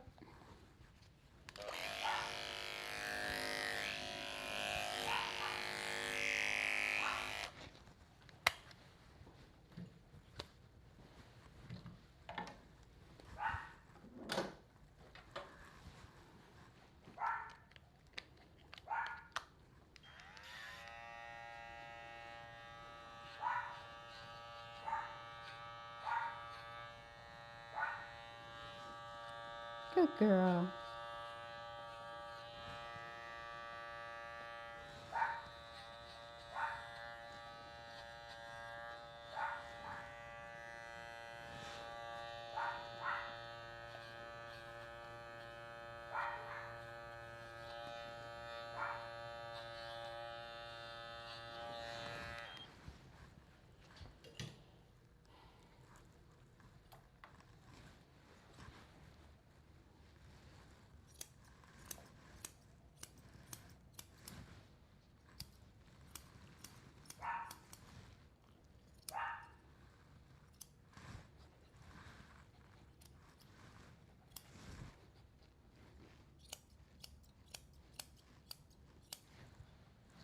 Stand.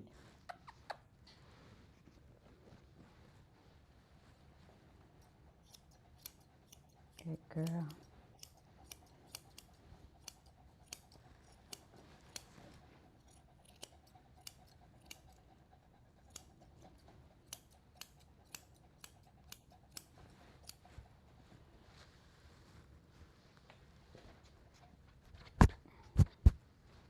It's okay. Just want to stand you. There we go. It's all right. Put your foot down. You're all right.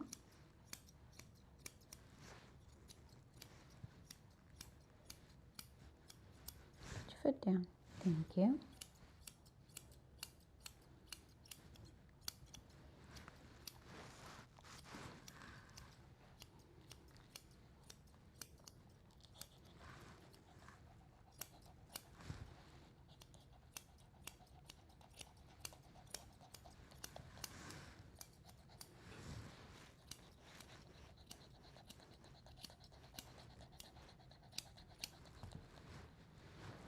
All right, to the tub.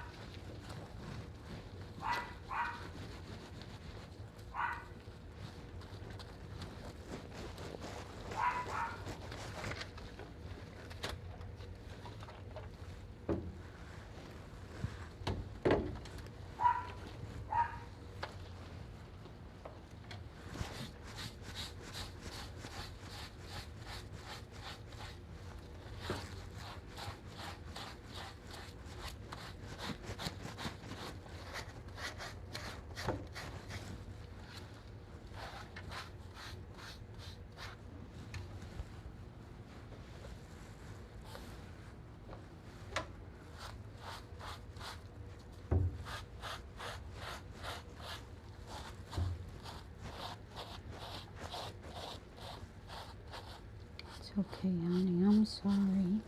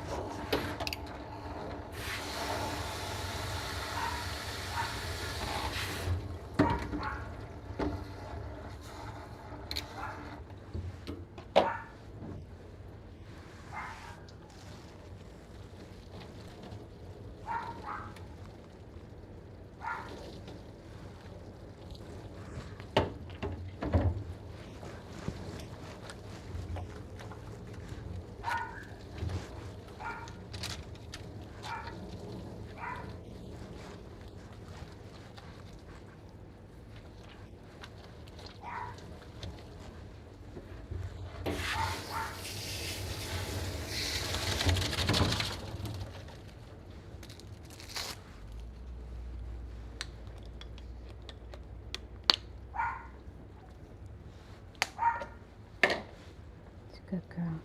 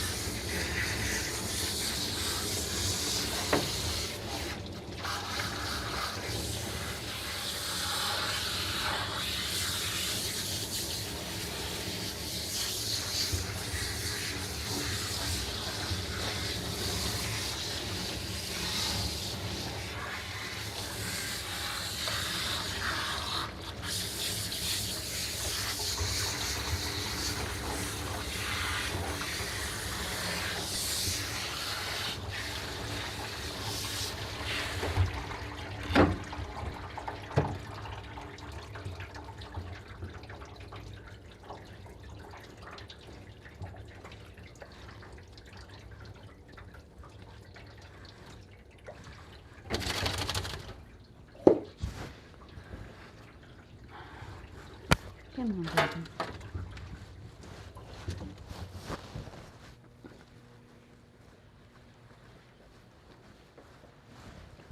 We'll go in there for just a minute. I'll be right back.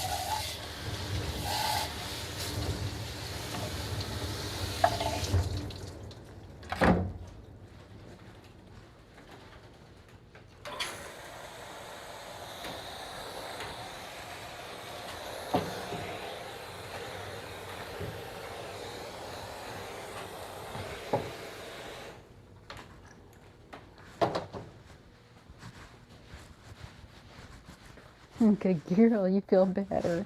Look at you wagging your tail. You feel all nice and clean, huh?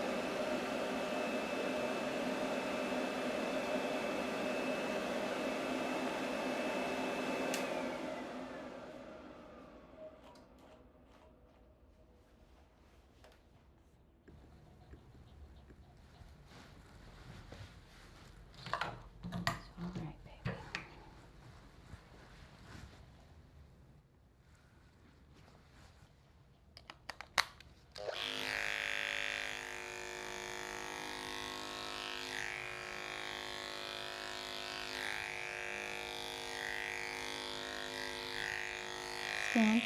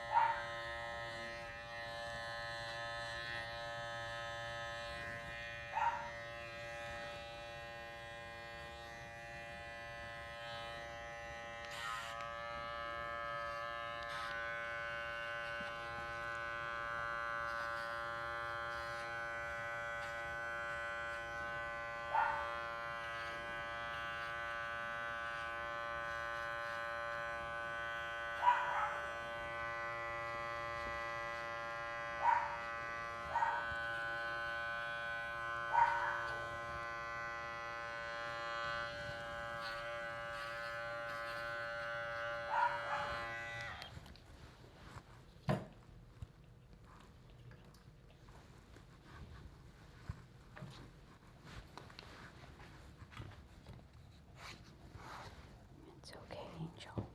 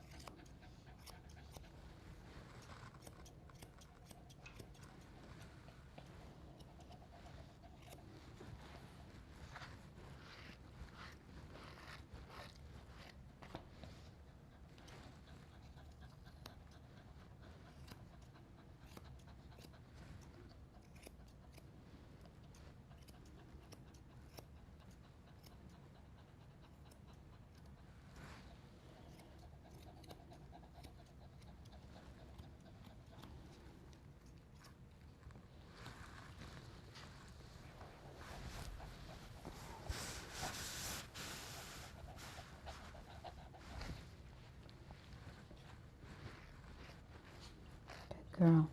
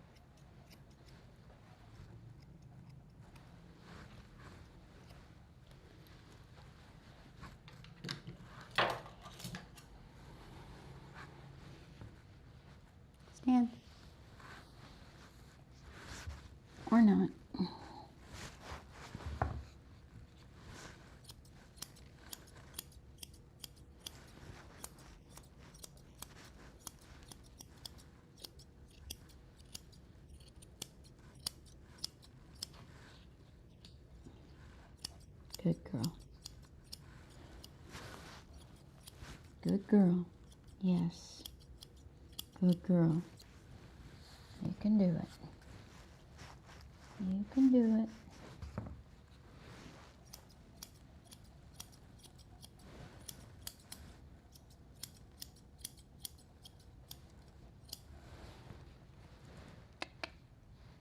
Stand. Good girl. Good girl.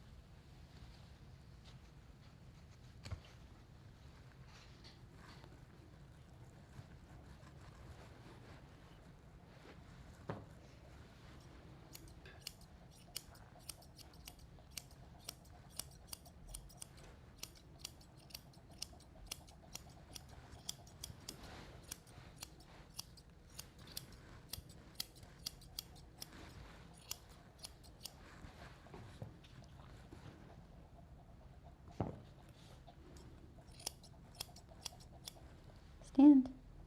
Good girl. Good girl. Come on. You can do it. You can do it.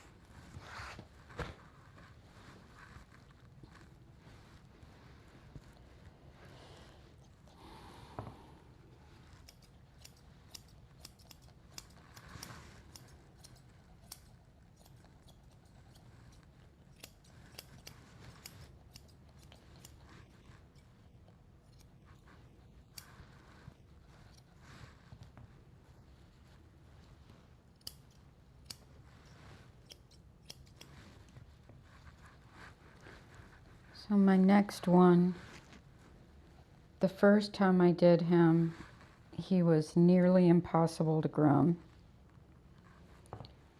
The pet parent said he was sent home from every other groomer unfinished.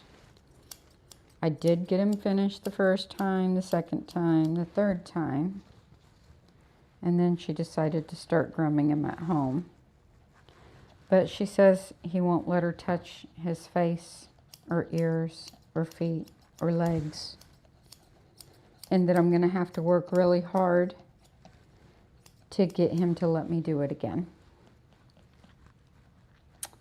I haven't done him since, let's see,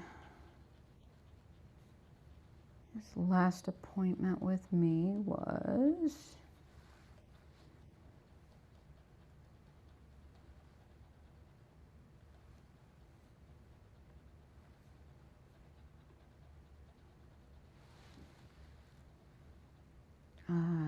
January 3rd,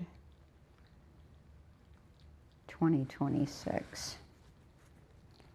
So we'll see how he does today.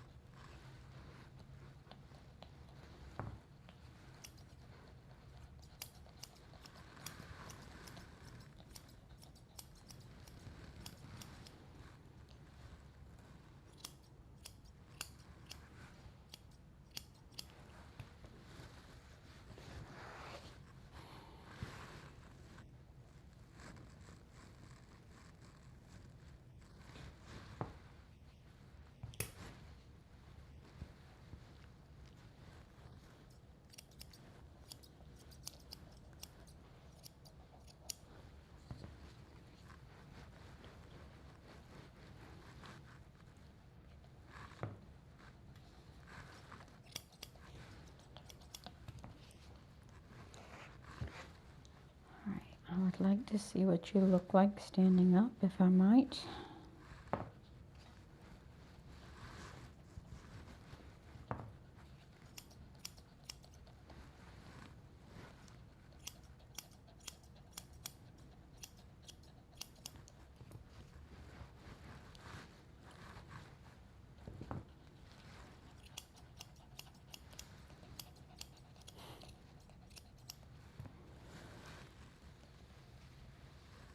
Did y'all see that video I shared of Asian fusion styles onto the Grand Style Dog Grooming Facebook page? Not our group, but the page. So funny. These haircuts were hilarious.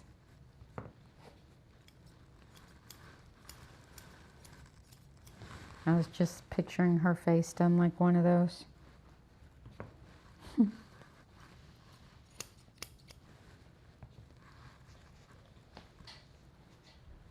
The one with what they call a, I think it's a diaper trim with the suspenders. Like, oh my gosh, that was too much, but it was actually cute.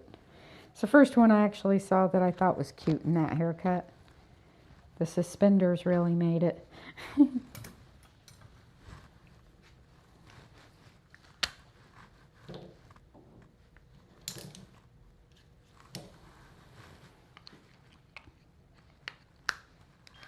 in.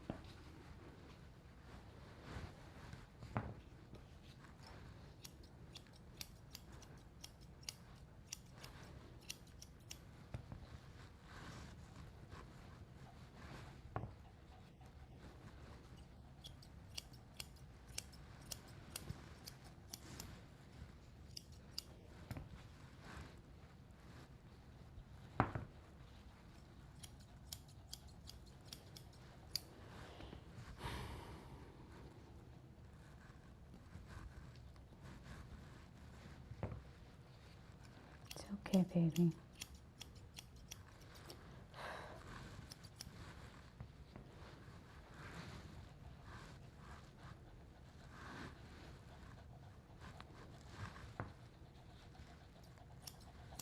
I know, it's okay.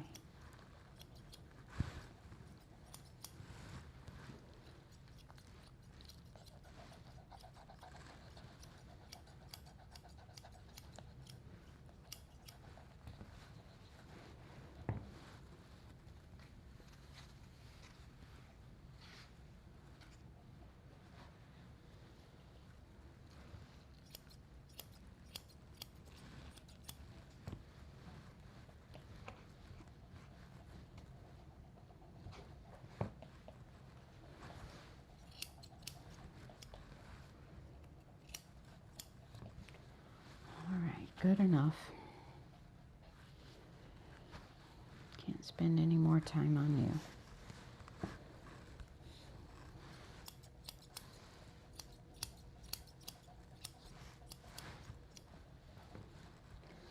Stand up so I can see how you look, at least.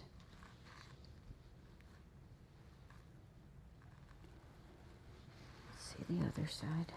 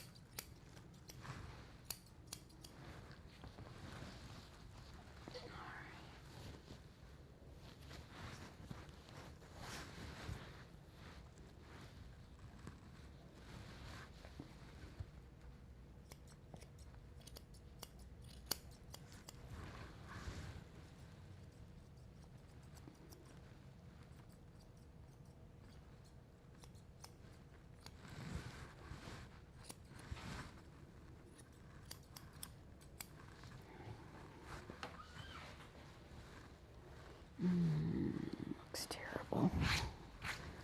Let's try one more time.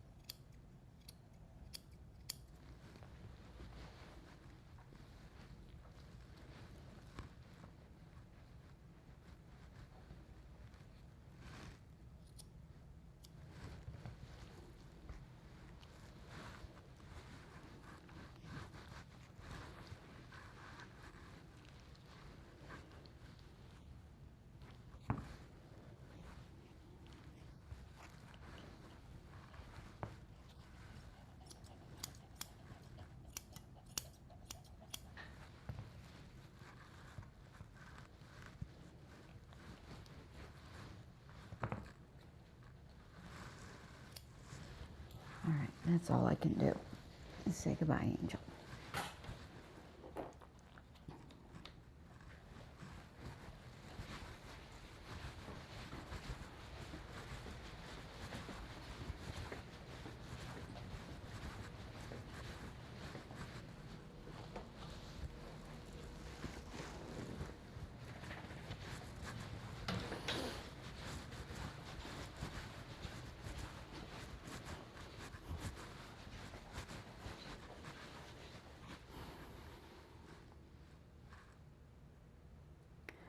Ugh, her ears look terrible. I gotta get her back out and try one more time.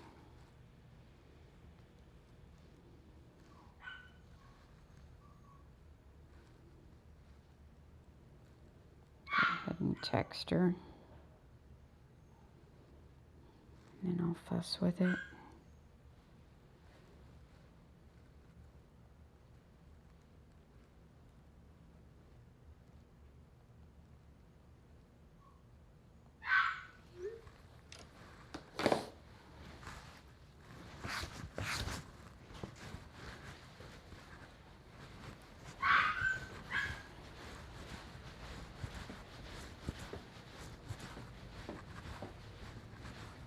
Come here. You peed in there anyway. Come on. Let's go fix your ears.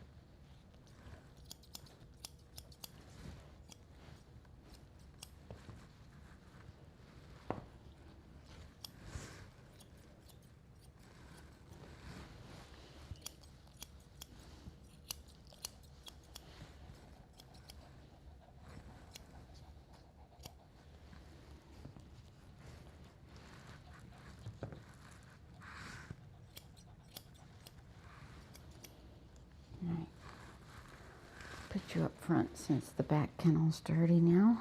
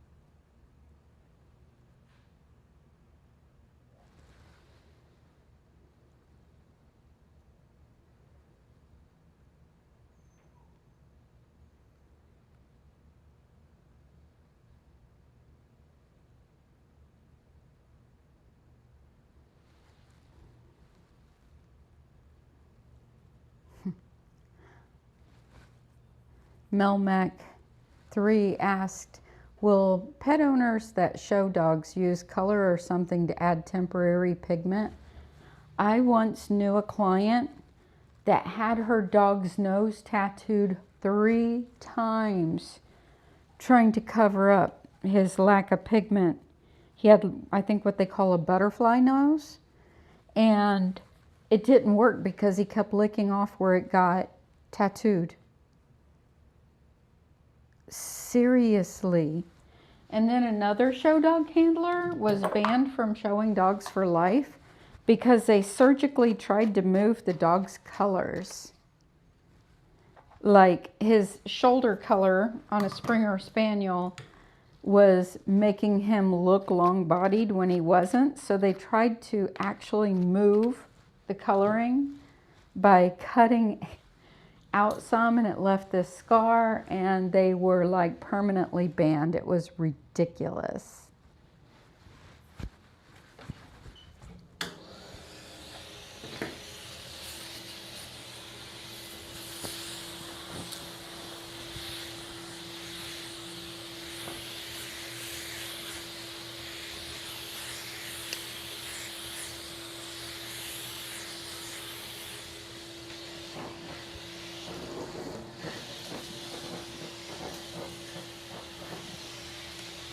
There was a vet that's retired now that did that with that dog on the tattooing of the nose. He did all kinds of stuff like that. His name was Dr. Fishbach in the Brandon area here in Florida. He used to do so much stuff like that. He'd do the nudicles if they only had one testicle. He tattooed the dog's nose. All kinds of stuff.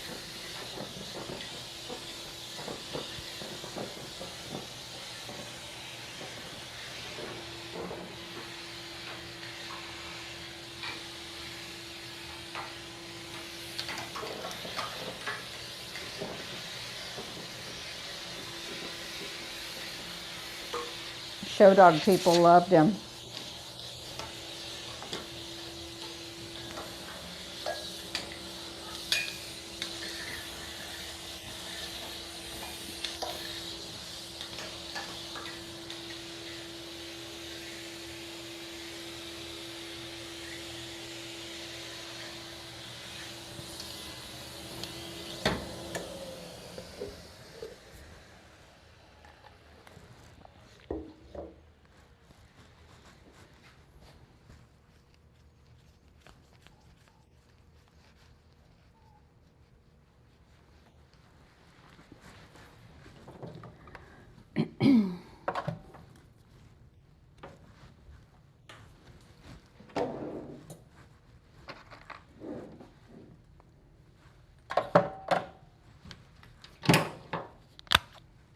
Actually, I think Dr. Fishbox passed away now.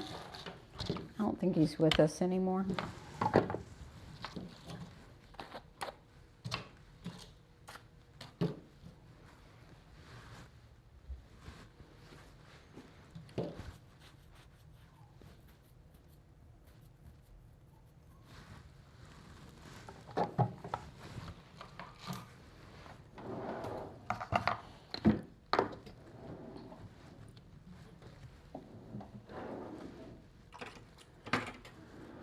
Alright, let's see if we can get this little Yorkie done.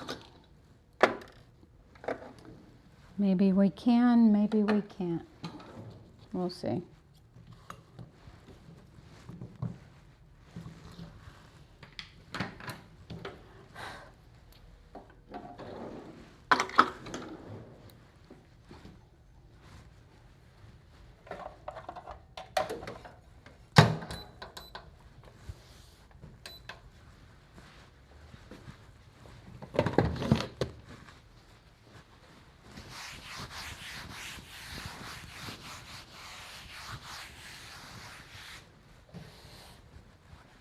Let's do it.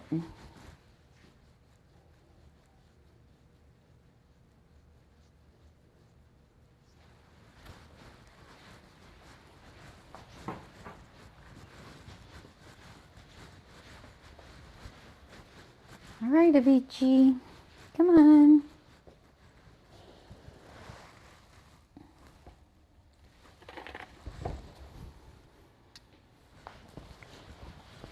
No, no, no, no, no, no, no, no, no. No.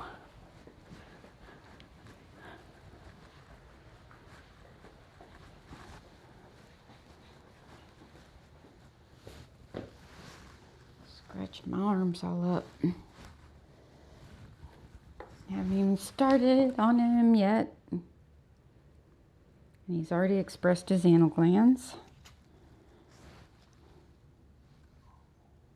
So I think we'll put him into the tub since he stinks now. Here we go. Don't get that junk on me, no.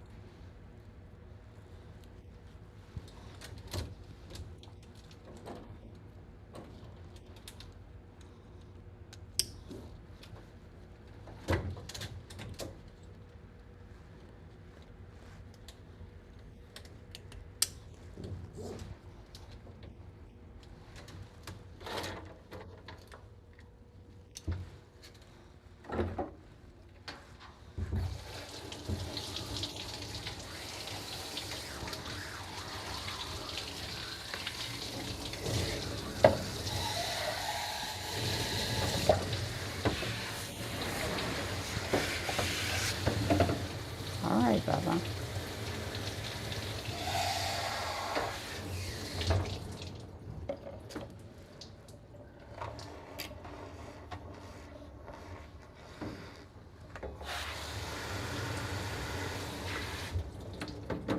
It's okay.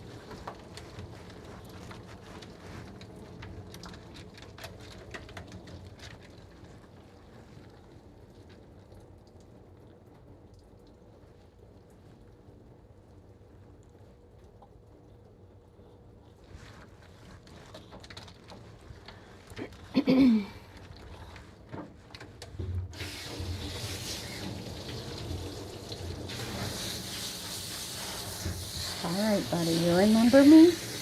I took good care of you. I did.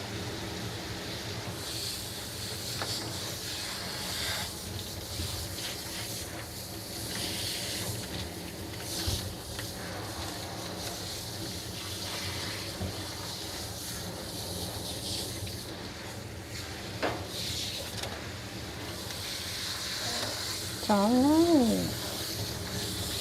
I know you're scared.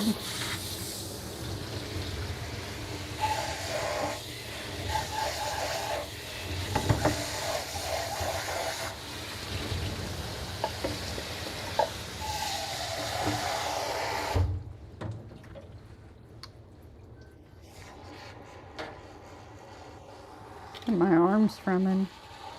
And I haven't even started yet. Look at that. All that.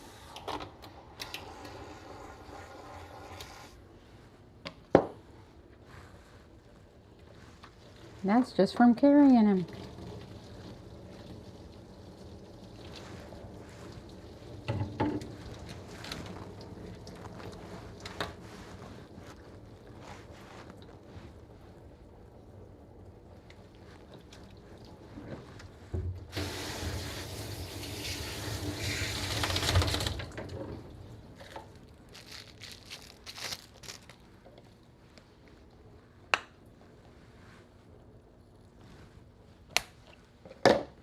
Come here, Papa. Let me brush your teeth. Oh, that's a good boy. Yeah, that's a good boy. Such a nice puppy. It's gonna be alright. I'm not gonna hurt you. See, good boy, see? You remember, don't you? Yeah, you remember. Alright. You don't have to be so scared.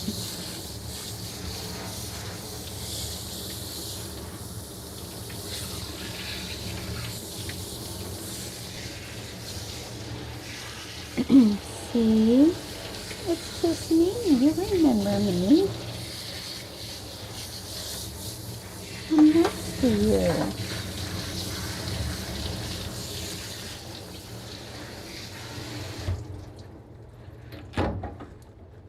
Yeah, I'm nice to you.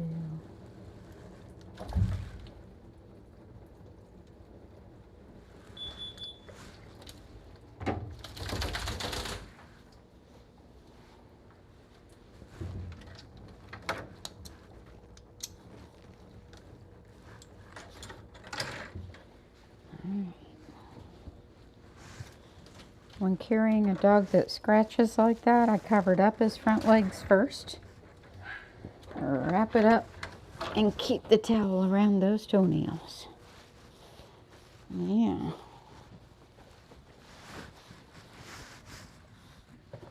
You stay there. I'll be right back.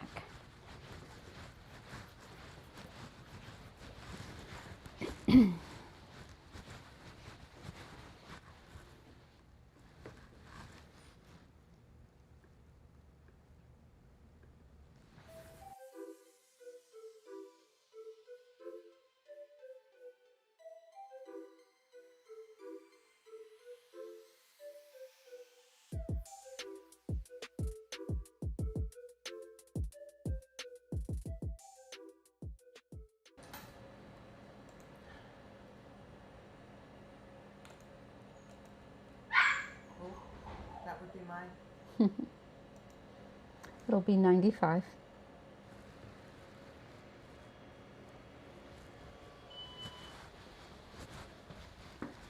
All right, Angel. Would you like me to put her harness on for you? Does she have a leash too? She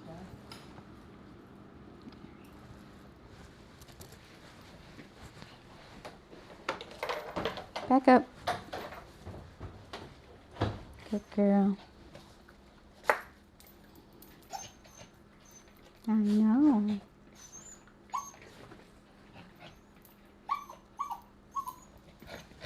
There we go.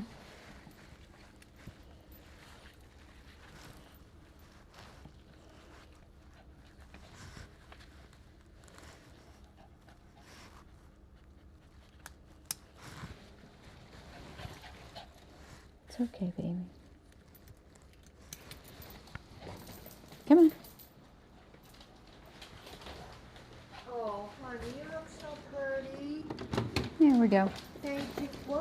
Thank you. Thank you. Have a good weekend, ma'am. You too.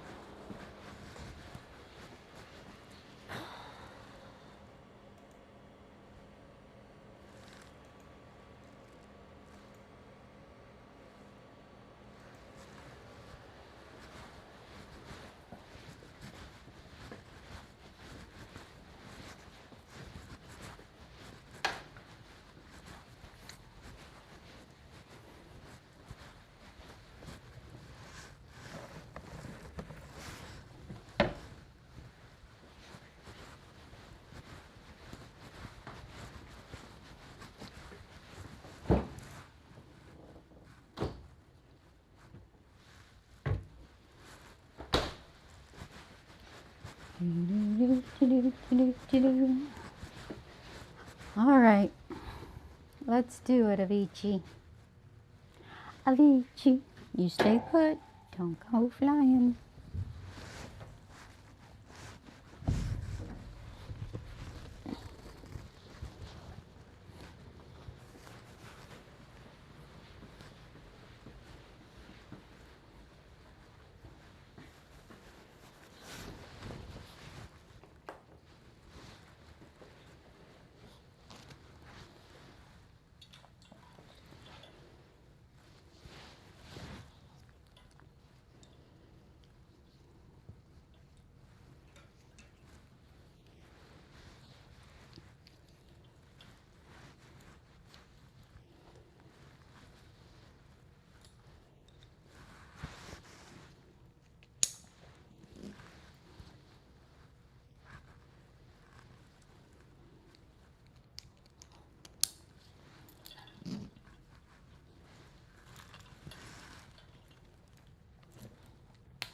It's all right.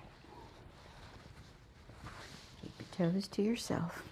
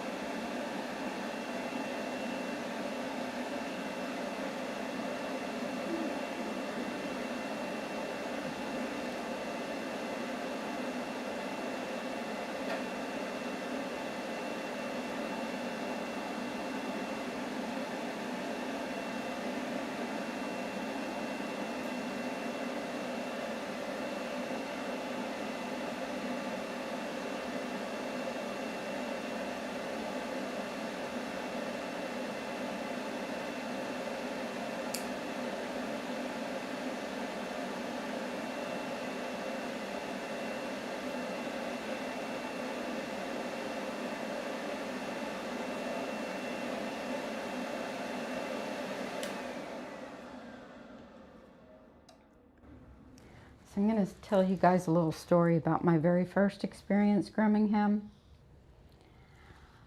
I'll share the picture on the group later today. I did get him finished. It took forever. I got it done. I got this little round Westie face on him with really short bangs, tipped ears. You see how he's behaving. Bow tie, took a pretty little picture of him. He's sitting there all perfect with this perfect little Westie head. You see how he's acting. I texted her the picture thinking she would be happy. No. She says, could you please just get him a little shorter around the eyes? And I zoomed in and I showed how short it was around the eyes. And I said, how much shorter would you like it? And she goes, I just really want to be able to see his eyes. So I sent her another picture of it close up and she goes, oh, that's much better. I didn't even touch it.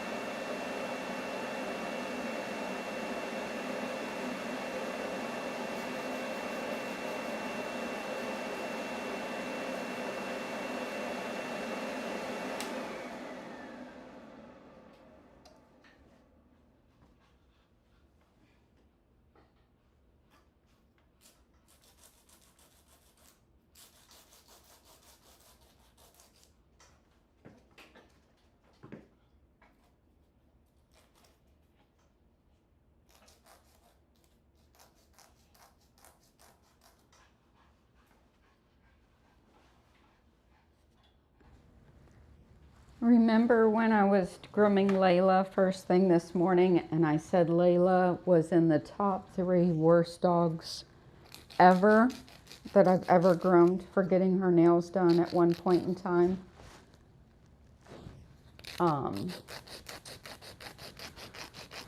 It was worse than this. And when I said she would just assume die as opposed to get them done, I meant it. And I think he just scratched himself because I haven't done any trimming. I haven't even brushed him yet. And I think in his kicking, he just scratched himself because I sure as heck didn't do it.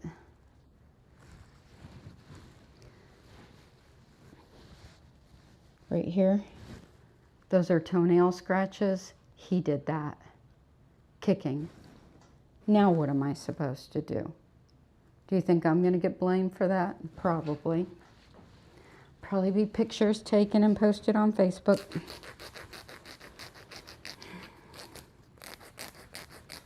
He did it to me too. But when he did that, his nails were cut and not filed yet. But I haven't done any, I haven't even brushed him yet. Well, except a little bit with this, but this wouldn't scratch.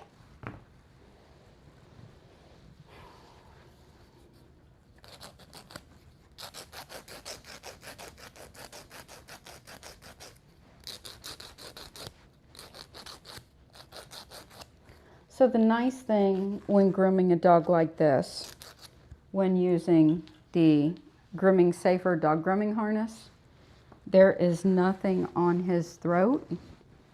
His trachea is way up here.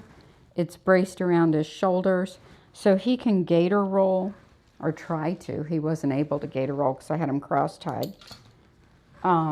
He can try to rear, he can try to flip over. The D-rings on the front of the harness actually give me something to cross-tie him with so that he can't gator roll. He's what they call a gator rolling Yorkie. That's what that looks like without the actual roll, right? So sometimes you see groomers with dogs like this that are wigging out, which he does, and they have kennel leads on them. Kennel leads tighten. And there's one groomer who shows all the time with dogs like this, and she's got a kennel lead going this way and a kennel lead going that way. It's tightening going both ways.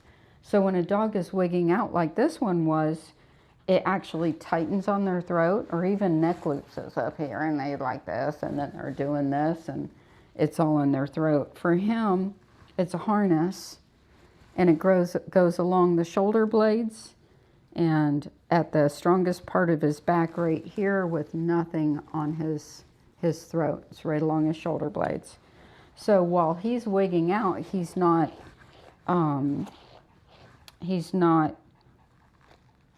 having his breathing inhibited at all.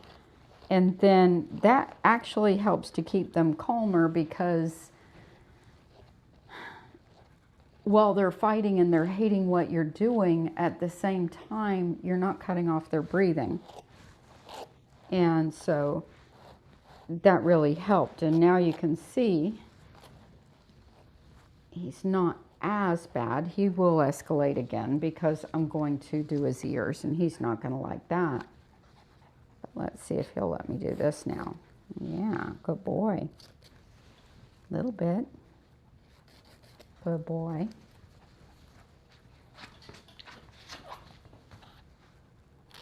Good boy.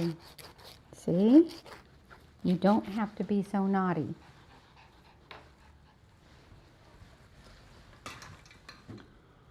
All right. Let's try the ears. Wish me luck. You ready for it, Bubba? Here we go.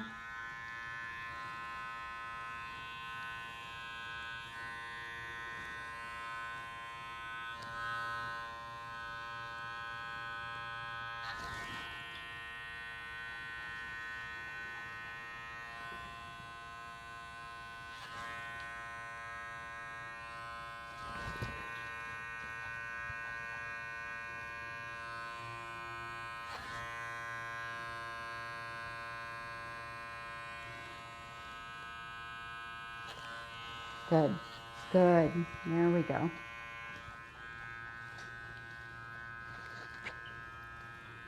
Good boy. You ready? Good. See, I'm not hurting you. No, we're not doing that. So by his third groom with me back in January, I was making huge progress.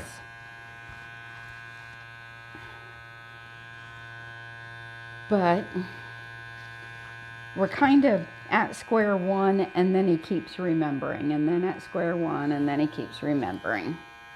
He was never easy though.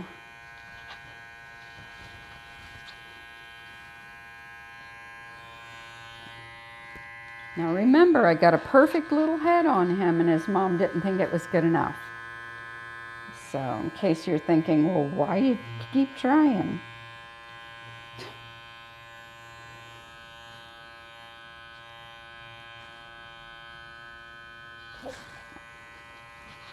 So when I pull the clippers back fast, it's because he's whipping his head, and I don't want his ear to catch the blade, because that will cut his ear open.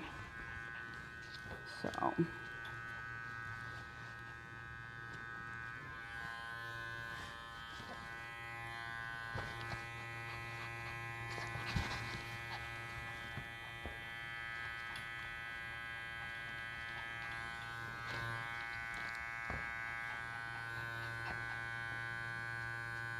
Good. Good boy.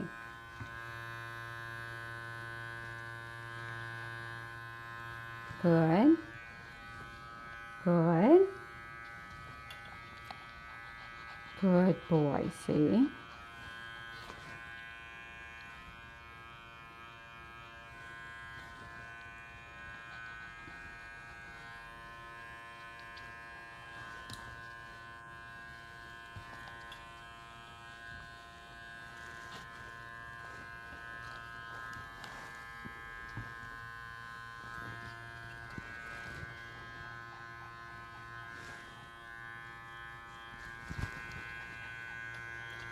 I'm just trying to pet his head with my hand while having the clipper in my hand.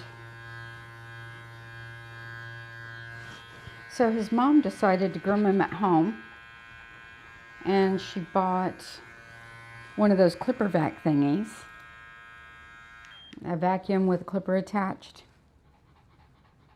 He can't handle a regular clipper.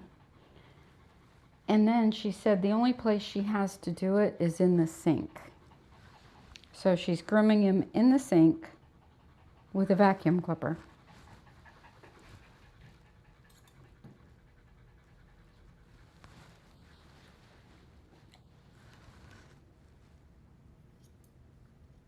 Good boy.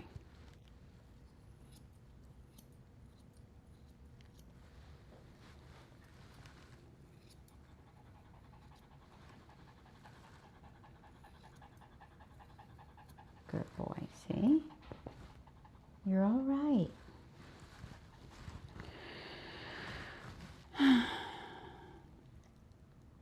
We gotta trim around your eyes. Yeah, we do.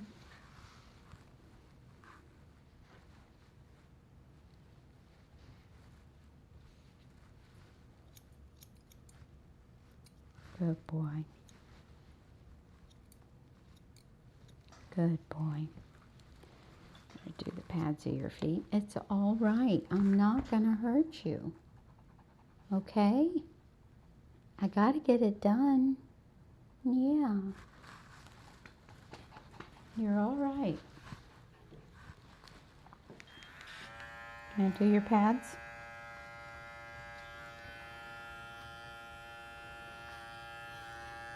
Good boy. Good boy.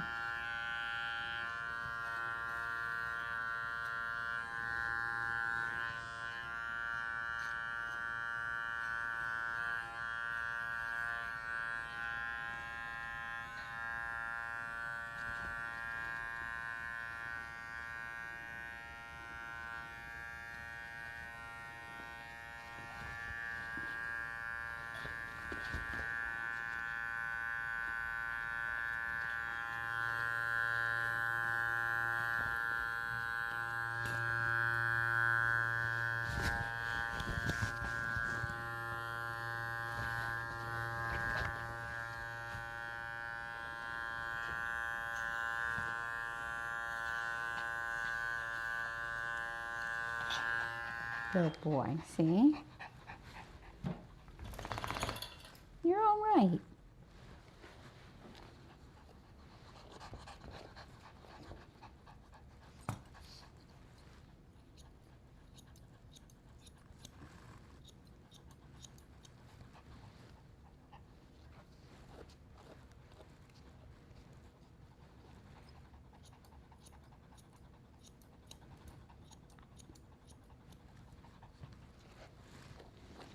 Good boy.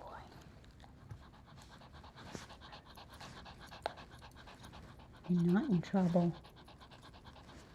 You know that, right?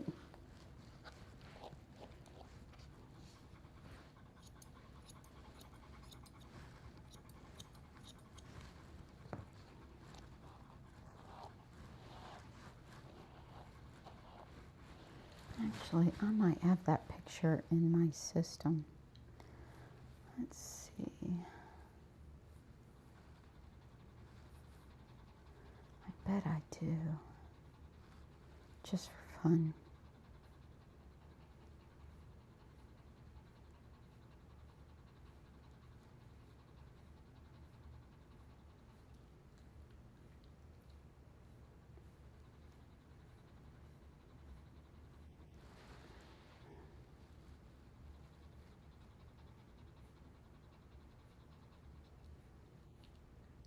Don't. Bummer.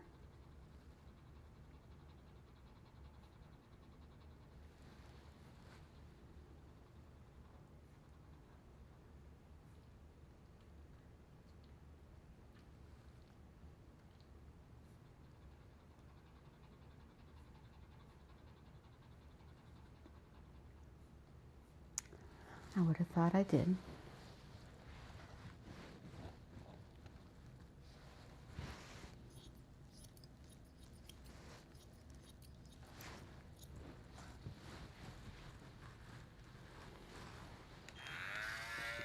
Up, up, up.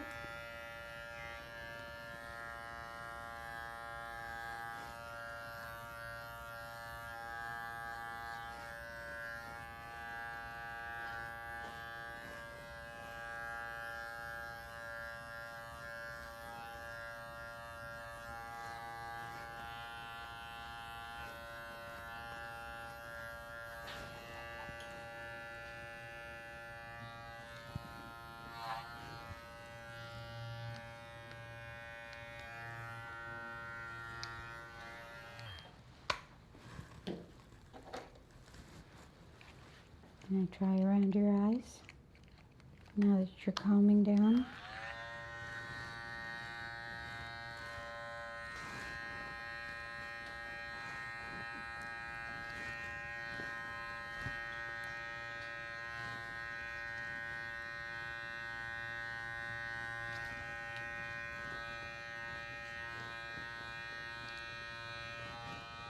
Good boy, see? See, it doesn't hurt you. Not happening, huh? All right. Let's see if we can smooth out your body.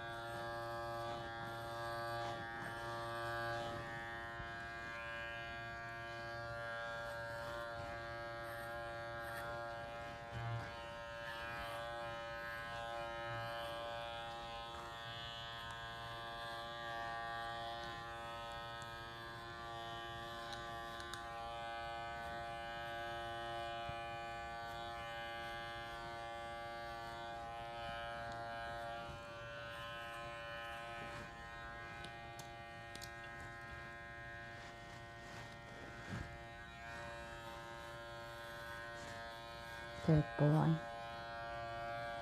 See? It doesn't hurt you.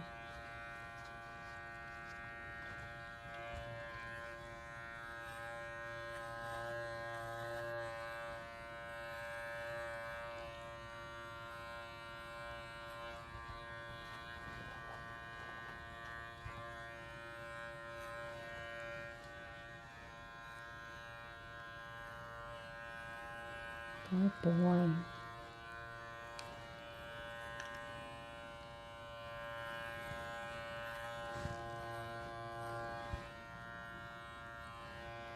Up, up, up.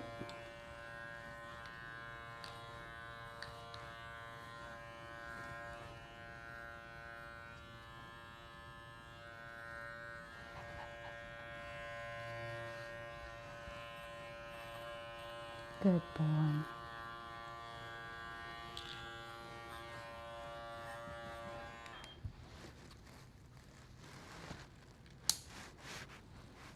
There. See, I was nice to you. And try your face again. One more time. Come on now, your mommy likes it nice and close.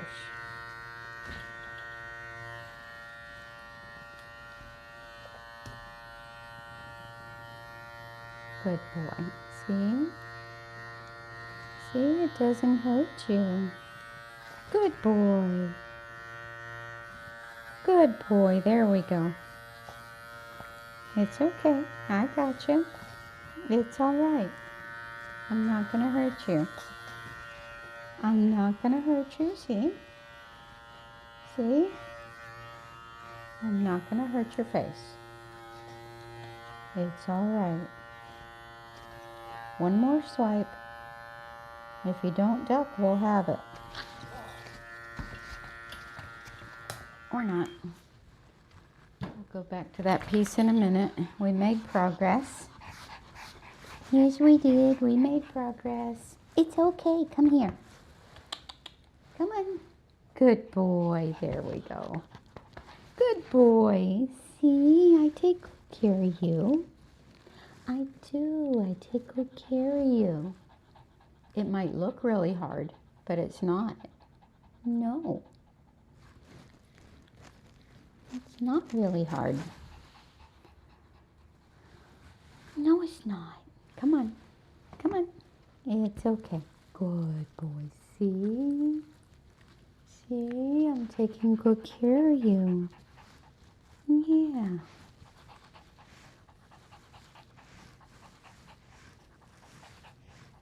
Here. See? Good puppy. It's okay. Miss Suzanne's not hurting you.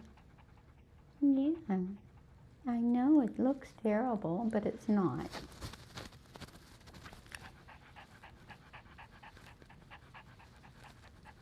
Good boy. See? It's okay. You want me to hold you? Come on. All right. Okay. See? It's all right.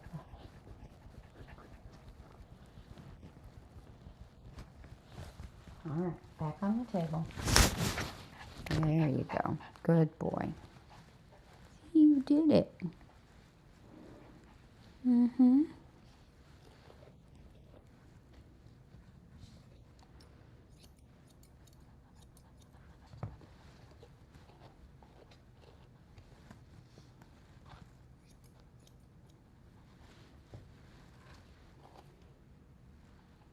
Let me have your foot. That's all right.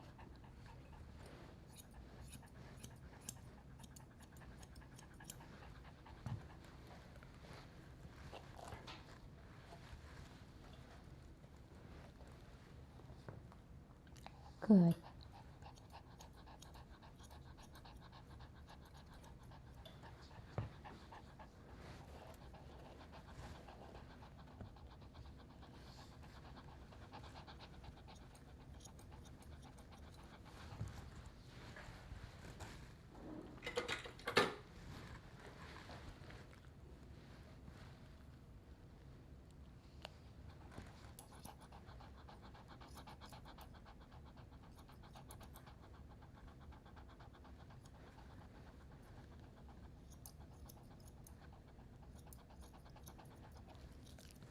So one thing I often say with dogs like this one is you have to take them through to the other side.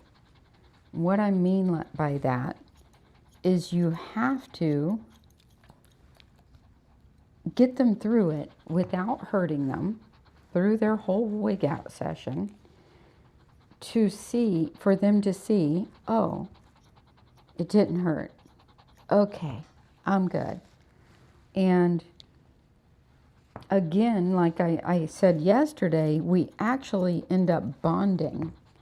And I was almost there back in January with him. Huge, huge progress. And it'll always be difficult to some degree. It'll never be easy. He's kind of like Wolfie, the Yorkie I did yesterday. It'll never be easy, right? It'll never be like this soft, mushy puppy in my arms.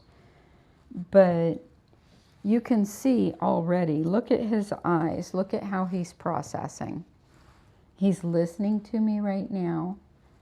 And when I asked him to come in, instead of pulling away from me, he came into me. You know, yes, it's hard. Yes, it looks terrible. But, you know, we have to get him to the point where he sees that he's not being hurt, and that I'm not mad at him, and that I still love him. And it's not easy.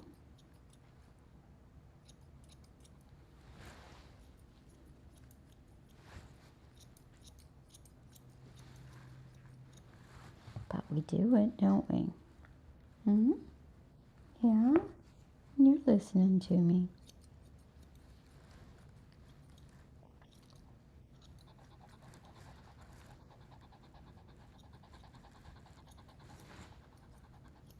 All right, let's do your face. No, it's okay. And when you watch grooms like this with me, you see that they trust me more at the end of the groom than they do at the beginning. They're letting me do more at the end. They're softer in the end. And if this process were too hard for them, you know, they would be more wigged out. They would be more stressed. So to see them soften, to see them give, to see them come in, you know, that all indicates to me that I'm not pushing them too far. And if I thought I was, I would stop. It all depends on the dog, right?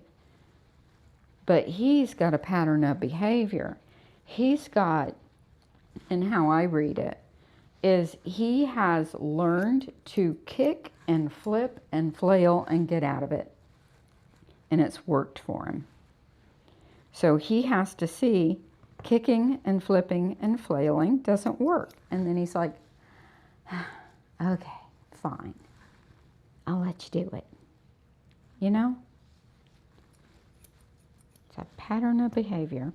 On top of a dog, now when I first met him, his pet parents said that she's tried everything to socialize him. She takes him, she tries to get people to hold him, and he expresses his anal glands on everybody he meets.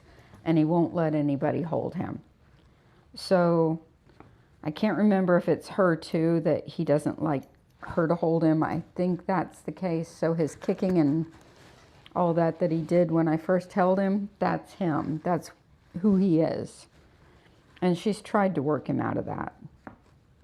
So, you know, you got to deal with the dog with who they are and where they're at too.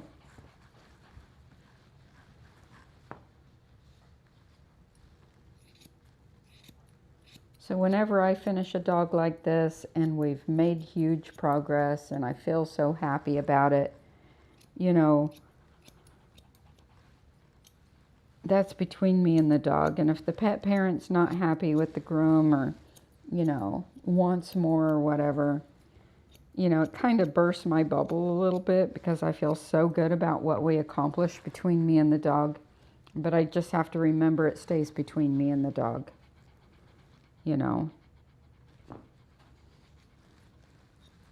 that's how I have to look at it.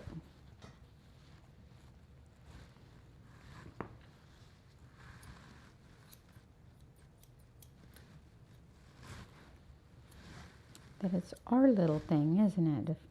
Yeah. It's our thing.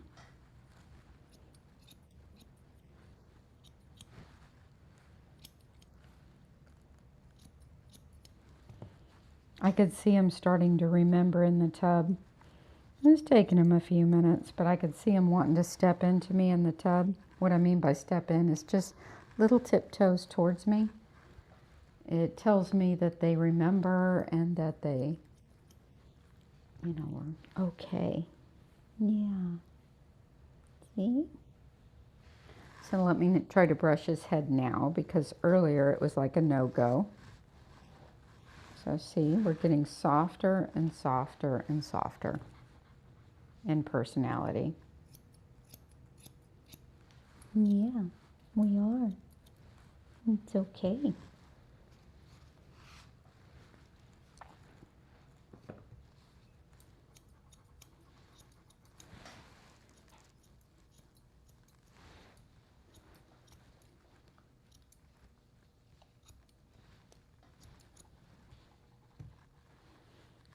We're going to trim under your tail. Yes, we are. But first, we're going to do under your throat, because you got too much hair under there. You ready? It's all right.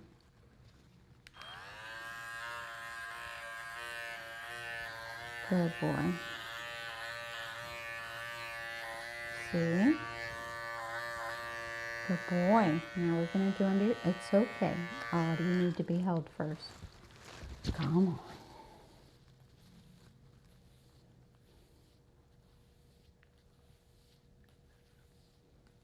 That's a good boy.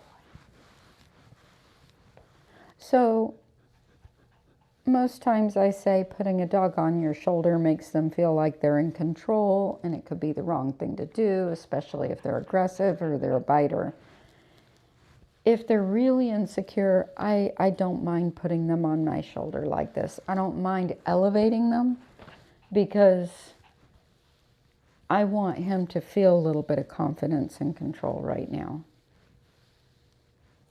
So like the puppy last night, I was saying absolutely not, don't do it. This one, I'm doing it. So that might send mixed messages, but he's so scared. And he's not being pushy. She was being pushy. He's not. He is really, really scared. And I wasn't the first groomer to ever have my hands on him. Like I said, he got sent home from several shops, unfinished. Oh, he's laying his head down.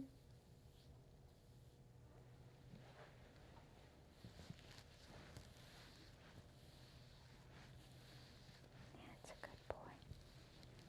See? I know. Your mama's probably wondering what's taking so long. Hmm? There he goes.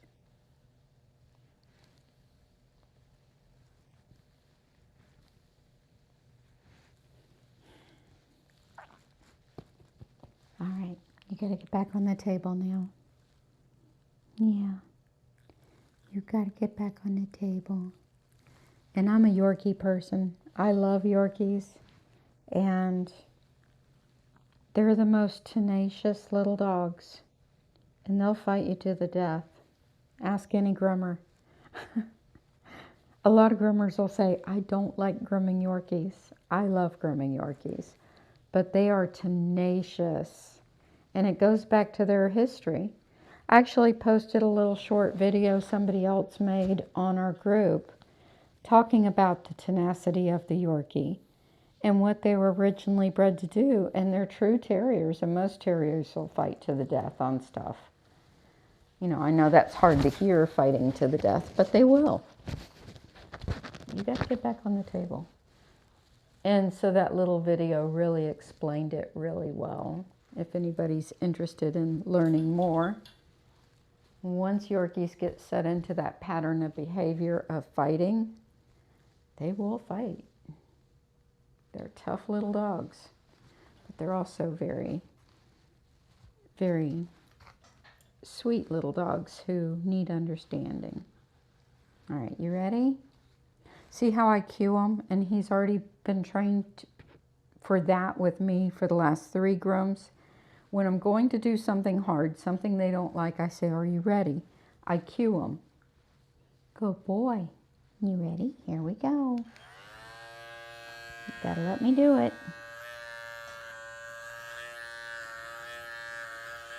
It's okay.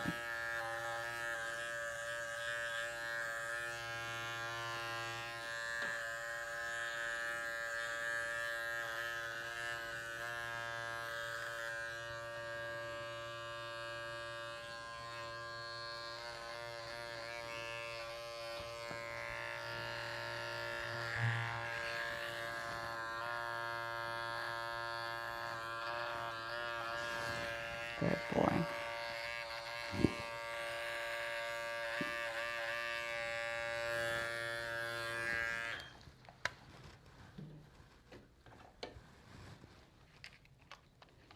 I'm gonna clip behind your ears.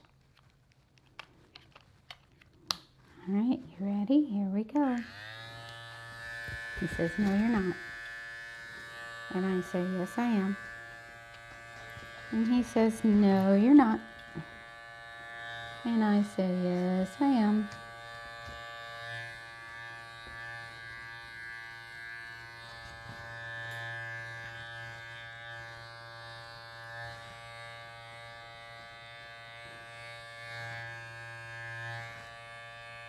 So I'm just touching him with my finger.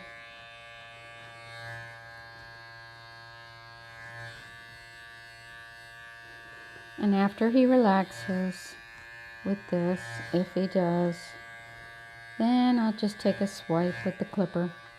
There we go. Good. Good boy. There we go. It's all right. It's all right.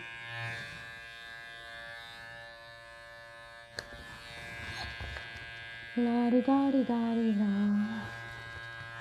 No, I'm not holding you right now. That's another thing. If I do hold them and hold them up here, it has to be on my terms. They cannot just pop up there. It has to be when I ask them up and it's a reward. So if I use that, good boy, if I use coming up on me, I use it for part of my reward system because I don't have cookies. So I'll release him, wait just a second. Now I'm going to ask him, good boy, and use that for my reward with him. The release is the reward. Yeah, okay. That wasn't so bad. Off. So I teach them another number of things when I'm doing this. I teach them wait, off, okay. Okay's the release.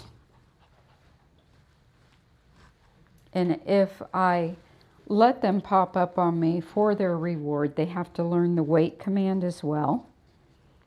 And that gives them other things to think about. So I use a hand signal for that. And I'll give him little corrections if he's not doing it. Like not waiting or wanting to pop up more because he knew he could. Then I'll give him a little correction and let him know that no, we're not doing that right now.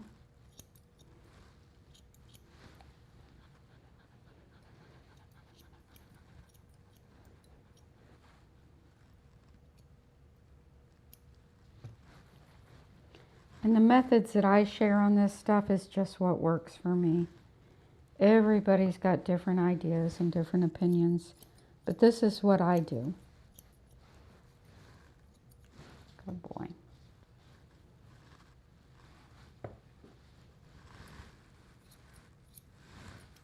And I like my way of doing it. Yes, I do. So you saw how difficult he was on his toenails, and I said I won't do the one dachshund's toenails, that he's too difficult.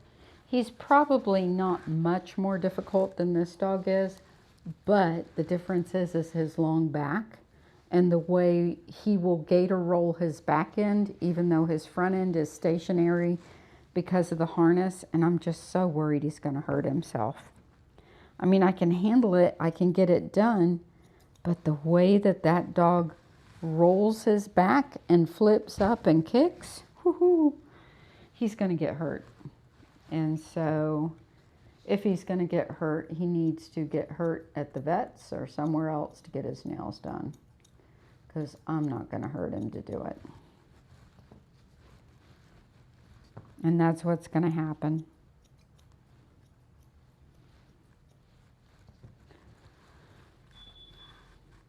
Oh, your mommy's back.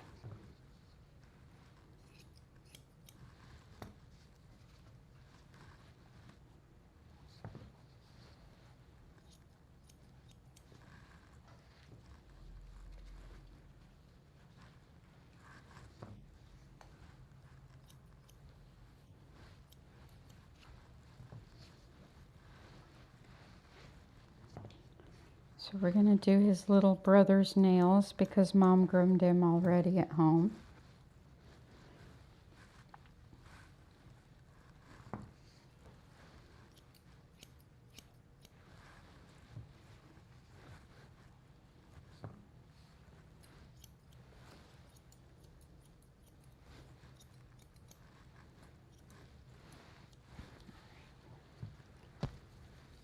Off.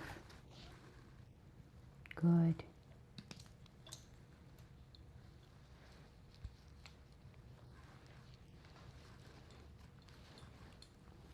Easy. Good. So that was a correction. Good. Look at you. So the real test will be when I go to pick him up, to carry him, to put him up. Are we going to be flipping and flailing and scratching like we were? Or are we going to be calm and let me carry him? That'll be the real test, won't it? I think you'll be just fine. Yeah. Okay. Oh, your mom's leaving again. I guess I'll keep fiddling with you then. You're almost done anyway.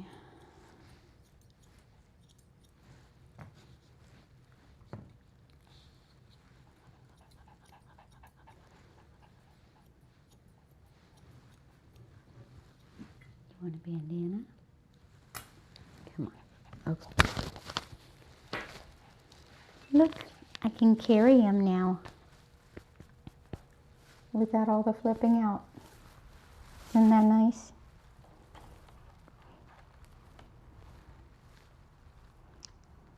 I made a friend.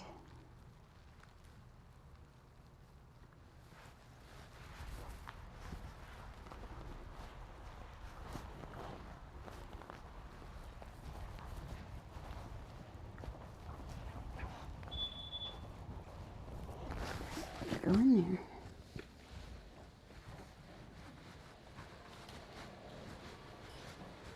Hi. I just need to clean my table to get ready for his nails.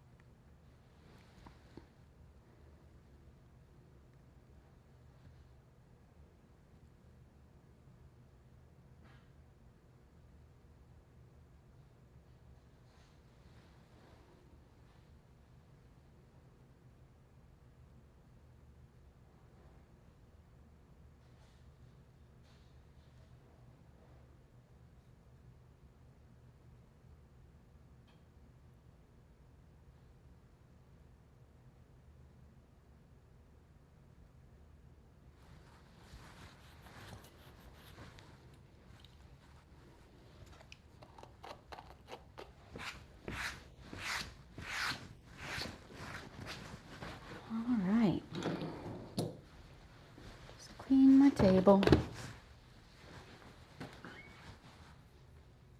Wow, 240 likes. Awesome. Let's see how many views we've had today.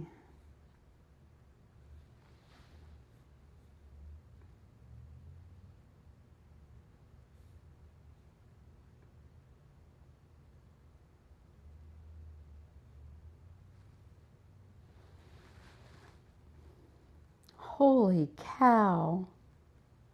22,222 views today. Holy cow. That's a record.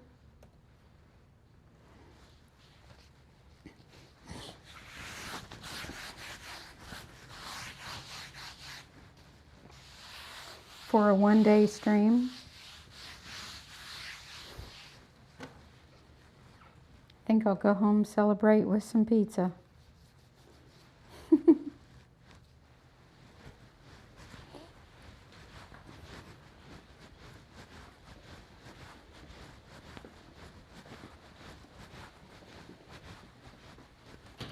All right, little man, you ready? Isn't he so cute? He just turned one is. yesterday. Did he? Yeah. Come Can on, you little trim up man. finish his paw pads for me? Hi, baby. Sure. Oh, BT. You want his ears trimmed too? Sure. Yeah. Okay. He looks good. Yeah. He finally loves him. Like, Does it he? took him like 7 months, but now it's Aw. like even, like they're just bonded. Aww. Be good to... You want to go see your mommy? Come on. Let's go see your mommy. Come on. I'm going to let him out to you. Yeah, he's kind of going a little nuts. Come on.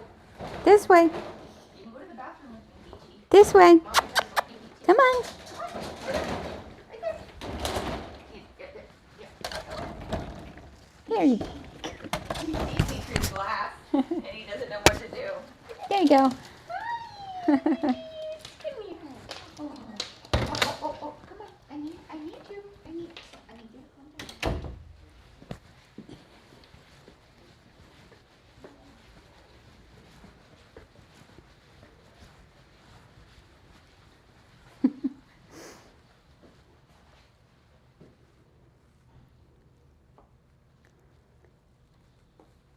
All right. Here's Diplo, the black Yorkie. And yes, he's a Yorkie. And he's a year old. Look how tiny he is. Like, oh my goodness. Oh my goodness, he's too cute.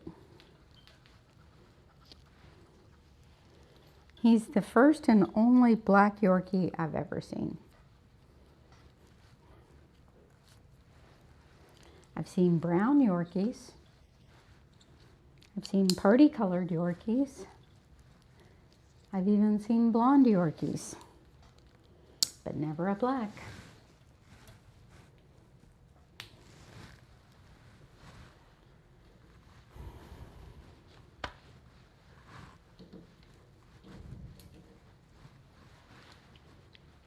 All right, we're gonna trim his ears and his pads. You ready? Here we go.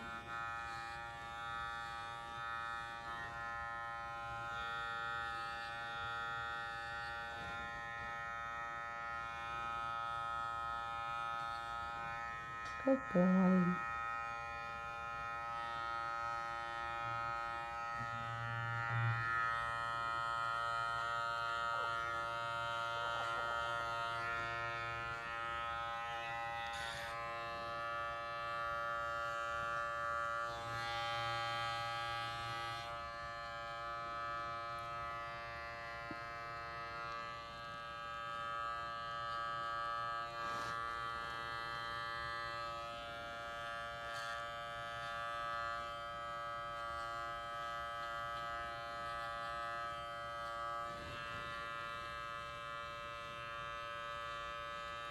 Good boy.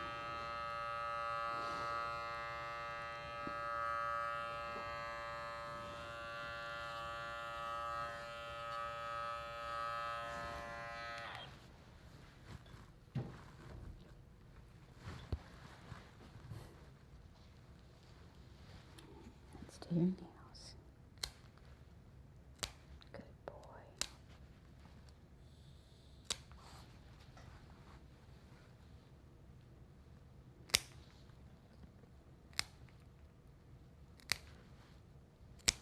Good boy.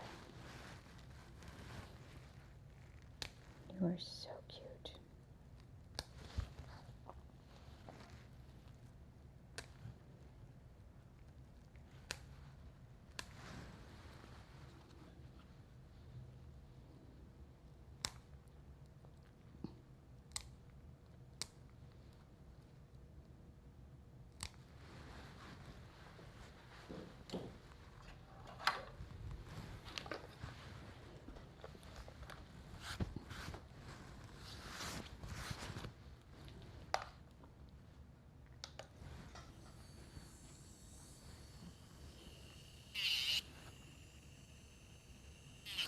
It's okay. It's okay. Oh, thank you, baby.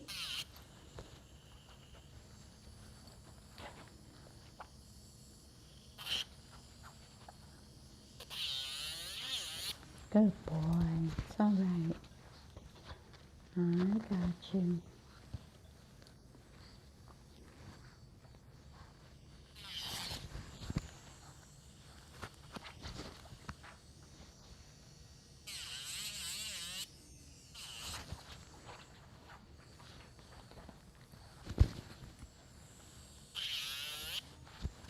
Good boy.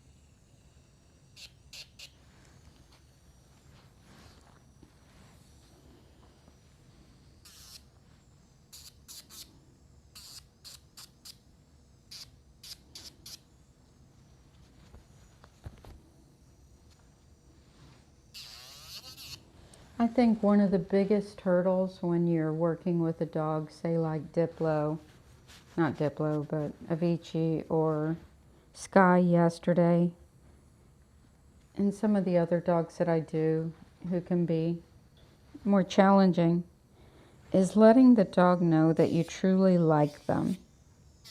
And you separate liking the dog from the fact that they're giving you a hard time.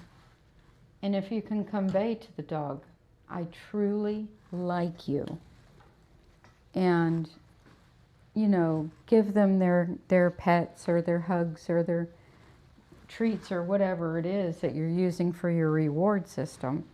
As long as the dog knows I truly like them when the work is over, then we make huge progress. You know, and some, say like Angel Bell, she has like a humdrum kind of personality, and she's not going to like liven up to me at all if I did try to get her hyped up or anything like that. So sometimes just that quiet, just letting them be is fine. But everyone's got its own little reward system. Everyone's got their own little thing that makes them happy. So you just got to figure it out, what they like, but you also got to like them.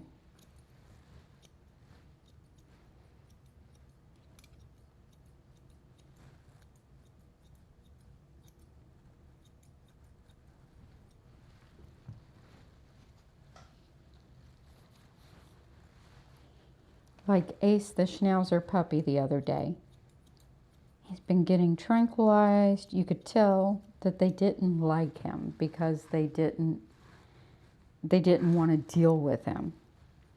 And when I lifted up his chin, when he was giving me a hard time and trying to bite him, and said, "You're not in trouble," he got it, you know, because he felt like he was in trouble, right? And I just lifted up his little chin and I'm like, "You're not in trouble."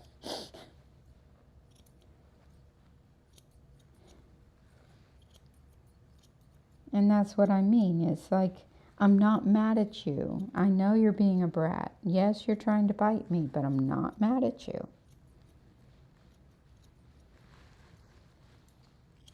And he softened so fast with that. He's like, "Oh, I'm not in trouble? Really? But I always get in trouble for this."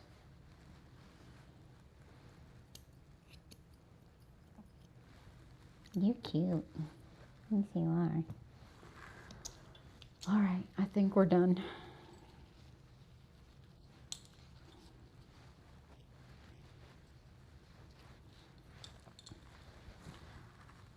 I will try to get the Yorkie full coat video out over the weekend. Starring Maya, the Yorkie puppy. And I will try to finish the senior dog blog that I'm going to make with some suggestions, and I'm going to try to turn that into a video, but not now, for some tips and guidelines for what to do with your dog when they get too old to be safely groomed in the salon. So I'm going to work on that. But I will try to get that video of grooming a Yorkie in full coat this weekend while I'm off. I will see you guys on Monday. Let's see, who do we have for Monday? We should have some fun dogs for Monday. Monday fun day. Monday I'll be starting at 7 a.m. with Bella, the Bichon that gets a really short haircut, followed by Brahms, the Coton d'Itulier in full coat, Archie the Shih Tzu, Maddie the Cocker Spaniel, Missy the Papillon, Zoe the Havanese, Kylie and Clover the Yorkie mixes, and Eddie the Cavalier Poodle mix. So on Monday, I will be grooming 12 hours, 7 to 7. Woohoo. So I will see you guys then. Be sure to like this video, subscribe to my channel. Don't forget to hit the notification bell, and I will see you Monday. Bye. Today's video was brought to you by our own company, Grooming Safer. I designed the Grooming Safer dog grooming harness with the intent to keep pets safe on the grooming table. This product aids in grooming dogs with collapsing tracheas, senior dogs with mobility issues, and wiggly puppies. The Grooming Safer dog grooming harness is also helpful with dogs who gator roll or rear up during the grooming process. The harness fits dogs from 2 to 35 pounds. We also have extenders for the dog grooming harness, enlarging it to fit dogs up to 115 pounds. I personally make each harness as they are ordered. Order yours today at groomingsafer.com.